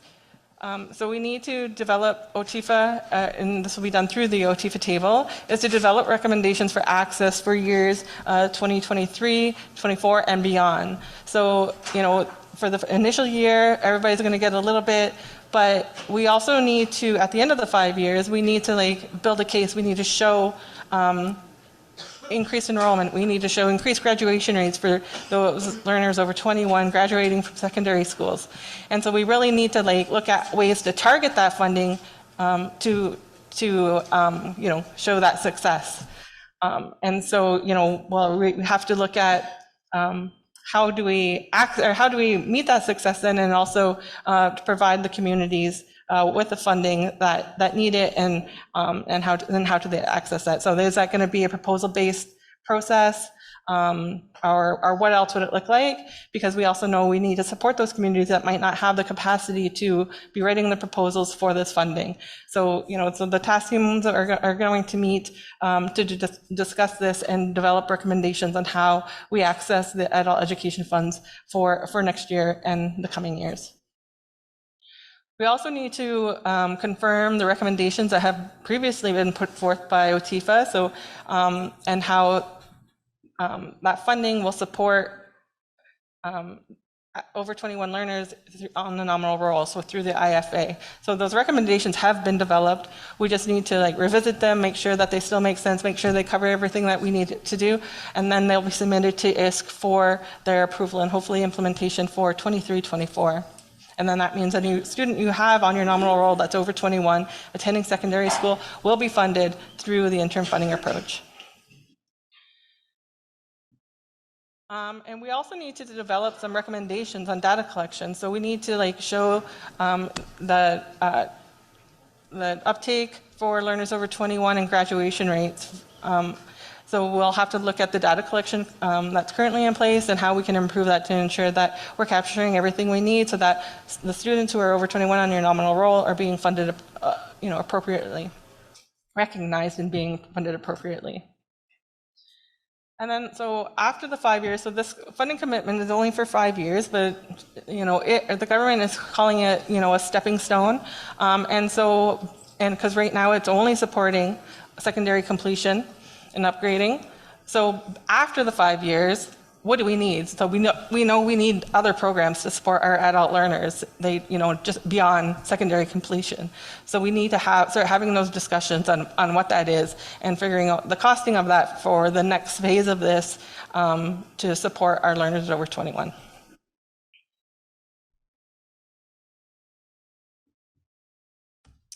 So this brings us to our first Slido question.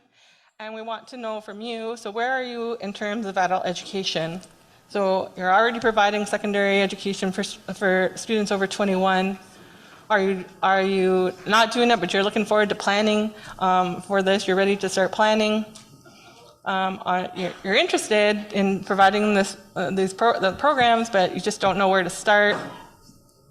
And you have no interest based on, whatever it could be, your nominal role, your community, whatever, of providing our programming for students over 21.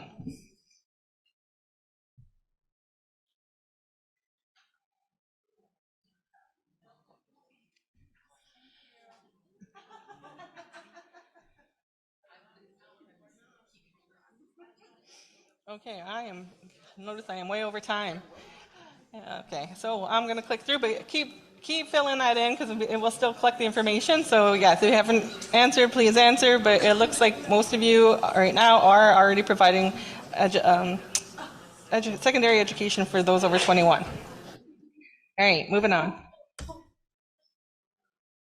So we also are looking to support communities in a variety of ways. So one is moving beyond the interim funding approach, right? So if, as mentioned, the interim funding approach is only interim until communities decide to create some sort of education agreement, whatever type of education agreement that is, to build your own education system with your own formula. And so we have provided education agreement webinars, workshops through the First Nations Education Association, FNEAA. I can't remember the acronym, but we have provided that. I think we provided a couple of onlines and one in person. They have been full, so I know there was interest and there was good feedback on those webinars. So if you want to see more of those, let us know. And then at this event, we're also going to be providing some capacity building around budgeting, work plan development, policy development, and strategic planning. So those workshops are going to be in the afternoon tomorrow. And so we really want to know from you what other supports can be provided, or what are you looking for, or what do you need in your communities to either make the best, what the dickens, I forgot this one. Oops. Back. Okay. So we're looking to know from you what supports would benefit you and make the best of your education budget and move beyond the IFA. Oops. What the heck? Oh, this is a word one. That's right. So I think that we're just looking from you. It's a word cloud. So whenever you type in here, it will just show up. So if you just want to provide us with some input on, what kind of supports we can develop or provide for you and your communities to either make the best use of the funding you get through the interim funding approach and implementing that to support your communities, or also how to move beyond the IFA and move into some sort of education agreement, whatever that may look like for your community. So that's what we're looking for there, some input on that. And I think this will stay open for a little bit because we really want to hear your feedback, but I am 15 minutes over my time slot. So we will look at this for sure, and be able to hopefully be able to plan and provide some of those tools for you. So yeah, if you have any questions or want some more information, please reach out to myself at the KU Education Office, Niawa.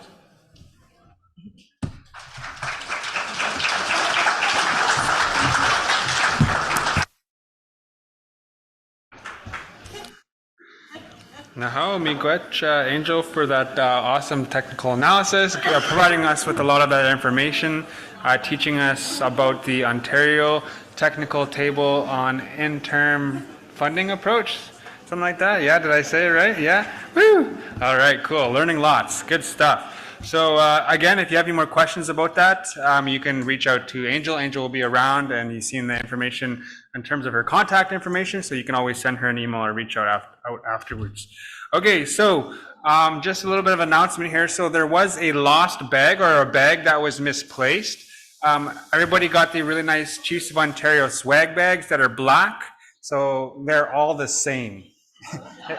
So somebody picked up a bag and it wasn't theirs. So if everybody can look in their bag, if you see something that's not yours, if you pick up a piece of paper that's in there and it doesn't have your name, chances are it's not yours. So if you do come across it and one of you does have it, I'm not going to scold you or nothing. I'm not going to get real mad. But we're just going to ask if you can bring that over to the registration desk just to make sure that it finds its way to its owner. So once again, there's a lost bag. So if everybody can have a look at their swag bags and make sure you don't have a bag that's not yours. Okay, awesome, Chimigwech. So we're going to be moving along, and then we're going to have a wellness break very shortly. We're going to have Marcia come on up and to give us some more Oneida Sign Language teachings. And what we're going to do is I'm going to check with the technical team. We're going to queue up a video. So this is a video of Marcia doing a land acknowledgement. So we wanted to see, because Marcia has been teaching us little parts here and there about, sign language, Oneida Sign Language specifically. But this is a lot of it all coming together here. So we want to play this video. So if people want to watch, it's 1 minute long, and then we will invite Marcia up.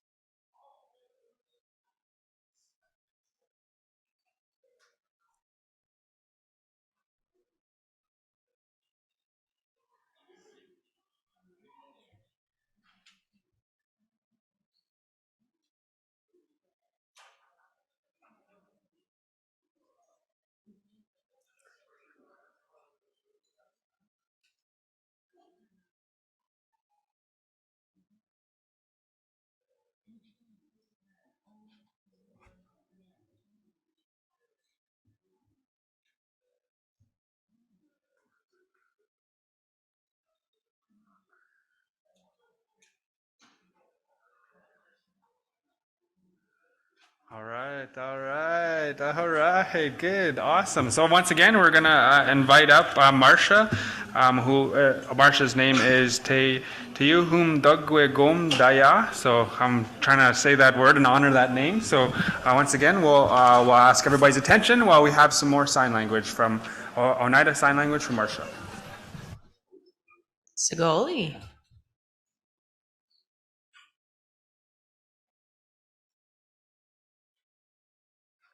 Woman.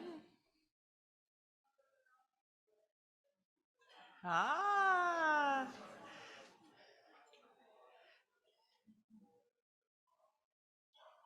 Boy. Laksa. Yes.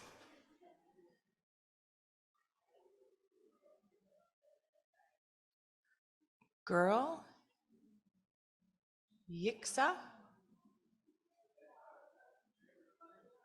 Ah, yes.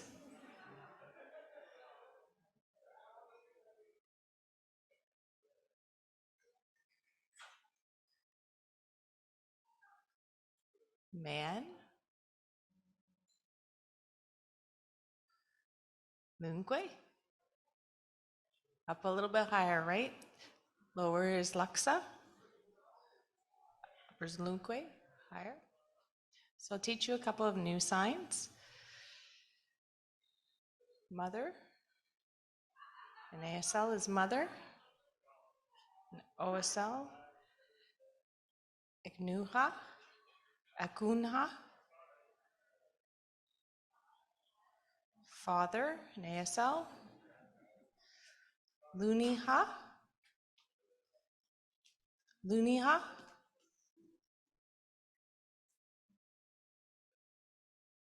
Grandmother in ASL.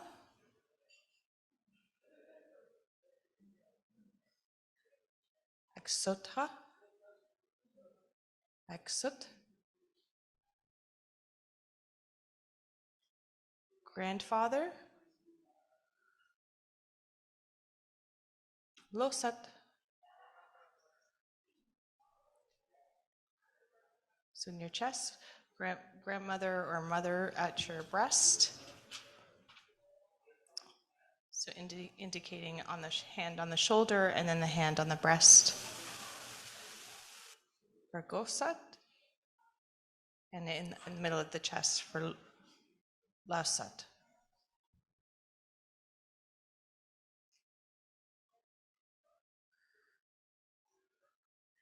My whole life, I've struggled with this ASL sign of mother. It didn't fit what mothers are to me. And an elder and I we were engaged in this conversation about mother. And it was the elder who put her hand on her breast and said, "This is what mothers do. We feed, we are beings." And so that's how that sign came to be. Having the hand on the chest is indicative of the strength that our men give, the strength of hunting and protecting us, working hard.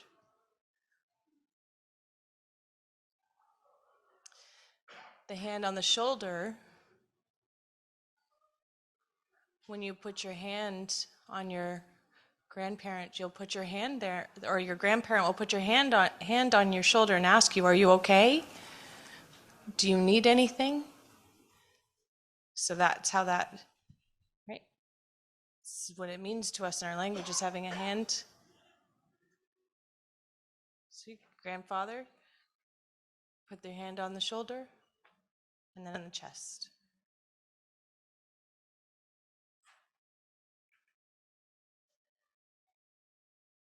So I'll give a review. Gunkwe. Sorry for the interpreter. Agnuha.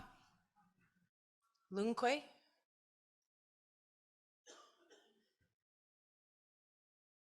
Luniha. Laksa. Yeksa. Yanko.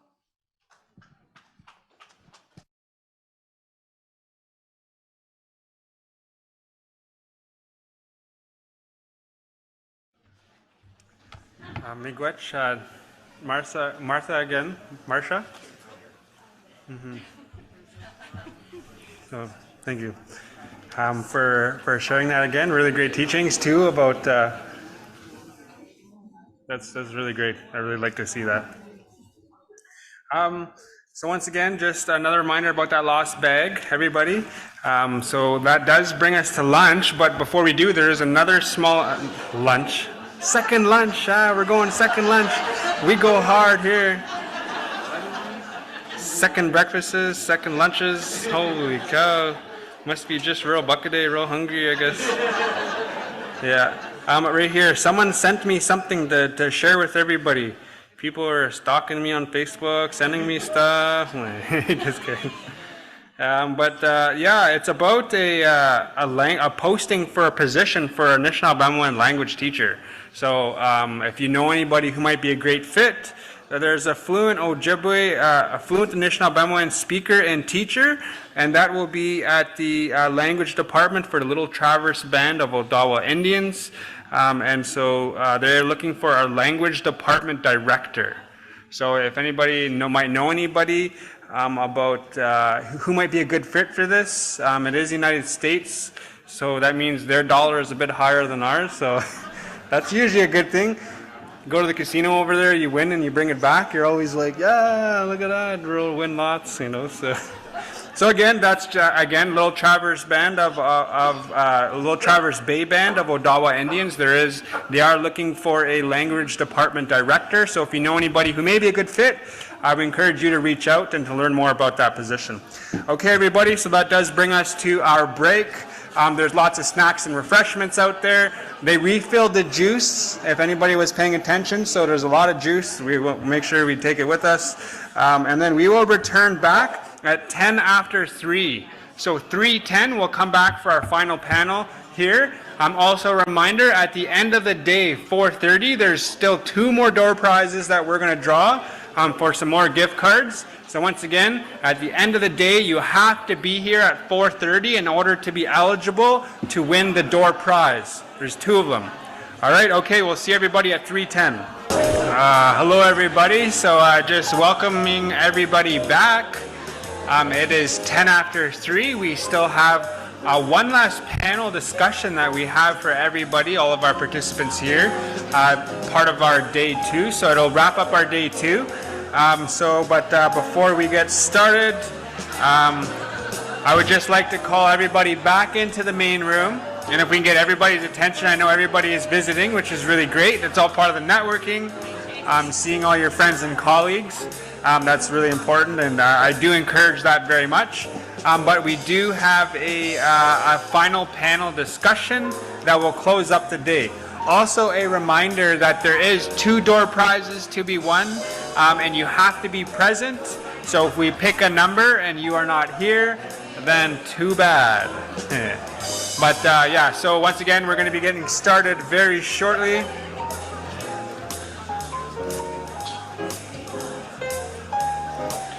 So it is 3:10.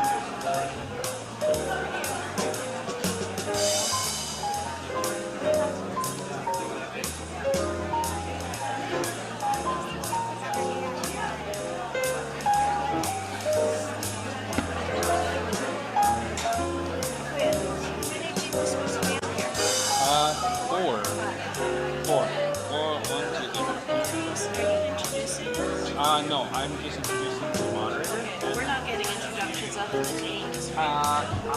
You might like throw us for a thing and introduce. Close enough. I didn't send them my.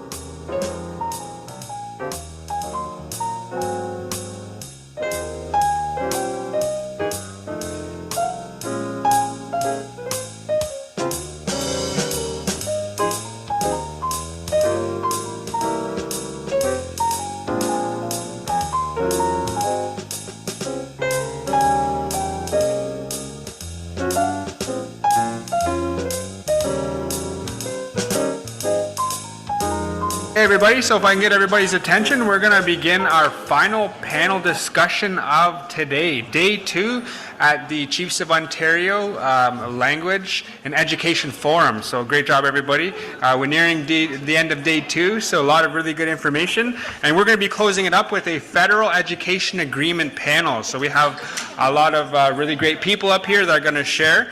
But I will introduce the panel facilitator, and that is Jarrett Laughlin. So Jarrett comes from a family of educators and has been engaged in education research, policy development for nearly 20 years. He has worked for the Assembly of First Nations, the Canadian Council on Learning, Ontario Ministry of Education, and most recently as the CEO and co-founder of Sprig Learning. So Jarrett has worked with educational organizations all around the world, developing holistic, innovative approaches to measuring success in learning. His recent passion involves developing socially innovative, community-based programs through his education technology company, Sprig learning. So once again, this panel will present on the type of key elements of the agreement, of the federal education agreement that they have concluded and are working towards with the federal government. So the presenters will speak on the most profound changes that were achieved through this agreement and how gains will be maintained over their time for their learners. So once again, I'll welcome, and let's give a round of applause for our panel, as well as Jarrett Laughlin.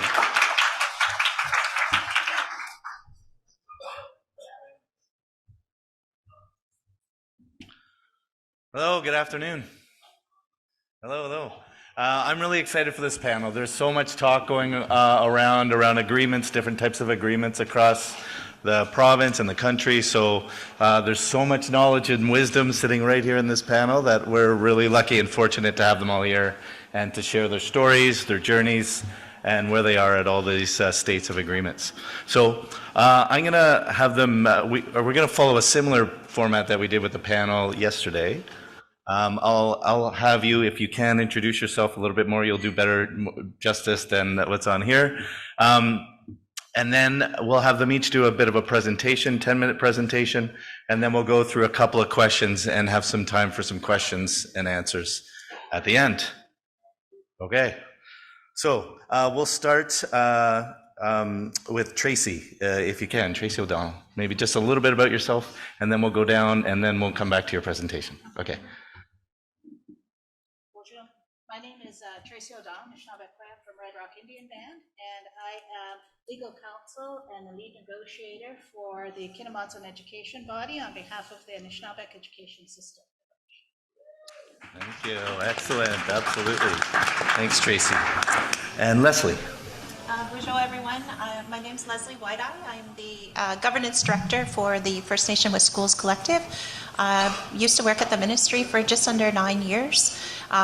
Former chief of the community and also actively involved in education for most of my life. I began my career as a teacher in my own community and then moved to regional support of education organizations in First Nation schools at an organization called Indigenous Education Coalition. So very happy to be here. Thank you. Excellent. Thank you. And we've got a strong team representing the panel 3, so Daphne and Carmen. Tansei ogi kita connect ma tim ponestun danikos beautisaki nitutu siksika. I'm Daphne Maestuina. I'm the superintendent with Kataskanas Tribal Council Education Authority. And thank you all for allowing us to be here on your traditional territory, and I welcome you all. Tansei Carmen Parantin-Sigasun. I'm Strategic Project Coordinator with Kataskanas Education Authority in Northern Alberta. Thanks for having us. Excellent. Thank you. Absolutely. And last but not least, Chief Jessica Lazar. Sego Seguego, Yedzahaya Steo Justagwate Lazar, Yojuts. I am Chief Jessica Lazar, Kahnawake, Nidawage, I come from Kahnawake, which we all know is not in Ontario, it's in Quebec. But I'm here to talk about the agreement that we had signed just last year. Wakskardewage, I'm of the Bear Clan. I am mother of 2 Raksa'a. So I tried to do my best to remember what those interpretations were, and yeah, so Wakatanuni Zigan Igas, I'm really happy to be here. Nyawa. Yeah. Thank you. Absolutely. So we'll start, again, we'll do 10 minutes. Each of them will present on their agreements, so the journey they've got, the strengths, some of the attributes of what they've gone through, and then we'll walk through two focus questions for each of them, put them a bit on the hot spot, and then we'll let you ask some questions for them. All right. So we'll start with Tracy. Yes, and the PowerPoints will come up on the screen just like magic. And there they are. Oh, that is magic. May watch.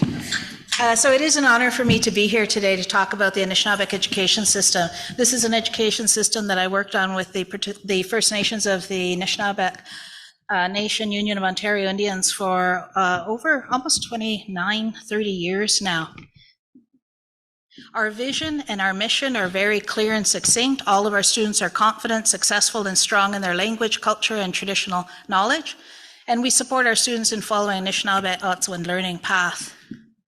Our pillars, the foundation for the work that we do is Anishinaabe Altsawin, Anishinaabe Bematsawin, Anishinaabe Mwin, the Godwainokazid Anishinaabe. And when we started the work on this system, we relied very much on the Godwainokazid Anishinaabe that was a gift to us from Anishinaabe elders. And in particular, there's a line in the statement that says, so we have authority to govern ourselves, and that's what the Anishinaabe education system is all about. There are 23 of the 39 First Nations that are currently part of our education system, but it is open for the other communities to join in at any time. Our system's broken down into 4 regional education councils. They're pretty basic. We call them REC 1, 2, 3, and 4. You can see them on the screen. We're going to have to come up with some better names. But each of these communities in 1, 2, and 3, they're grouped together based on geographic proximity and the relationships that they have with the Ontario District School Boards. The last region is just our southern, southeast, and southwest communities, and there are a number of boards that work with the communities in that region. Each of those regional education councils selects 2 representatives that sit on the board of directors called the Kinamatswin Education Body, and they're the coordinating body for our education system. Some of the benefits that we've seen is that with running our own system, a system that is based on Anishinaabe First Nation laws, we have the opportunity to change the curriculum, the resources, whatever it is that we need for our students, so we can introduce that culturally appropriate education. We also have full control over education within our system. The Government of Canada has no authority, and neither does the Province of Ontario have any authority in how our system operates. All of the funding that we get from the Government of Canada flows to us as a grant, which means that we negotiated an agreement where the funding comes in. We have an amount that we negotiated. It has price and volume adjusters that go along with it. But when the First Nations receive their education funding, it's a 100% flow through from the Government of Canada to the Kinamatswin Education Body and then directly to the First Nations. We negotiated for separate funding to run the system. So all the programs and services dollars goes to the community. And when the community receives those funds are expended on the First Nation priorities. The community just has to say, we spent this money on education. And if the community doesn't spend all of its money in education, there's no requirement to return those funds. The community retains those funds at the First Nation level and just uses that for education maybe in the next year. And with all of these changes, we're starting to see increased student success.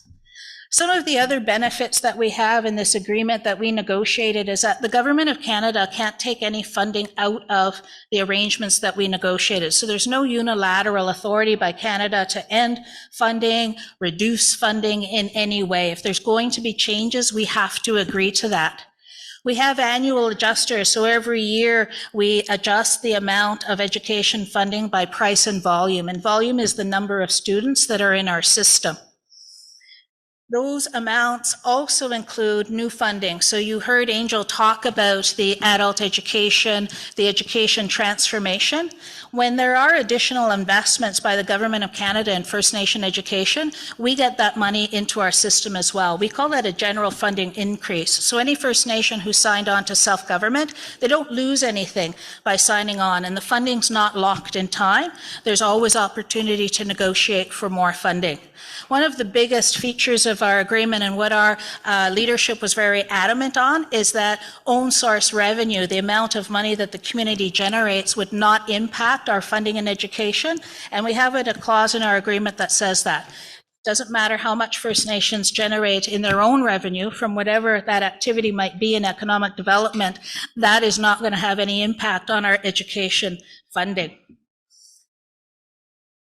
We have strategic goals. I'm not going to read those out here. mindful of time. What we did is we negotiated 2 agreements. One agreement with the Government of Canada. We knew that Canada would never fund everything that we need in education. We also knew that the majority of our students, right now about 80% of our students attend provincial schools operated by district school boards.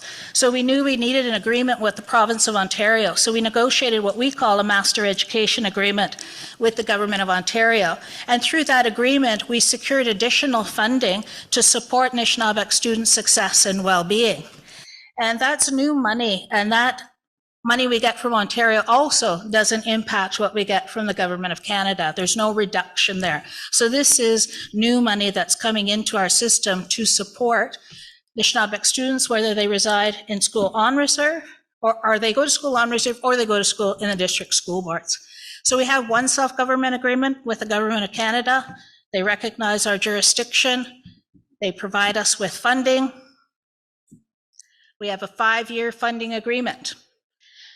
This agreement consolidates all our education funding that we get from Canada. It includes money for education programs and services, early learning funding, adult education, and post-secondary student support funding. So we've bundled that all up so that we know what we're getting from Canada. And anything that's, as I said earlier, is invested, we also have that opportunity to bring that money in. We're in our first round of renegotiation of our fiscal agreement. And what did we learn in our first 5 years? We need more money. Big surprise. But we do have an opportunity to negotiate for that additional funding. We have 5 different ways of bringing funding into our negotiated agreement. So that's what we're working on right now. We have an agreement with Ontario. It's a new partnership. With that partnership, there's a plan, and there's information sharing, and there is funding.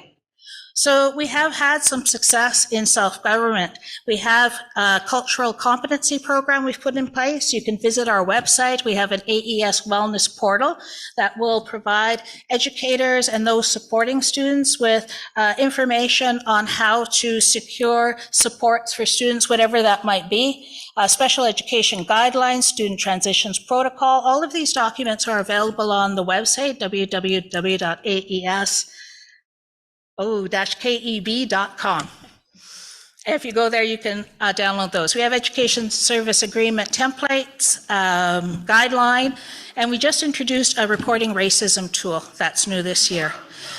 Capital needs for education. Another priority, that's something we're negotiating. We just completed a capital needs assessment for all 23 First Nations and our central coordinating body.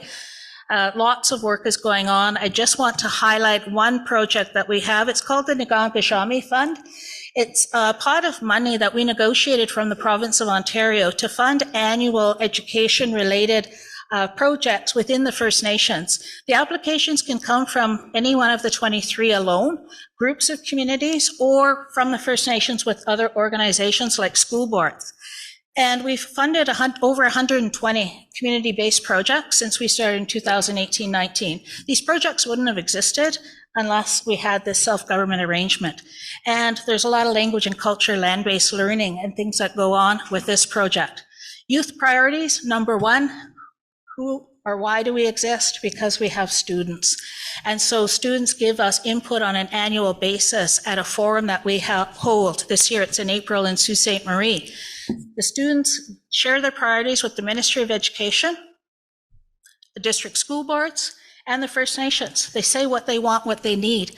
And then the school boards and the First Nations meet in the spring and the fall. How are we going to address these youth priorities? What are we going to do to be sure that we meet the needs of our students the way they shared it with us? And so that system has built in, and then there's a reporting back to the students at the next forum. So that regular cycle has really helped us along in making sure that we meet student needs. Anishinaabe, Kinomadzuwen, Nango, Anishinaabe, Pana. That's where we started from. We always want there to be Anishinaabe, and that's why the Anishinaabe education system is created.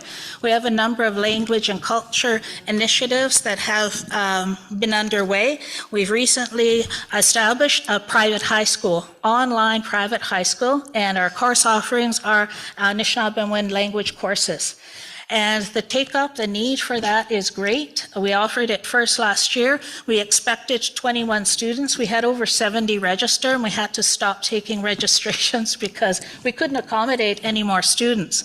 We thought in our second offering, we'd have 2 classes. Again, we had over registration. We had school boards contacting us, asking if their full class could join in our online program. We issue the credits. They're acknowledged and accepted in whatever school board in Ontario the students attend. So we've been able to create that private online high school. We're going to be introducing civics and other programs as well. We have an inventory of language teachers. We develop teaching kits. There's a whole range of initiatives, but that's what I wanted to share with you about the Anishinaabeg education system. Miigwech.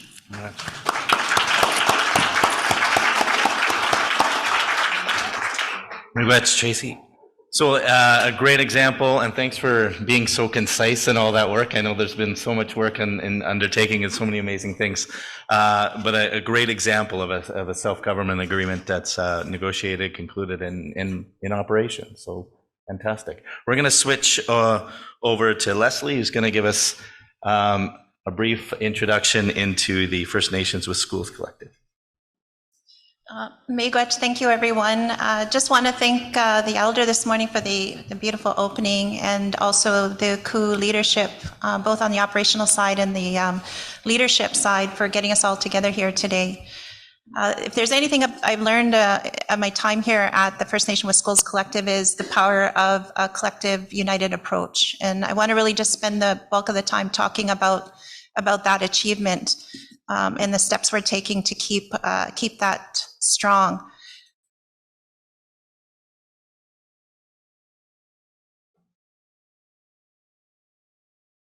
So the First Nation with Schools Collective, because we're here talking about the work with the Crown, I'm just focusing on the goals concerning that. So for the First Nation with Schools Collective, we're focused on developing a funding, what we're calling Funding Parity Plus model. And it's a First Nations distinction-based model, First Nation controlled, and a First Nation designed education system. And we're hoping to achieve that through a nation-to-nation relationship. The First Nation with Schools Collective, we've focused on, first of all, just going inward, deciding amongst each other what we hold in common, but also trying to define what honorable governance means on our terms. And so out of that beginning process in the beginning years of the collective gathering, we were able to produce some key documents, but also some key understandings about the work and how we're going to do it together. So right now, the focus after, we're going into our 7th year already, which is just mind-blowing to me, that, we're looking at and working with Indigenous Services Canada, CERNAC, at what we're calling a joint education technical table. We're hopefully working together to develop some sort of framework first that will tell us, how we're going to work together and start to co-determine what it looks like when we're working honorably with one another. So just around the process of sitting around a table and just, defining what are those look-fors of, 3 meetings from now, how are we working together, and does it look like what we thought it was going to look like, and are we meeting those look-fors? So a co-determine some decision-making on what does that mean to work honorably in a space of negotiation. And then finally, number 2, comprehensive funding commitment to full jurisdiction based on equity of outcomes. So the first thing I want to say about, the question was, what is the things that are part of the agreement? We don't have an agreement. We're working towards an agreement. So I just want to say that up front. And what are the key elements of negotiations? So before we could even think about going and walking into a Crown First Nation space, we really needed to start to think about the way we think about what we do. And it's hard. You get new people in and out of the space. We work very much at the community level. So there's new education directors, there's new counselors who have the portfolio for education, there's new chiefs, there's new technical people that come in and out of the space over the 7 years. So it's a difficult thing sometimes to manage that cycle of change. But we've managed to do it for 7 years. And part of the immediate thing that some of the mentors that have been in the space longer help others when they come in is to help them rearrange their thinking, to know when you come into this space, you're self-determining. You get to decide how you want to do things. It doesn't have to be couched inside a traditional model of schooling. You can think outside the classroom when you're in these spaces. We work really hard to maintain a self-determining space when we talk in these collaborative places. So I'm just giving an example here of, how to think about on a continuum, what does assertion look like for us in our communities? It could be what's on the left. It could be what's on the right. There's no one next best step. Can you give me a nod when I'm at 9 minutes? Okay. So again, building a collective approach, occupying the space is, I think, our greatest achievement. The arrow going down is meant to describe, we know we've got these Crown processes that they're quite used to doing and pushing on First Nations. We're pushing back on that. We're saying, look, we've got our own processes. We've got our own, ways of showing authority and showing delegation and showing decision making. You need to hear that as well, because just because you've said that's your process, take it or leave it, that's not honorable governance.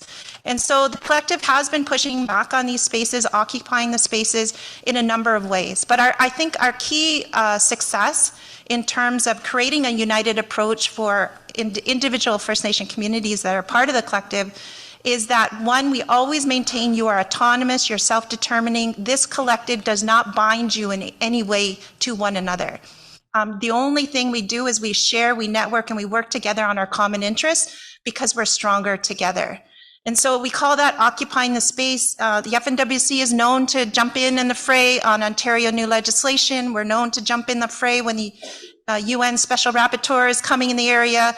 When Standing Committee is talking about language, we're going to be jumping in the fray, pushing back on those spaces, but also protecting the long, hard working spaces that have been fought for in the academy, in curriculum development and other places, to remind people, just as everybody has said over the entire day, you need to always be fighting those boundaries and keeping those lines back, because they constantly want to just encroach and take them back where they were.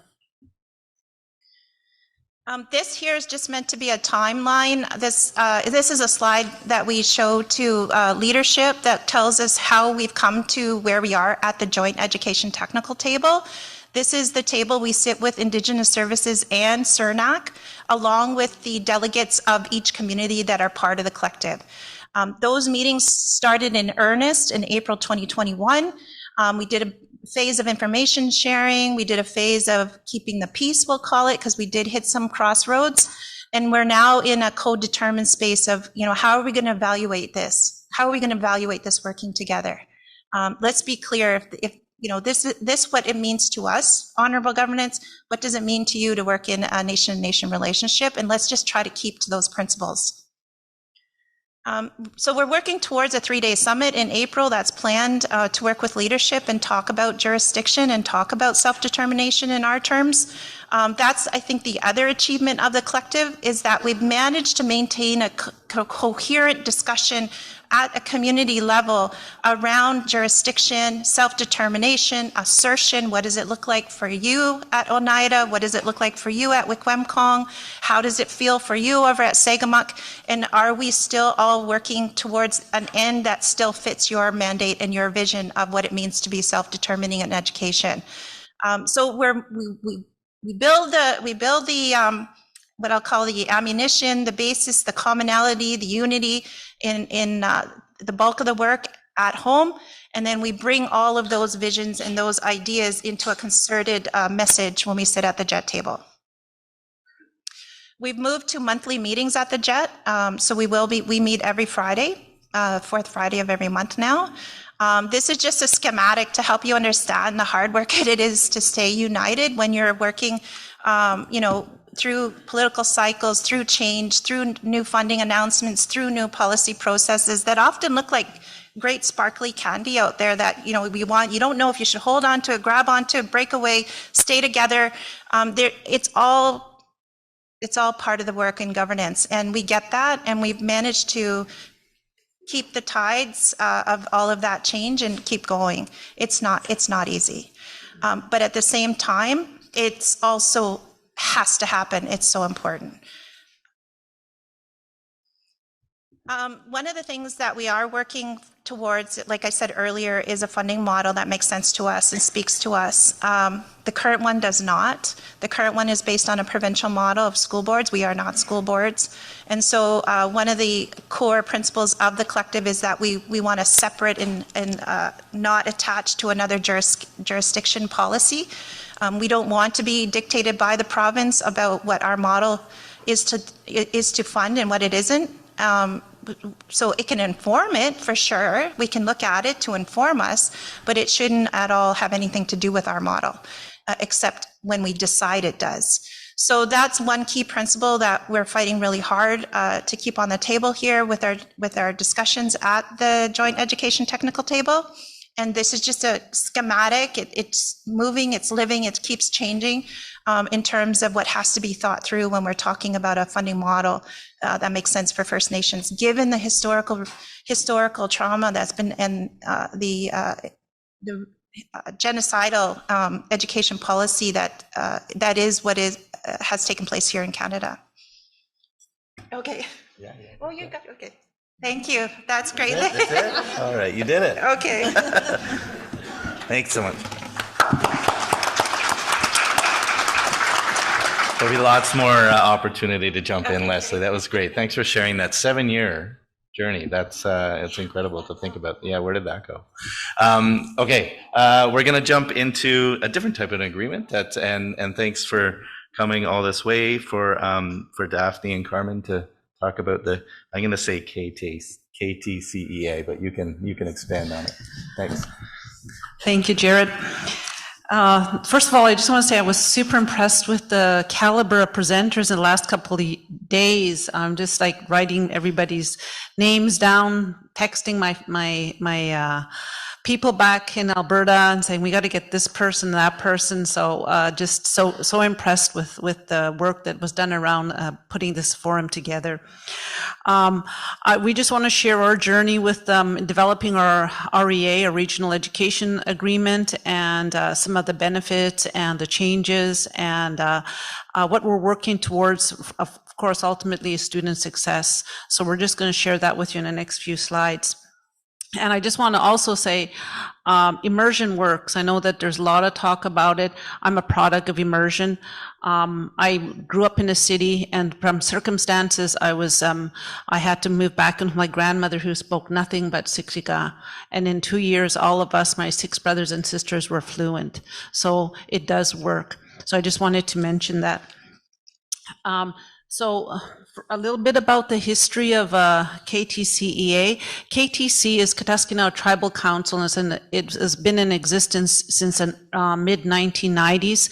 But in probably just over a decade ago, they really started to talk about education and what they wanted to see for their First Nations. So they had a lot of meetings about it, and I know in 2014 they held a meeting and they went through their visioning. What did they want to see for education? And through that, they indicated that they strongly believed that a better education could be provided to the KTC children. Prior to this, we had a school jurisdiction that used to oversee the education of these students, and it wasn't meeting the needs of the First Nations.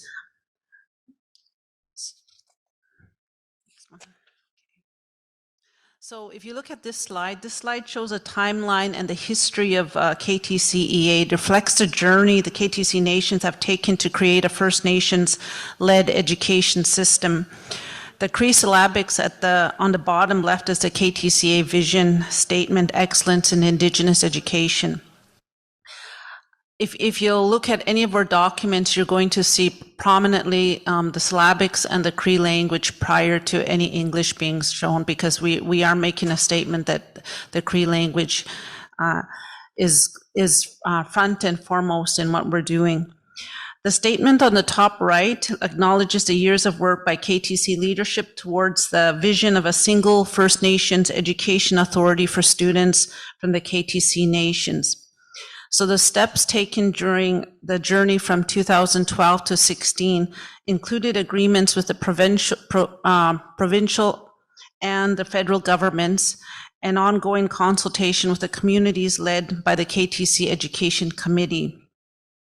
The KTCA developed structures for governance, administration, and processes for community engagement, and ultimately the incorporation of the Education Authority. So I was actually hired about 2015. They'd already signed that agreement with the intent to form one authority. And so we did a 2-year journey of meeting with the community. It is very grassroots driven, and we went to each community. We held many sessions over those 2 years. We held many meetings from each of the reps from each of the First Nations.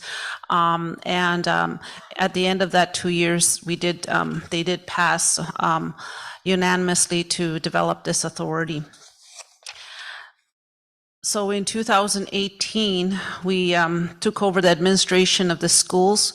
The first year we took over 3 First Nations, and then the following year we took over another 3 First Nation schools. So since 2019, we have been providing education to kindergarten to grade 12, and approximately 1,200 students in those First Nations. So prior to the REA, prior to the formation of the authority, this slide that you see demonstrates the complexity of the education prior to KTCEA.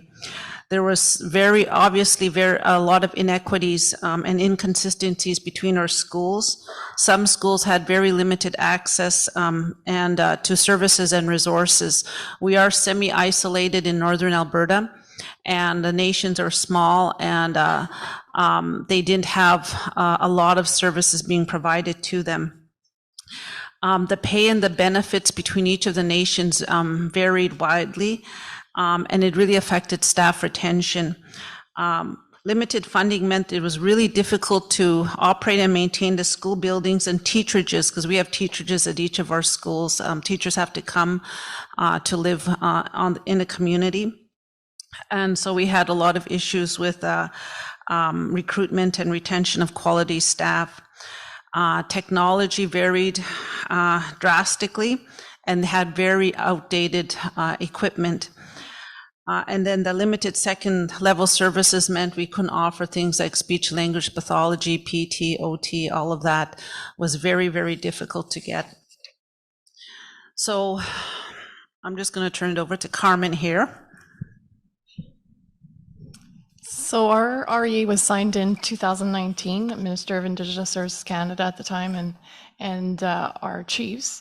KTCA members nations believe that through the REA, Canada can take steps to uphold the spirit and intent of the treaty right to education by formally funding an education system led and controlled by our First Nation communities based on Cree values and beliefs.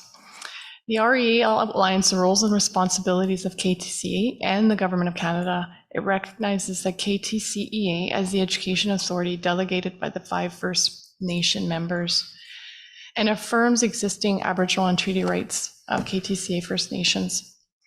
The purpose of the REA is to ensure students have access to culturally responsive and high-quality education that advance student outcomes, while respecting the principle of First Nations control over First Nations education. It's also to implement a sustainable, predictable, and more flexible funding model. The funding secured in this 10-year agreement is intended to help the member nations move away from individual school funding formulas and proposal-driven formulas and grants to more stable and flexible funding for all 6 schools. The agreement that we currently have is based on provincial funding framework with adaptations for KTCA to consider northern remote linguistic factors. When we negotiated the agreement, ISK did not have a template, so we were really early out the gate. We understand there's now a template. We've seen the template. It's very different than ours, and it's much more prescriptive. It's much thicker and longer and requires a lot more from First Nations.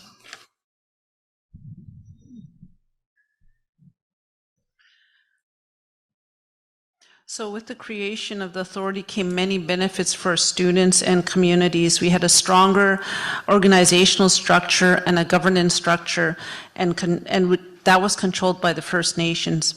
It was created to better support, to provide better support, assessments and therapy of the students. With this model, we centralized finance, information technology, transportation, operation maintenance, HR, among others.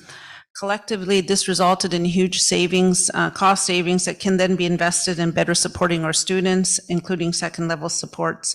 By coming together collectively, we have a much stronger negotiating power when we go to the federal or provincial governments. So every time there's anything coming, we are one of the first that are contacted in Alberta for anything that they want to introduce, talk to, include in negotiations. We are always one of the first to be contacted. It does give us much more clout than individual nations who are alone in negotiating the government. With additional and discretionary funding available through the government, we are often one of the first to approach, because we have been given the priority as agreement holders. And through one of the other benefits is that we were able to do a facility review, and we found that we had 75 million that we had to do to upgrade all our facilities, all of our teacherages.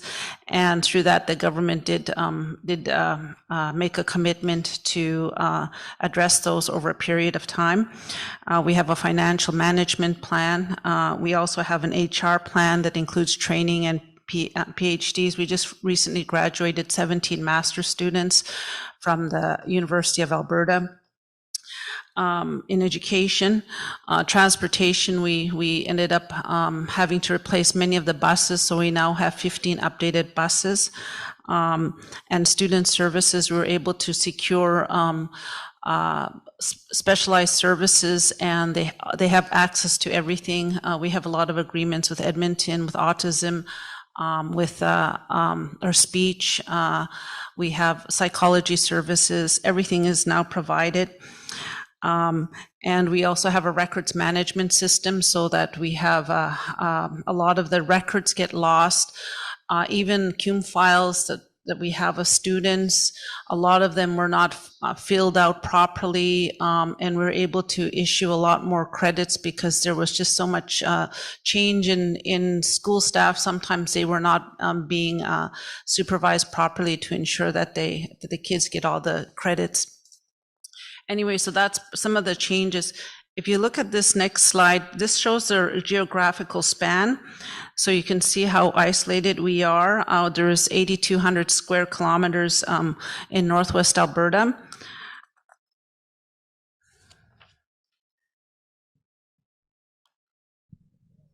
Our governance. So Kataskanau Tribal Council is comprised of 5 First Nations located in Treaty 8 territory.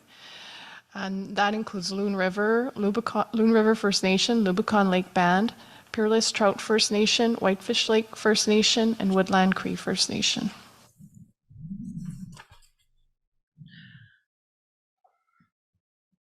Some of the services that we do provide: common consistent curriculum, which we've developed up to grade 9.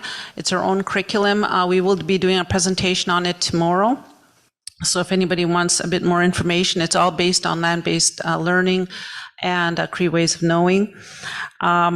We do have a number of, as you can see, this is just a portion of what we do provide. We do have CTS students. We do bring kids out onto the land. They go out 1 week out of each month. We bring about 60 kids out, and they stay out on the land for 5 days. And so we run 10 camps over the year. Some of them are CTS based, high school based. So we've had kids that have gained credits through those CTS camps. We just finished approving locally developed courses. I believe it was about 10 locally developed courses that we'll be providing to the high school students. And we do things like robotics. We do robotics tournaments. We really upgraded our technology and with a device for each student. So we did a lot of work around that. Because of the location we're at, it's just ideal to have land-based learning. All of the people still live off the land, still hunt and fish and provide for their families. They have hunting camps every year. We also developed a KTC app called Elder Speak app. We interviewed and recorded over 60 elders. Many of them are not with us today. But they decided what they want the students to learn in the language. And so 5 nations all put in what their priorities were, and it was included in that app. And you can look at that, you can download that app for free. It's for iPhones and Android, so if you can look that up as well. And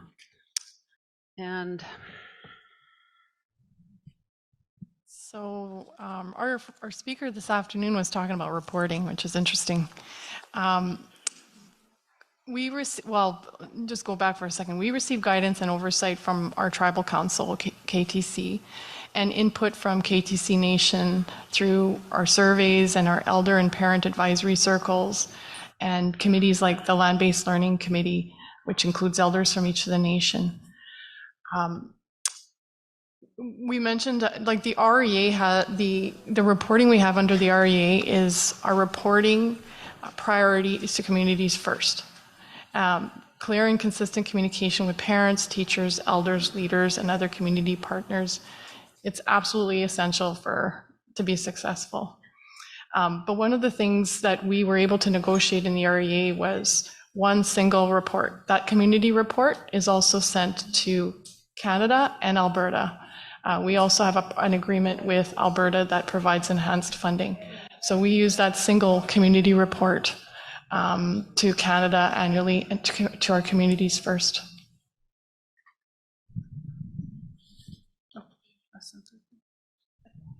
So last slide. Lessons learned. So the current funding model I mentioned, it's grounded in the federal mandate of provincial comparability, that you've all heard, I'm sure. This means that for us, ISK is currently using Alberta's provincial funding model as the base for how our funding is calculated. It doesn't, as it was said a little earlier, it's not enough, right? It doesn't account for the unique needs and conditions, contexts, supports, and resources available for the delivery of education on reserve. Specifically, we have shortages in the areas of O&M and foods and transportation. Current funding levels provided are not sufficient for future direction where we want to take our language programs as we move towards the goal of having a robust Cree immersion program. And like many others in the country, and was discussed yesterday, we're supplementing our funding, our language funding through Heritage Canada funding, but it's not enough to ensure fluency. In our agreement, we identified a number of areas right from the start of our negotiation that we need to open up for future negotiations.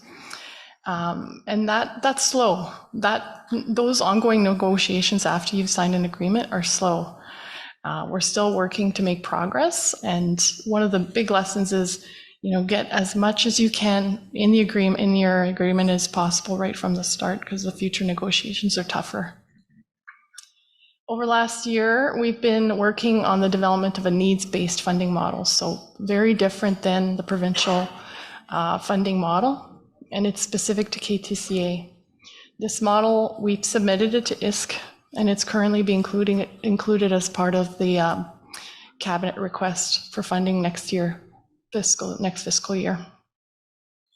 We do not know the result of what will happen with that request, but we hope we're successful like others have been, like the First Nations Education Council and others who have been paving the way for the discussion around needs-based funding model.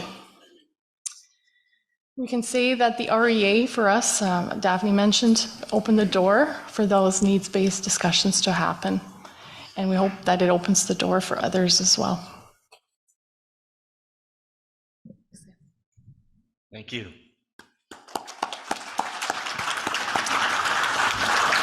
Thanks for sharing that. Again, one of the first negotiated REAs in Canada, so it's a lot of precedents being set, and and paving the way for others. So appreciate you sharing that. Okay, we're going to go to Chief Lazar, and she's going to share her experience and stories as well.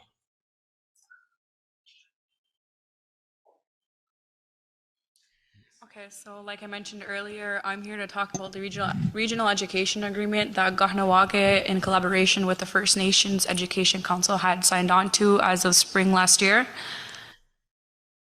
So I'm gonna do like a little brief introduction. Kahnawake has a Kahnawake Education Center. So in 1980, the Kahnawake Education Center was established to administer all locally controlled educational programs and services previously administered by INAC and the Mohawk Council of Kahnawake.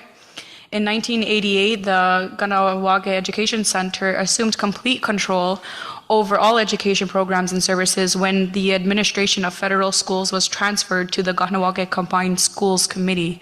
So that would be like our own school board.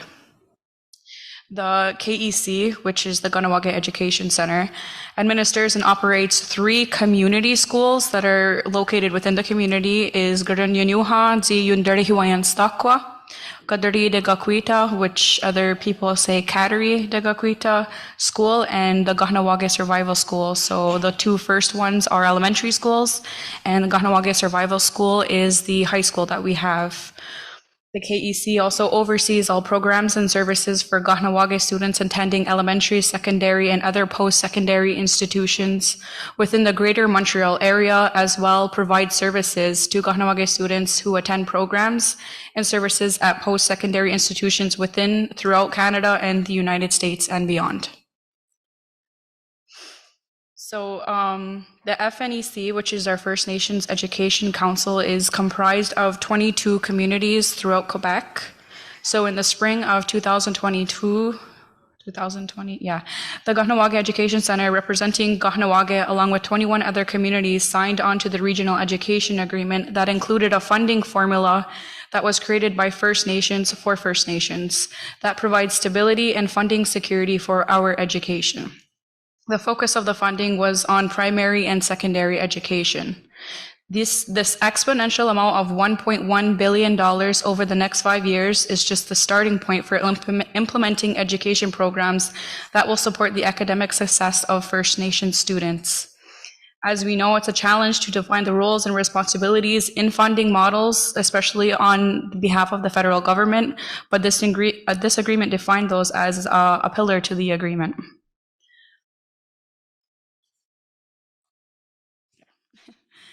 So the funding formula. So the problem was that there was a 2% cap on the funding increase for First Nations education that has been placed since 1996. The FNEC has been working on a funding formula since 2007 and had a focus on primary and secondary education, as I said before. These efforts have aimed to improve academic success of students. So we definitely saw the need to meet the needs of First Nation students and their success. So our solution was to find a formula that was flexible and ensured equitable funding distribution among all the member communities. So in order to ensure First Nations received that sustainable and predictable funding, the committee developed a stabilization mechanism within the agreement by ensuring that a decrease in funding does not exceed 1.5% from one year to the other, and positive indexing was brought into consideration. This agreement would not be a one-off type of funding, and that it had potential for a 5-year review and renewal. The formula indexation includes nominal roll and other parameters, budgetary rules, salaries, and consumer price index. The formula went through extensive changes in various stages of review. I was told it was challenging yet somehow beneficial to do the work through the pandemic, but it was easier to get the 7 communities that were the test communities of this formula online to test the model than to have them all meet in person. So I must be transparent. I was not part of the negotiations or any of these meetings. I am the lead portfolio chief for Heritage at the Mohawk Council of Kahnawake. Our lead education portfolio chief was unable to make it, so I'm here in his place. So if there's any questions I cannot answer, I can give you a contact information for the gentleman. So they looked at 7 pockets to revise in developing the formula, which is the number of students, the number of teachers, the size of buildings, the capital and operations, technology, and off-reserve students. So these 7 test communities were a part of the review process to improve the formula, ensuring that it was real needs-based funding and encompasses cultural, linguistic, demographic, and geographic circumstances. So I'm going to speak on behalf of Kahnawake and our part in this and how we benefit from this agreement. So we receive $11 million per year for Kahnawake. The funding benefits Kahnawake Survival School, which is our high school, Gadari de Gahuita Elementary School, Gardenia Nuha de Yundari Hoyan Stakwa, and Gariwa Nordu. Gariwa Nordu is a full immersion elementary school. That is 4 schools out of the 6 that we have in our community. The 2 other schools are Indian Way, which has their own historical funding arrangement, and the other is an adult education center.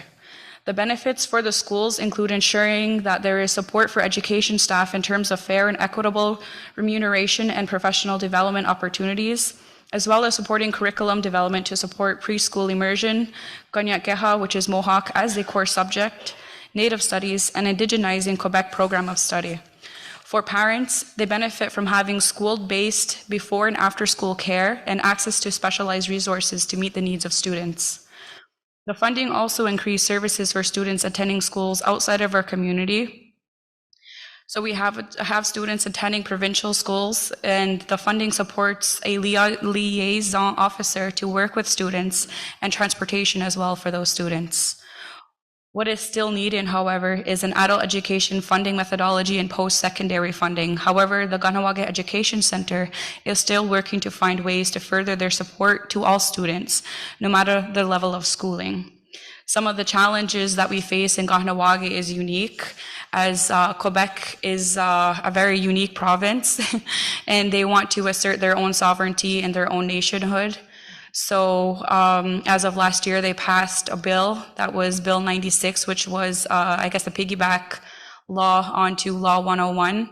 And that is, I guess, an implementation plan for having our students and having the Quebec society prioritize French as a first language. So that definitely was detrimental for our students. It does not affect our schools on the community. However, if they do want to attend school outside of the community, they want to further their careers, they want to be lawyers, doctors, educators, they want to be practicing nurses, they have to pass certain requirements in the French language, which is a detriment to our own language. So what the Kahnawake Education Center is also taking on is how to work around those requirements. So in Quebec, we don't have a grade 12. We have CEGEP, which is a 2-year college type mixed with high school type of education before they're allowed to go to university. So this law stops at university and it doesn't touch the universities. So what the Kahnawake Education Center is taking on is trying to develop a grade 12 program for our high school students so that they can completely bypass the CEGEP requirements. However, there's still work to be done in order to go around and bypass the requirements in, for example, passing the bar to become a lawyer or passing certain exams and I guess tests in order to become a doctor or a practicing registered nurse. So that's just one of the major challenges that we face that on a provincial level is very detrimental to Diningwarihoda, Danuongwana, our language and our culture. So I want to thank Robin Delarone. As I said, I'm not one of the negotiators, but these 4 have been. So Robin Delarone is the executive director of the Kahnawake Education Center. Paul Sahardizé Nicholas, which is the director of finance and administration for the KEC.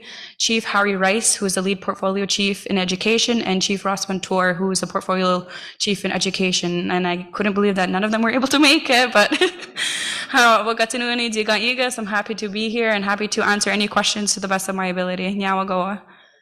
Nyawa. Thank you, Chief. So you got a wide array of agreements going on across the country, not just out this way. One of the first REAs, one of the latest REA that was signed, self-government agreement, and we've got an interesting process looking at that legislative process and getting into that agreement with the collective. Just given the time, I'm gonna maybe do one question, and around with everybody and get them to dive a bit deeper into some of their successes. And then we'll open it up and give as much time as we can for questions from the floor and online. I can't forget that as well. Thanks, Rick. Okay, so we'll start with that first question. And I know maybe you've dived into this a little bit, but maybe in one or two of those examples, if you can give, when you're looking at your agreement or your process to get to an agreement, what do you see as that profound change that you're able to accomplish or that you foresee being accomplished through this agreement? And Tracy, we'll start with you. I think the profound change that we've seen within the Anishinaabeg education system is shifting the community approach to education and allowing the communities to exercise full decision-making control.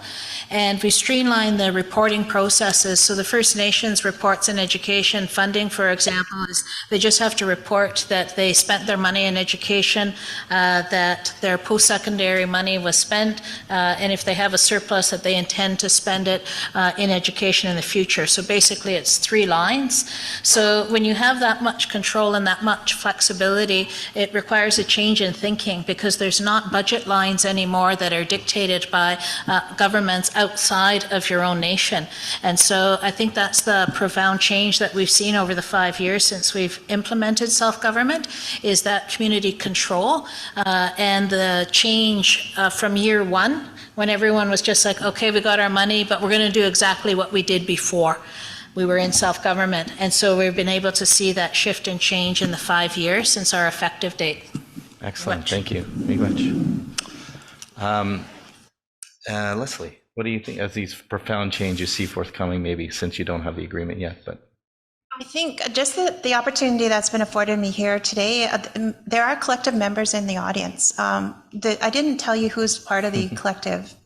It's Chippewas of the Thames First Nation, it's Chagin First Nation, Wikwemkong First Nation, Sagamuk Anishinaabeg, and Oneida Nation of the Thames, Mississaugas of the Credit First Nation, and the newest members, Pikangikum. And so part of the challenge has always been is trying to find dedicated space for leaders like Betty, leaders like Veronica, leaders like Rachel, who's Ogamakwe now, to dedicate to concerted discussion spaces, right? To get to talk about what does self-determination mean? Like, what does that mean, honorable governance? What does knowledge transfer mean in Anishinaabe Odsawin? Because that's the basis which the elders told us that we needed to produce this governance framework. And it's really hard to get pulled into the details of a policy and an approach to funding formula negotiations when you're pulled right back into a provincial comparability model framework. So I think it's hard work, but we always try to remember that we're here in an assertion role, and that we're leading nation building, and that when you lead nation building, you're leading from your own Anishinaabe intellect, your own Haudenosaunee intellectual traditions. And sometimes that's hard, because I'm certainly raised in the colonial system in education, and it's a difficult thing to do, to just remind yourself that you can speak from the basis of customary tradition when it comes to knowledge transfer. And how do you negotiate and develop a funding framework that actually honors that, if you know that happens, as the panel has shared here, in homes with full immersion in land, on the land. And so I think that's been the greatest, success of the collective space. It's an internation table. We're not a secretariat. We don't have a corporate body. I literally just call meetings, and nation delegates arrive and carry their authority to the table. That's how we operate, and that's how it's stayed. And my job is to help move the discussions along in a concerted way, in the direction, hopefully, that still makes sense to each community, so they stay part of the collective. thank you. We'll turn it over to Daphne and Carmen. Profound changes you've seen. So I would say one of the profound changes we had was just leadership in the community, identifying that they can set their own destiny and that anything is possible. And I'll give you an example of that. when we looked at our nutrition program, we said, okay, what can we do in nutrition on land-based learning? And Cree ways of being and our traditional food practices. And through that, we were able to, we negotiated something with Health Canada, and we were able to have our hunters go hunt and provide moose. We harvest the moose right in the school, and then all of the meat is used for all of the meals that we have. We always strive to have traditional meals for their lunches. We do provide free lunch and free breakfast for all the students. So that's one where I see the empowerment of the people. A local chef that came back to work for the nations and has just really made leaps and bounds in everything, training them, bringing them to look at kitchens, and just really took that, I want to improve for my people. That's just one of the ways how the REA opened up doors for them where they saw possibilities. And I think that's what we're really, drove a lot of the different things, like our sports program that went viral. They didn't have no access to sports because they're so isolated. They couldn't participate in organized sports. And then through that, we now have a full sports activities throughout the year. We have our own traditional games. We have a tournament at the end of each year with all the students, and we also do it for all our staff. Just so many possibilities they saw in being able to set their own direction of what they wanted to see in the schools. We do have a video of teachers and students talking about the benefits of this. We just released it. It's a recruitment video, and I think it's on our website. You can look at that as well. Thank you. Okay, thank you. Okay, Chief Lazaire. Can you repeat the question? What are in the agreement, what are some of the profound changes that you've seen from the agreement or see coming, just given it's so new? That we can create the education system that we want and that we need, and that each community can implement it in their own way. Excellent. I love it. Great. So I want to open up some time to open up for some questions to the floor and online. You can come to any one of the mics. That's a mic. It's a mic drop. If you can come to any one of those microphones and we can ask the panelists some questions, that would be fantastic. We'll start with one and then we'll come back to four.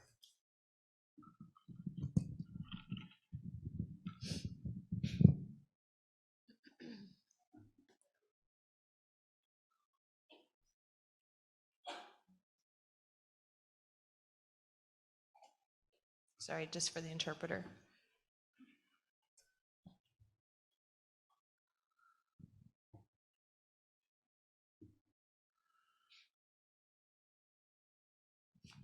Just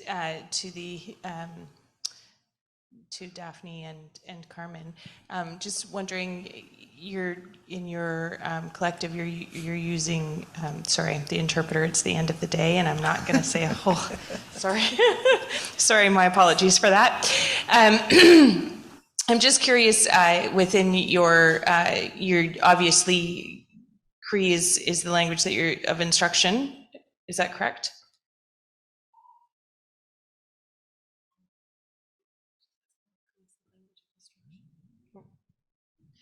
At the moment, we have focused a lot of our work on the around us. We had to assess the language in the communities, and so we developed a language assessment. Very comprehensive assessment, and through that, we're promoting the language to be spoken. There is still a lot of Cree spoken because they were isolated and further north. They still retained a lot of their language. However, what we have been doing is encouraging staff and students to speak in the school, and the staff have taken and any staff. It doesn't matter if it's a teacher, custodial staff, cooks, they all take that test, and if they do, they're placed on where they need extra, if they know how to write it and so on, they're placed on there, and they do get additional funding and added to their salaries every year. And so that we do recognize language, we do want it spoken in the school. But right now the instruction is still in English, but we're moving towards working to immersion.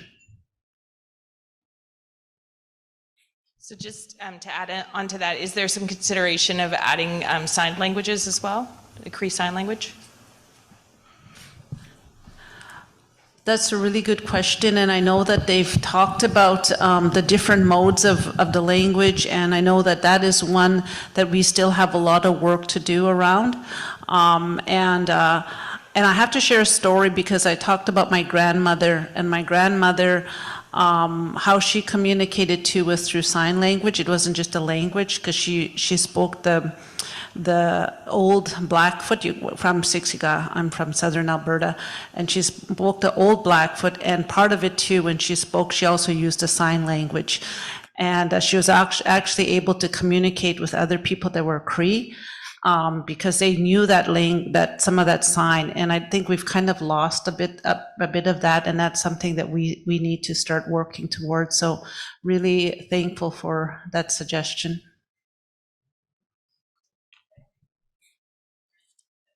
Why I was asking the question.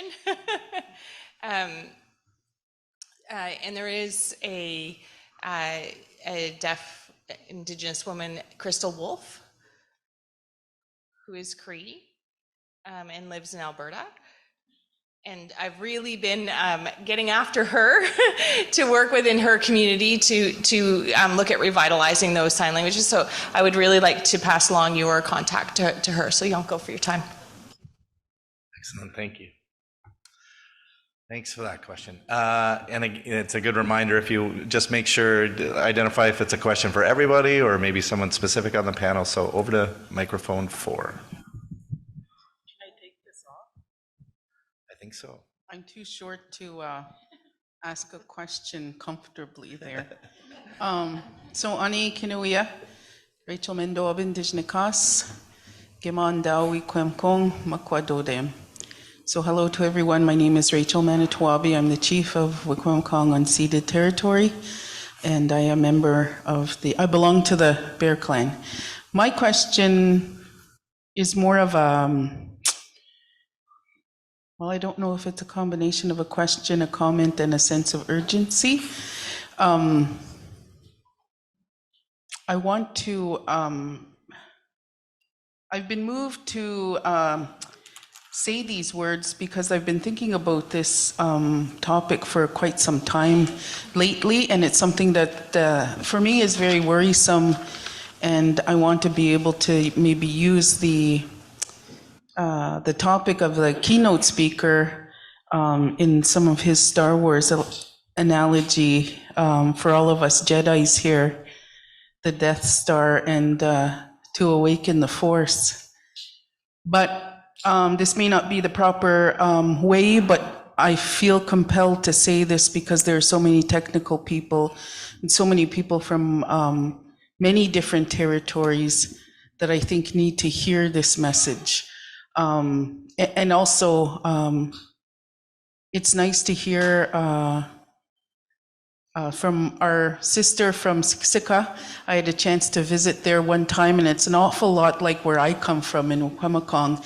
You have the main part of Siksika and 5 different satellite communities. You're about the same size as us. And so I think that when we hear these types of reports and messages all across the country, I think it helps us see how we are so much more alike than we are different, regardless of the tribe that we belong to. And so I remember visiting there for a child welfare visit. Clifford Manyheads was the director of services there at Siksika Child and Family Services. And I remember Marcia Medicine Shield. She was in foster care, yeah. So if you see them, I'm not sure if Clifford is still with us, please say hello from a friend from Ontario, from Wikwemekong.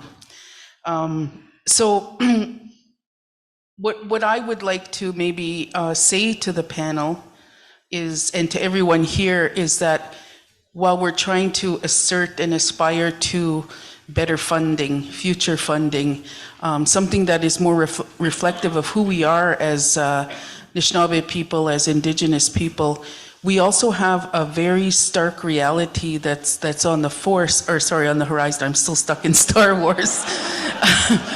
On the horizon, and that's a potential change in government. And we are facing possibly not even realizing future agreements. Perhaps the best we can do is maintain current standards, or even, and what I'm most fearful of is that we will have less than what we have right now. So I would like to say to the technicians that are all here, to all of the knowledge keepers, is that we need, as a chief, as chiefs, certainly as a regional chief from each of the provinces we call Canada, we will need your help in this fight if we have a fight on our hands where we have a change at the national level that will be detrimental to us. And it's really important that while we don't opt into a colonial system of government, we can affect change. We can make action happen. And just as the government has directed to us for hundreds of years, maybe if we got together, we could direct them to say, this is what we want as Anishinaabe people. And so what I'm thinking of is all of the great things that were shared here today are only possible because of negotiations and agreements that have been promised and implemented. We could be facing failed negotiations and failed renewals if we have a driving force within government at Ottawa, if there is not the same kind of appreciation, political will, political movement towards truth and reconciliation, and our reality could become very different. I would like to remind everyone that although we don't want to acquiesce to a colonial government, if we have something within our grasp, within our reach, to come together in a unified way, in a collective way, to have a stronger voice, just like what our friends from Alberta said when they have the 5 different boards come together, that there is strength in that. And I think there's strength in numbers. And I believe we will have a test on our hands that we have to come together as one body of Anishinaabe, Indigenous people all across this country. Because they are already making plans, they're already doing agreements and releases for government officials when the change happens. That's the kind of reality that we're looking at. And if we don't fight back before that happens, we will be looking at a much different reality than we are here today with trying to make a difference to get enhanced funding. We could possibly be looking at funding cuts, far less than what we want in terms of the aspirations for enhanced funding. So we have to be aware of that. And I know that I'll be speaking with Anishinaabe Nation Grand Chief, to our chief here in Ontario, Glenn Hare. But I think it's really important that the technicians know that your information is going to help us in moving forward with this fight. I think that's the biggest. And for all the people here, once they fan out to their home communities, I hope that they try to make a difference so that we are not, as a collective, looking at something that's very, that will be very sad for the people. And I think we're all one people all across this land, regardless of territory and tribal affiliation. So I just I felt compelled to say that to everyone because that's something that worries me as a chief for the people in our area and for everyone across the land. So, nahaw, miigwech.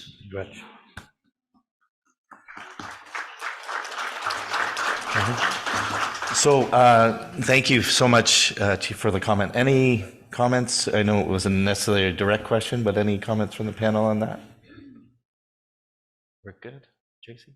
Yeah, miigwech for the comments and the reminder. We do have to work together. There's no doubt about that. And it is one government of Canada, and Canada continues to divide us across the country and continues to have different approaches in negotiating. So we have the REA approach, we have the inherent rights approach, we have the collective approach, which is outside of all of that. But still, we need to come together, and I appreciate I'm one of the technicians, and technicians require political support. We need that advocacy to promote the needs of the community and to push governments to change. The people we sit across the table with at the negotiations tables aren't the final decision makers. They're just the messengers bringing a government message to the table. So we need that full-on push. And one of the things that I would like to encourage, and I'm sitting here on the panel, I'm madly taking notes and writing down names. We need to come together as technicians and talk about the specifics of the funding of education and moving that needs-based approach, because the government continues to divide us. And I know from my experience in negotiating with Canada, during a part of our negotiations, we were really pushing for capital funding.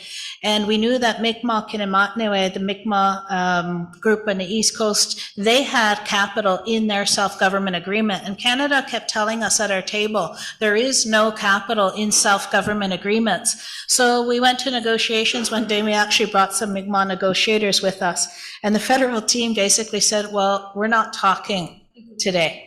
And they actually got up and left because they knew that we knew that they had capital. And they told us, we're not talking about that today. And they left, and we didn't talk about that day. But that just highlights the fact that that division, and that if we come together, there is strength in numbers. Capital is now part of our renewal negotiation, so it's not as if that was the end of it. We continue to push, and now we've added that to our agenda in renewal. So we're pushing along, but I very much appreciate those comments. Miigwech. Thank you. I just want to thank Olga McQuay for saying those words, because it is, the technicians can provide the support to leadership, but because these are, as what was said, was it's a negotiation, the political leadership has to take it to that next level. And it matters. It matters when you have engaged political leadership at the table and paying attention to the work of the technicians. And supporting and pushing the envelope at the political tables. One thing, though, I do want to say about a changing government, what I've learned in my time doing this work over more than 2 decades is that when there is a change in government, I know the conservative government, we stand, we always believe we're going to be up against something monstrous. But what I found that if in case that is what does happen, I find we're better when we know our enemy. So I welcome, that kind of approach to the leadership, because for whatever reason, we get up and move and stand up when it's very clear to us in that very blunt way that they're going to do something absolutely the opposite of what's happening. And often that actually becomes the trigger for everyone to mobilize together, which is what we need to be doing now. We shouldn't have to wait for that provocation. But again, that's how I see it. I said, if that's the reality of how we are, then bring it on.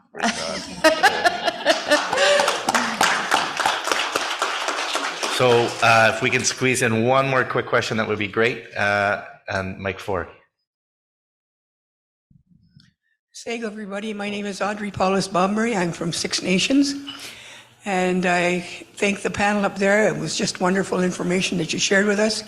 But one of my biggest concerns with education, it's not only the curriculum and the funding and all the rest of it, but it's schools, it's infrastructure. You can't really run a wonderful school if you're in an arena. One of our schools on Six Nations has been in an arena, and for 33 years they've been looking for a school. Now we have 2 more schools that are in need of being replaced.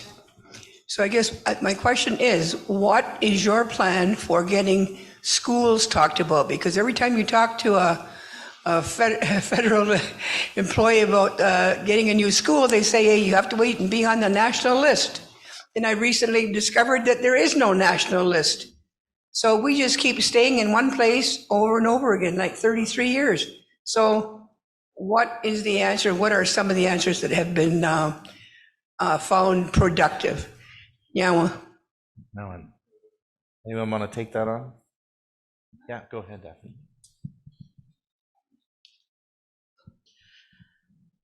I understand your frustration with infrastructure and with the capital. We've had our, like I said, that was part of some of the negotiations that are ongoing right now with the REAs. But what we did do was we actually had ISK pay for a $50,000 they assessed all of our schools, and they actually paid for it. And then through that, we identified here's all the needs within all of the things that needed to be repaired, replaced. Everything was in there.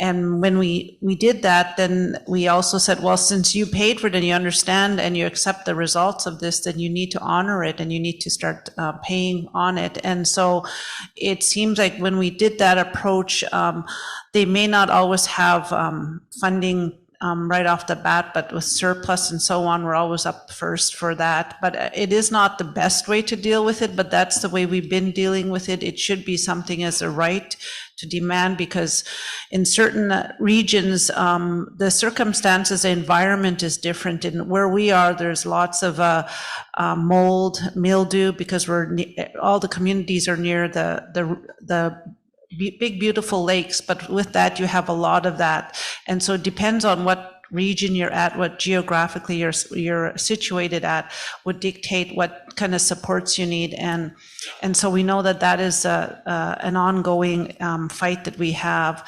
But that's one thing that we did to address it and get them to recognize those needs. Thank you. Thank you.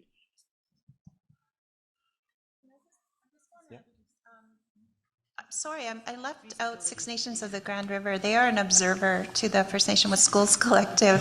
I apologize that Audrey's a major force at that table, and Clint's there in the back as well, and they're huge contributions to the collective, and I just want to say sorry for not mentioning that. Thank you. Something about the capital needs. So when we negotiated our agreement with Canada, one of the things that they wanted to do was sign over responsibility for the buildings, the schools themselves, and we said no. We said no to that because we weren't going to take on responsibility unless we were funded to replace those buildings and to build the new schools and address the infrastructure needs. And so we purposely excluded that from our self-government agreement to not let Canada off from its responsibility for the infrastructure and for the schools. And we did the same capital needs assessment where we identified our needs short-term, medium-term, and long-term. And it's nice to see that report, but it's also heartbreaking in the sense that where is the money going to come from then to actually address those needs? And that's where the political advocacy and the push still comes on, and we continue at the technical table to require that they bring the money to the table, but it is scarce. Well, thank you so much. And I know we're at the sort of the time where it's the painful part where I see speakers and I've got to try to moderate the agenda. Are we a little flexible? Okay. I think Matthew was first and then we'll come back here. Yeah. Mic 1, please. Yeah, thanks. Yeah, my name is Matthew Andes. I'm the Executive Director for Chibougamau Tribal Council in Solicote. As you know, our young people are struggling in our area. We have suicides every second week or even every week. Now, in terms of education, I've always questioned the government, even ISC. How do you expect a child to learn the way he or she should be when there is a lot of mental health issues? I'm not sure how it can be done through these negotiating or even negotiating an education jurisdiction process. I know we are the area, we're in, I believe we're in the last stage with the NAN. And also each of the tribal councils are going through their REA processes. And that was one of the things that I've asked many times. Like within the school, if we expect our children to learn the way they should be happy to go to school, and they should be able to, that we should be able to provide as much as we can. But within the education funding, the core funding, we don't get any mental health dollars, or we don't even get anything of that in terms of how we can support, especially the ones that are at risk. Even though we get spec ed, but that's just the minimal funds that we get on a yearly basis. But that is my question, is what have you done, or what can we do for those of us that are negotiating right now, and for those of us that are working on REA? I just wanted to know what you guys have done in that particular area. Thanks. The work on mental health, yeah, Chief Lazar. Hello. Okay. There you go. So I am familiar with the crisis that we have across Canada, across Turtle Island with our youth. I am recently, or was an ambassador of hope with the We Matter campaign, so I'm aware of the issues that our youth face and the numbers, the astronomical numbers that we have in youth suicides. And I'm no longer an ambassador of hope because apparently I'm no longer a youth. But in my community in Kahnawake, we are fortunate to have different organizations that support our people in many different ways. So we do have Kahnawake Sagodiat Dagenhas Community Services, which is our social services organization that had also received a couple $1 million last year. And what I've noticed in their agreements, they've been supporting different cultural and language initiatives throughout our community, because we see that as not just an only answer, but as a way to engage our youth back into finding their identity again. And that was one of the main themes through the We Matter campaign, is finding hope within and strength within our culture and within our Indigenous identities. So I know that the Kahnawake Education Center, because of the agreement that we have, we're able to put dollars into those kinds of services and those kinds of supports, as well as the social services that we have in our community. So we have I'm not sure what to call it, but it's called Ungwat Garidatara, and it's a health committee that has all of the organizations regarding health and wellness and well-being. And it includes the hospital, includes the school, the education center, includes the social services, it includes all different aspects of health, and they combine their efforts and combine their dollars in order to create strategies and create initiatives and programs in order to address issues like that in our community.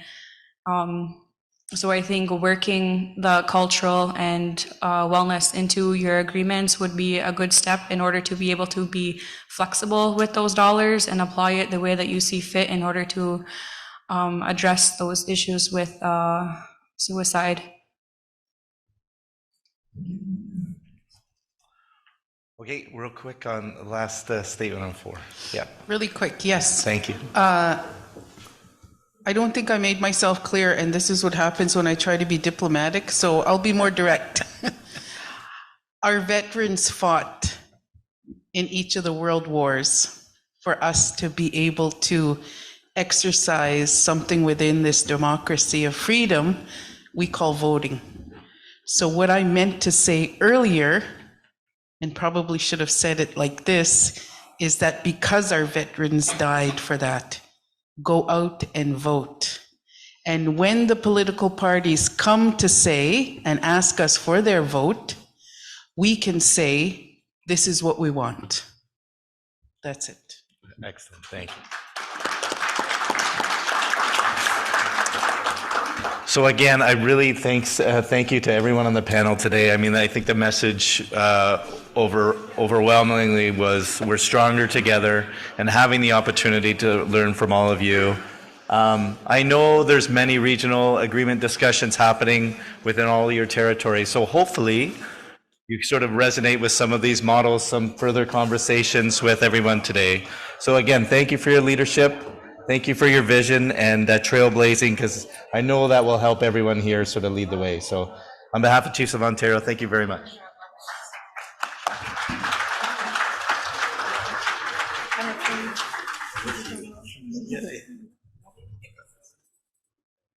Good job up there. Good job. Great for the information. Hear about all the good stuff. All right, everybody, let's give another round of applause for our panelists. Really demonstrates a lot of the great work that they're doing in asserting our jurisdiction, a lot of the advocacy that they're putting in. And for me, Tracy mentioned it in one of her comments, but she talked about a phrase that was inside the Chinoknagewin preamble, and that is, it talked about the Creator gave us the sovereignty to govern ourselves. I think that was really important. The Benjiged Kimin Go Na, Deadben We Nagadawenduen. I believe that's what that phrase is. So, that assertion of our jurisdiction and our sovereignty is important and paramount.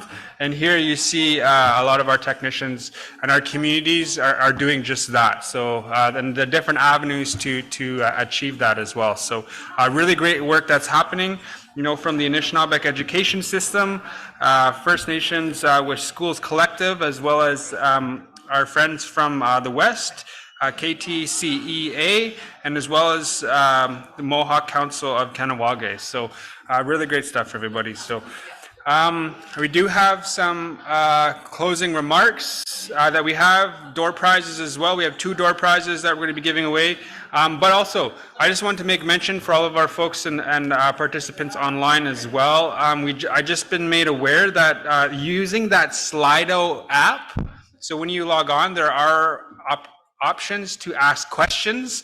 Now we're just learning about this new platform now, so we do acknowledge your questions. So my apologies if we weren't able to get answers to those questions that were posed on the online forum. But I am told is that the Chiefs of Ontario staff in the Ontario sector will be answering those questions and then posting it on the online platform post-conference, I guess, or maybe as soon as it becomes available. So we will be answering. So now all of a sudden, all these questions are coming in, and then you got a bunch of pages. Good stuff, though. So that is great, because we do want to provide an opportunity for our online participants to be able to engage and ask questions as well. So that's really good. Okay, so we had a really great day. We had a really amazing presenters. Starting off with a good mentor of mine, Patricia, who was our morning keynote and really demonstrated a lot of the amazing work that she's doing, and talked about a 50-year plan and vision that she has for Indigenous Anishinaabe language revitalization. So it's really exciting to see. We had really great breakout sessions as well. And it's really hard because some of these breakout sessions, I feel like they could have been a keynote as well. I really would have loved everybody to listen to every single breakout session, because they all had so much valuable information and experience in the work that they're doing around language revitalization. So I want to acknowledge all of our presenters out there, all of our breakout sessions, for the work that you do. I really wish I was able to sit in every single one of them, but I just wanted to put that acknowledgement out there to use. And then we had a really good keynote by Jesse Wente. It was really cool. I enjoyed that. So there's a lot of really good information the way he was speaking, I'm like, you know what, I got to get the book. I got to get his book now. So he is an author. So I'm thinking I'm going to actually get him a book. And so I'll quiz him and I'll come and ask him, I read your book. You said this, quoted on this page. You know what I mean? So really good. I'm really looking forward to that. And yeah, we had a really great presentation about education transformation from Angel. And then a final to wrap up was the panel. So it was a good day and a lot of information. So we continue to be going into our day 3 tomorrow, but just allow yourselves to absorb all the information that you take in from everything that we heard today. And if there are any other questions, you can approach and ask any of the presenters at any point. And also keep in mind that a lot of the presentations will be made available through the portal online. So if you just looked at your QR code here, you will be able to access those presentations as well. Okay, so that brings us towards the end of our day. And so before I do the door prizes, I'm going to invite up our youth and then our elders for some closing remarks. So I'm going to invite our youth up, elders. So starting with our youth, Ariel Berwick. Is Mohawk from the Wata Mohawk territory. So Ariel has strong ties to her Indigenous roots and is always looking for ways to give back to her people and community. So we're really happy to have Ariel to come up to share some closing remarks. And then as well, I will be inviting up Patricia Oakes. So Patricia is here. She is her name. I apologize if I pronounced this wrong, and hopefully you can correct me shortly. Kanon Guashon. So that's how I pronounce it. And I'll allow you to correct me. But it translates to many kinds of medicine. So she is Bear Clan and is of the Mohawk community of Akwesasne. So I'm not too sure in which way that I'll allow you to share. And then I also see Vera up here as well, who will be also concluding with some closing remarks. So I guess I'll pass it over to Ariel. Testing. Sego Sewagwego, Ariel Yunjets, Wata Ganagare. Hello, everybody. My name is Ariel Berwick, and I'm from Wata Mohawk territory. I promise I'll keep this short and sweet, as I'm sure everyone's had a long day. So first of all, I would like to take this opportunity to thank the organizers for allowing me space on today's agenda. I want to extend a further thank you to the elders and presenters who have shared valuable messages and teachings over the course of the 2 days. So some takeaways I really resonated with yesterday are when Edmund had presented. And one of the things I had wrote down was we call our elders books. And I think this is really important as they are our gatekeepers. And being a youth myself, we need to take this opportunity to learn as much from them as we can. I also wrote down, I wonder what it would be like to be organic. And this made me think back to our roots of when Indigenous peoples were the first inhabitants and how we worked hard to keep things in good condition. And we need to continue to do so by sustaining and preserving things just like our Indigenous languages and our education for those future generations to come. I also had touched upon intergenerational transmission, and it is really important that children start to acquire the languages from their parents and their grandparents. This is how we are going to revitalize it one day. For today, one of the quotes that really stuck with me was, our language is sacred because we got it from our Creator. And I think this is so important for students in regards to their learning their native tongue. And this is also important to recognize the learning and teaching of Indigenous language as a sacred activity. Indigenous language is what makes Canada unique. For me, I am an advocate that we should be bilingual in a language of your choice. And I think this needs to start within the educational systems. I know I was brought up when you have the option to learn French as your second language, and I hope to one day see that we can have Indigenous language as an option of our choice for our people, and once again, so we can touch upon that revitalization of language for ourselves. And again, in regards to employment institutions, as we grow up, there is support, again, for bilingual language in the French language. And being in that youth and trying to progress and on that journey of learning my own language, I hope this one day is supported in the workplace too, where we can have that support to learn our Indigenous language and again, have that option of being bilingual and the choice that we want to be bilingual. Another thing I had touched upon was Losing elders, we are losing our language. It is important to learn from the elders while we have the opportunity to do so. We need to put their knowledge into a database. And as youth, we need to change our narrative and develop our own book. So again, kind of touching upon what Elder Edmund had touched upon yesterday, as youth, we are the creators of our own story. It is time that we take the time now to learn what we can learn and to create our own story so we have better tools and resources for those 7 generations to come and break that cycle and that intergenerational transmission to others. We need to better ourselves for the future generations. Again, we are the authors of our own story, and we need to start this intergenerational healing now. So Niawa, thank you so much for your time to speak on this panel today. I hope everyone has a fabulous evening, and I look forward to seeing you all tomorrow. Niawa, thank you.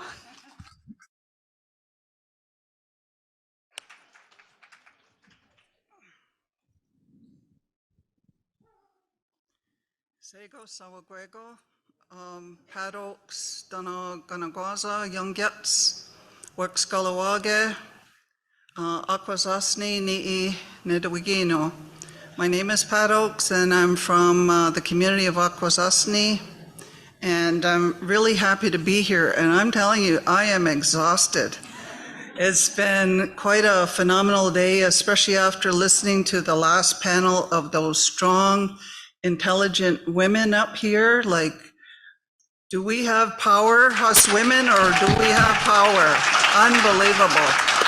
I am so impressed. It's been a number of years since I've been in the workforce, and I know a couple of the panelists that were up here, but they kind of blew me out of the water. I'm kind of lost for words.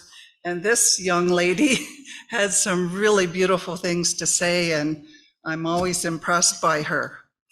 The last 2 days have been like really, really telling for me.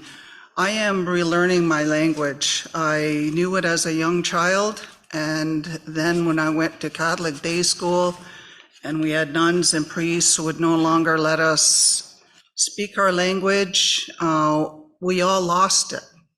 And I'm back, and I've been going now for 2 years, like part-time, to relearn my language, and I love it, and I'm gonna know it before they put me back to the earth. And that's one clear thing that I see, threaded all through all of the presentations, like today, is that the language is important. That's our identity. That's who we are. That's what guides everything within us, within our communities, within our families. I was going to go through each and every one of the presentations and pick out all the beautiful things that people said, but I think we all heard it. I just want to just congratulate all the people out there, who have been here presenting, and all the hard work that they're doing to make this happen. It is not easy. One thing I hear is about funding, getting funding, begging the government for funding, having to fight for every little penny when they have just one little pot for all of us to share in. When they can send, $50 million over for earthquake victims, but yet us original inhabitants of this earth that had their land stolen, why can't they give us $50 million? My daughter always tells me to to think before you say something, she says, because you're a fighter. She says, you've always fought for our rights, and you always will. She says, but be careful what you say, because there could be those people in a room that one day may be the one that'll decide whether you get the money or not. And I think one important message that I heard from the panel before us is sticking together. And if everybody works together and stands together, and the government can't take us all on if we're all together. And we all know and share what each other is doing in order to get to success. so that we maintain our language and our identity in this country, Turtle Island, that belongs to us. And one other thing that I heard quite clearly from Jesse Wente was he talked about, planning and, making the plan and, what are we going to do in 10 years, in 20 years, in 50 years? And how are we going to get there? What is our vision? And we all know where we want to be. It's just how we get there is the challenge. But I know we all have it in us because, we're all the Creator's children. We know how to stick together. We know how to work together. We know how to care for one another. We know how to love one another. And if we work together, we can make it happen. And never give up.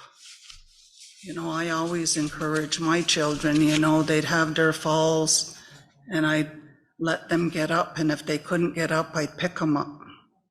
They're adults now, but I'm still there. I'm still there, the Istan. And I'll always be there. I'll always be a mother, and I'll be a mother to other people's children as well, because that's who we are. That's how we, as Ongohoa, Anishinaabe, we care about one another. We're all brothers and sisters of, our mother, the earth here. And the last thing I'll say is, the possibilities. Somebody talked about opening up the possibilities. Like those visions, those dreams that we have, we can get those dreams. We have to believe in ourselves and believe in one another, and we can achieve them.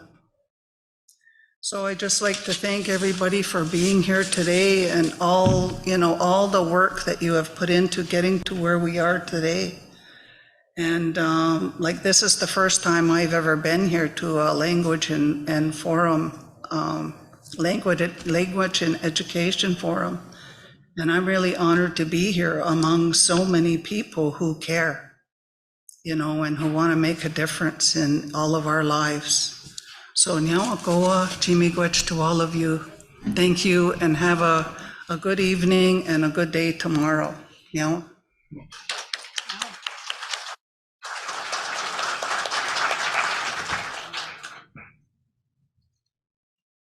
Good afternoon. My name is Vera Pavis Tababadang, and I'm honored to be part of the Elder Circle for the Chiefs of Ontario.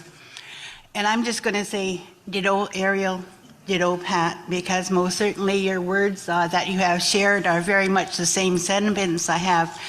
And that today was absolutely incredible in terms of weaving together all of our stories, all of our feelings, all of our thoughts, the dreams that we have, the experiences that we've had, and the ancestors that gave us those messages a long time ago.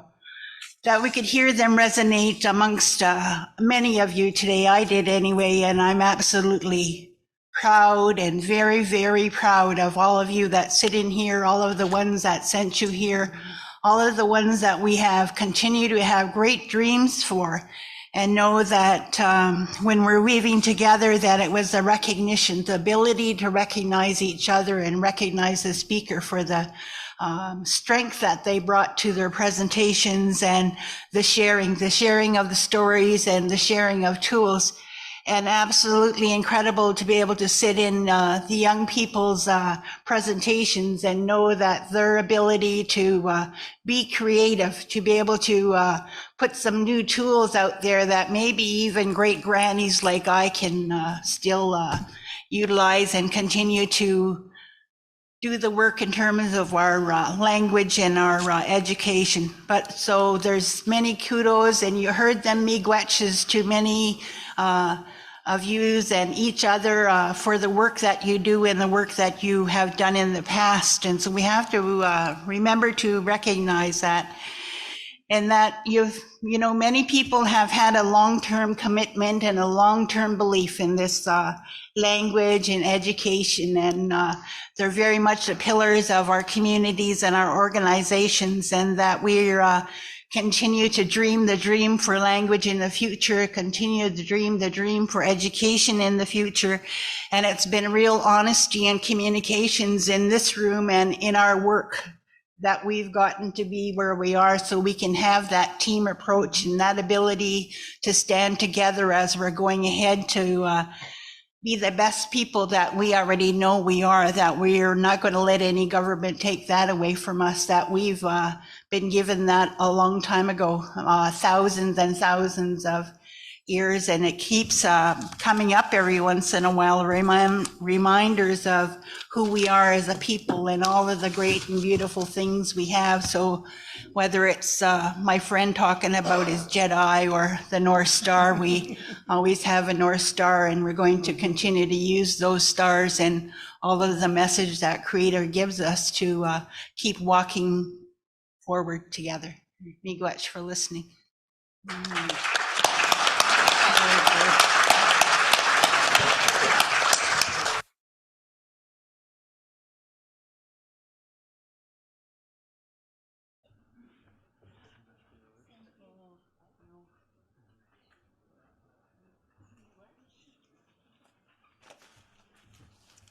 All right, those were really great closing remarks, and thank you for being here and for helping us to hold the space and make it a good space for everybody to learn. So Chimigwech.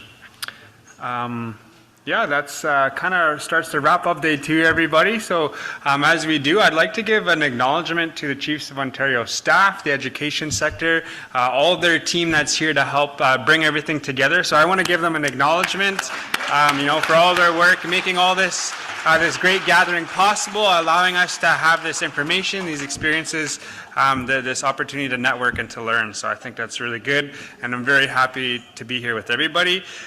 So now we got some door prizes. I know that's what everybody's excited about. I'm not leaving until the draw is done, eh? Yeah. Me too, that's me. I'll stick around right to the end.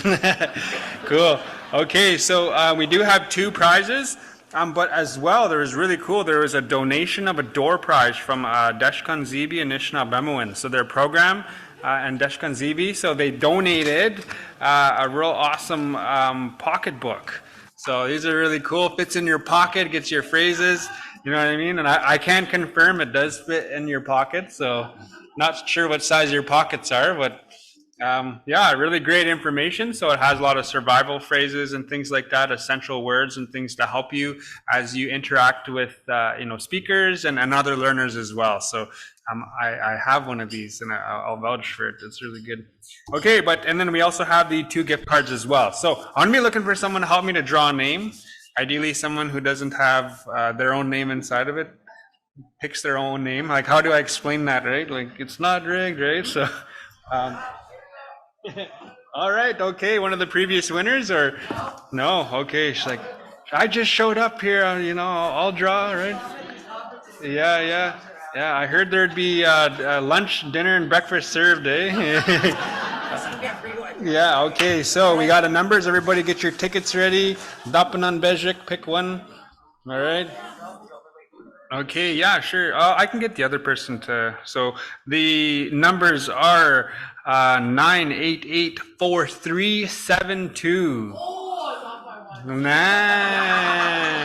that doesn't count. All right, and so we have our elder Pat. Congratulations. All right, so let's give Pat a round of applause. Okay, and so yeah, we'll get you to, yeah. Okay, well, since you're here, yeah, so you're here. Like picking winning numbers. Yeah. All right. Okay, so the next number that we have is 9884535. Oh, it just sounds like at bingo when someone calls bingo, eh? Everybody's like, oh, I was so close. Yeah. Everybody knows too, it's funny. All right, so going once, last 3 numbers, 535. 535.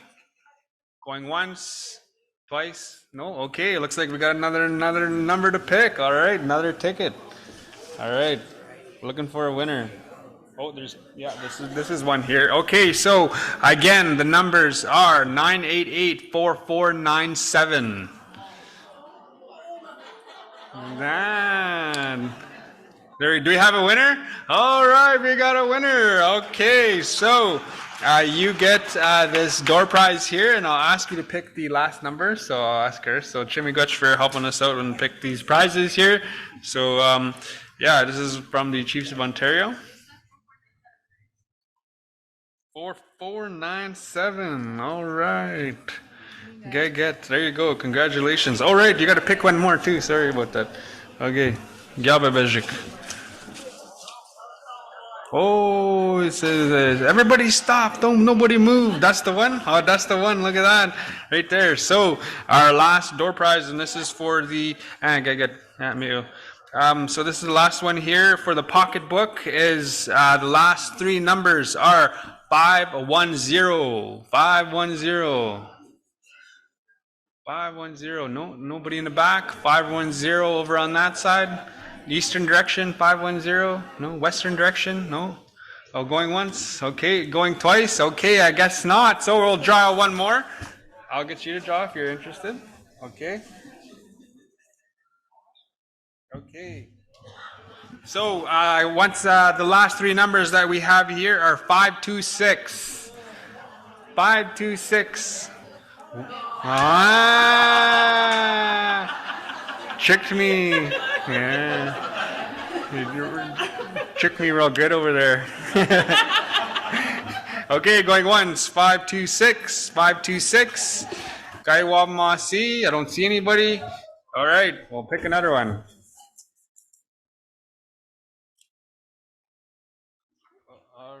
All right. So 502. 502. Do we got 502 out there?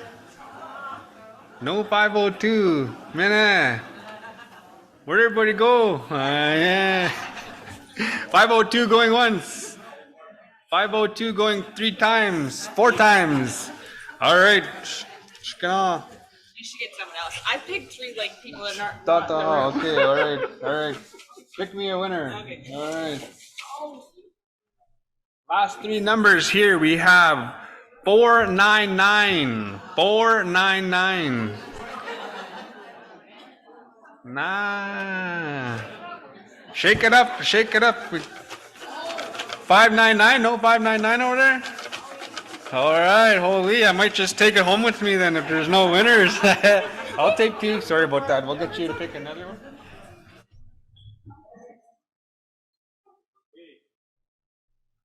All right, maybe this is the blessed one here, okay? So last 3 numbers are 395. 395. Hey! All right, come on down. You got yourself a nice pocketbook from Deshkan Zibi Nishnal Bemwan program. All right, congratulations. So that concludes everybody. So I hope everybody enjoys their evening. Go and have yourself a nice dinner. Something fancy, especially if you're coming from the res. Don't just go to McDonald's. Go to a nice dinner somewhere. Dumpling house, those are always good. I had a dumpling house and there was soup inside those dumplings, so something to think about. But everybody have yourself a good evening. We'll see everybody breakfast for 8 a.m. So 8 a.m. breakfast, and then we will start again tomorrow at 9 a.m. So have a good night, everybody. Hawam Gomzik.